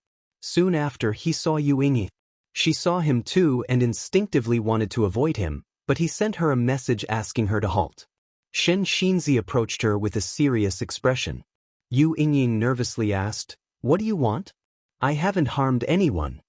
Shinxinzi closed his eyes and said, Amitabha, benefactor, the monk has come to apologize. I was indeed rash and overly stubborn and judgmental before. It's true that everyone in the world may accuse you, but this monk cannot. I apologize. Henceforth, I will not bother you again. He put his palms together and bowed in apology. Yu Yingyi was stunned and rather perplexed. Before she could ask any questions, Shinxinzi turned and left. Watching his retreating figure, Yu Yingyi muttered to herself, What has he been through these years? It feels like he's been struck down. She had always been quite afraid of Shinxinzi, but after hearing his words just now, she strangely felt sympathy for him, rather than joy for her own sake. Shaking her head, she decided not to dwell on it any further. Whatever the case, she had to stay away from that monk. What if he went crazy again one day? Shinxinzi arrived at the go-playing area, where still dozens of people gathered. He saw the Valley Master Guan approaching and nodded to each other as a greeting. Then they stood behind the crowd to watch the game. Suddenly, Shinxinzi had a notion and looked towards Guan. Stepping towards him, he whispered, Valley Master, might I have a word in private? Guan glanced at him, then nodded. Let's talk in my room, Guan said. Shinxinzi had sacrificed himself to save Liya and the whole town, which improved Guan's opinion of him. Although the monk was stubborn, when it came to action, he dared to face danger, genuinely caring for the lives of others, not just paying lip service. The Nine-Finger Divine Lord, who was playing Go, noticed their figures. He smirked, withdrew his gaze, and continued his game, exclaiming, You really play a lousy game of Go. Even the country children outside the Supreme Sect could outplay this mess. No, let that cow play, it would do better than you. The Blood Prison Great Saint, who heard this from afar, was infuriated, but he held back. After all, Guan had once said the Nine-Finger Divine Lord was an immortal who had just concealed his cultivation level. Just keep playing. Better you don't cultivate anymore. Once I release my cultivation level, I'll make you my mount and turn you into a toad. The Blood Prison Great Saint thought to himself, and this brought him pleasure. He immediately cheered up. Elsewhere, Guan led Shinxinzi upstairs. Shinxinzi took the initiative to close the door. After inviting him to sit down, Guwen began making tea. While waiting, Shinzi looked around at the multitude of books in the room, even noticing his favorite, Journey to the West. Having Journey to the West there made him feel even more favorably towards Guwen. Guwen placed the hot tea in front of him, then sat down, smiling and asked, "What brings Taoist friend to seek a discussion?" Shinzi took a deep breath and said, "Benefactor, it's like this. I have a good friend who has spent his life detesting evil and seeking to vanquish demons to save the suffering masses. However, he suddenly discovered he was a reincarnation of a demon. What should he do?" Classic, I have a friend, scenario. Guwen pondered and said, "Is the relationship between past and present lives so important? What sin cannot be washed away even through reincarnation? Why should he fret? Why not just continue walking the path he believes in?" "But he truly is a demon," Shinzi began. "So what? Are demons absolutely bad, and are humans definitely good? Do you really think you should distance yourself from this friend?" "Taoist friend, if that's the case, then I have to speak up. It's disappointing that monks who have supposedly transcended worldly matters are so caught up in appearances." Guwen began an impassioned critique of Shinzi. His inclination to give advice had been thoroughly roused. Shinzi did not get angry and listened intently. Guwen, who had invented the game of Go, must have extraordinary insight, and Shinzi had previously felt that Guwen's perspective on life was truly open-minded. His moral standing was undoubtedly higher than his own. Cultivation isn't all about increasing one's cultivation level. Guwen talked for a while, feeling refreshed once he had finished. It didn't matter to him whether Shinzi took the advice to heart. He simply felt good about having aired his views. Shinzi, deep in thought, asked, "If one lays down the butcher's knife, can they truly become a Buddha on the spot?" Guwen replied, not without irritation, "How can that be possible? That's just being unreasonable. Sins need to be washed away by good deeds. Besides, your friend has not done anything evil in this life and has even saved many people, right?" Shinzi nodded, his previously furrowed brows finally relaxing. He began to ponder. Guwen did not disturb him and simply picked up a book to read. The room fell into silence. After a full half of an ancient hour, Shinzi stood up, bowed to Guwen and said, "Amitba. Thank you, benefactor, for resolving my doubts." Guwen waved his hand and said, "What's there to thank for? If you really want to express gratitude, find time to guide the disciples of my valley in their cultivation." Shinzi did not refuse, and inwardly he felt moved. Guwen was truly a profound being, always considering others. He asked, "Benefactor, I see you have many books in your room. May I take a look at one?" Upon hearing this, Guwen began looking around. Shinzi suggested, "How about the book in your hands? Lend it to this monk to study?" Guwen's expression changed instantly, and he closed the Supreme Secret records and said, "Not this one."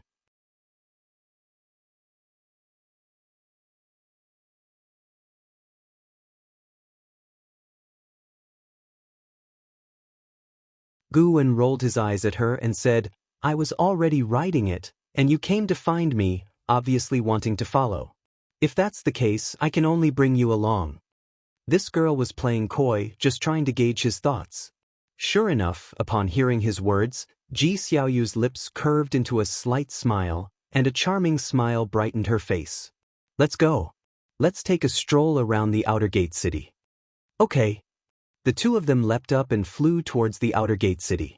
30 minutes later, Guwen and Ji Xiaoyu arrived below the heavenly repair platform. Looking up, the platform was swarming with people, a magnificent sight. Guwen felt the presence of many in the Immortal Path realm, and although his days passed year by year in sameness, the Supreme Sect was growing stronger each year. It was said that the Hall of Elders in the sect had changed a lot of members, and the overall cultivation realm had elevated. Clan families within the gate would recruit cultivators from overseas, so those who stepped down were not suppressed. Instead, they became stronger and gained greater benefits. As Guwen surveyed the scene, he employed lifespan detection. He liked to see the maximum lifespans of people, something even divine immortals of wondrous dharma could not detect. Ji Xiaoyu initiated, I heard you know another Ji Xiaoyu? Guan responded, yes, the third miss I mentioned before. Is she me? Ji Xiaoyu suddenly asked. Guan looked at her in surprise. Had the girl already awakened past life memories? Ji Xiaoyu explained, I've had my name since birth, and I feel a strong identification with it, unlike a habit acquired later in life. Plus, not long after that Ji Xiaoyu died, I was born. The first time I met you, I felt a closeness to you, and coincidentally, you knew the other Ji Xiaoyu. I don't think it's a coincidence. With a steady gaze, she looked at Guan, waiting for his answer. Guan couldn't help but raise his hand to touch her forehead, then retracted it and spoke softly, You don't have a fever, do you? Ji Xiaoyu glared at him and said, I'm serious. Guan spread his hands helplessly, Why are you asking me? I'm just a core formation realm cultivator. Can I see through reincarnation? But since I've known you, you don't seem curious about my name. That's because I was shocked before you arrived. You can ask the vice sect leader. Is that so? What else, miss? Even if it's true, I don't want to delve into it. If you truly are the same person as her, just thinking about it is frightening. What kind of conspiracies and vortices lie behind it? Me, with my core formation cultivation level dabbling in it, am likely to turn to dust. Guan spoke with a face full of fear, and as he did, he even stepped to the side. After listening, Ji Xiaoyu found his reasoning sound, but seeing his expressions and gestures, she couldn't help but feel both aggravated and amused. Brother Gu, you've arrived. A figure descended from the heavenly repair platform. It was Wu Ju. Wu Ju, now at the second layer of the divinity transformation realm, was a renowned prodigy of the supreme sect, cultivated with vast resources from the sect, exuding an air of confidence and vigor, a far cry from his timid past. Guan greeted him with a smile. Wu Ju looked at Ji Xiaoyu with a puzzled expression. Why has Brother Gu changed his female companion again? That's a bit too. Guan immediately introduced Ji Xiaoyu to Wu Ju, who suddenly realized, You are the Ji Xiaoyu with the strongest talent from the Ji family in recent years? Ji Xiaoyu nodded slightly, and once Guan finished introducing him, she wasn't too surprised. Wu Ju was merely a famous prodigy, but the Third Medicine Valley hid many great cultivators, and even the sect leader occasionally visited. Afterwards, Wu Ju exchanged pleasantries with Guan and then left. They had made previous plans to drink together after some time. But Guan knew they would probably miss that appointment. He indeed had time, but Wu Ju did not. He was either busy cultivating or on missions. For a talent like Wu Ju, cultivation could last for years. Guan watched Wu Ju's departing figure, reflecting inwardly that too much leisure was not a good thing. Wu Ju's maximum lifespan remained unchanged, just as it had been decades ago. Of course, with his current maximum lifespan of 7,600 years, surpassing the Mahayana realm shouldn't be a problem. Guan simply felt a bit regretful because he initially believed Wu Ju could compete with Hao. Ji Xiaoyu noticed the regret in his eyes and couldn't help asking, What's wrong? Guan replied with a smile, I feel a bit sorry for him. I think his achievements could have been even higher. His achievements are not high enough? Without Hao returning, he is already the Supreme Sect's #1 prodigy, Ji Xiaoyu said, confused. Haha, indeed. Guan said no more, leading Ji Xiaoyu to the heavenly repair platform. Miss Third once attempted to lift the heaven-cutting axe. You can also try when your cultivation level is higher, Guan casually mentioned. Ji Xiaoyu became interested in the heaven-cutting axe. They made their way through the crowds, arriving near the axe.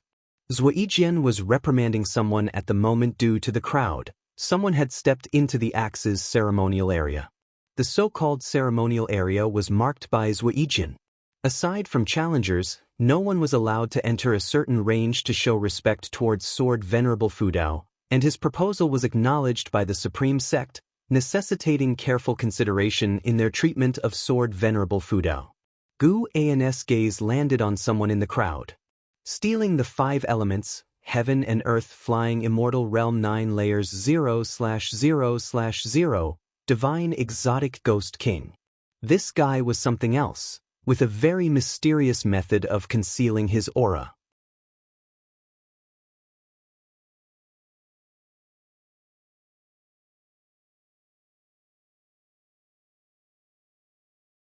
Chapter 283 Reincarnation Path. Emperor facing Ji Xiaoyu's questioning gaze, Guwen naturally agreed. Then, the three of them found an inn and sat down, with Guwen choosing a spot on the second floor by the window. He liked to chat in this spot while watching the bustle of the streets below. Stealing the five elements glanced at Guwen and Ji Xiaoyu, then pinched his teacup, looked at the surface of the tea, and said, "Although we are meeting for the first time, this young lady must have an innate Taoist talisman hidden within her.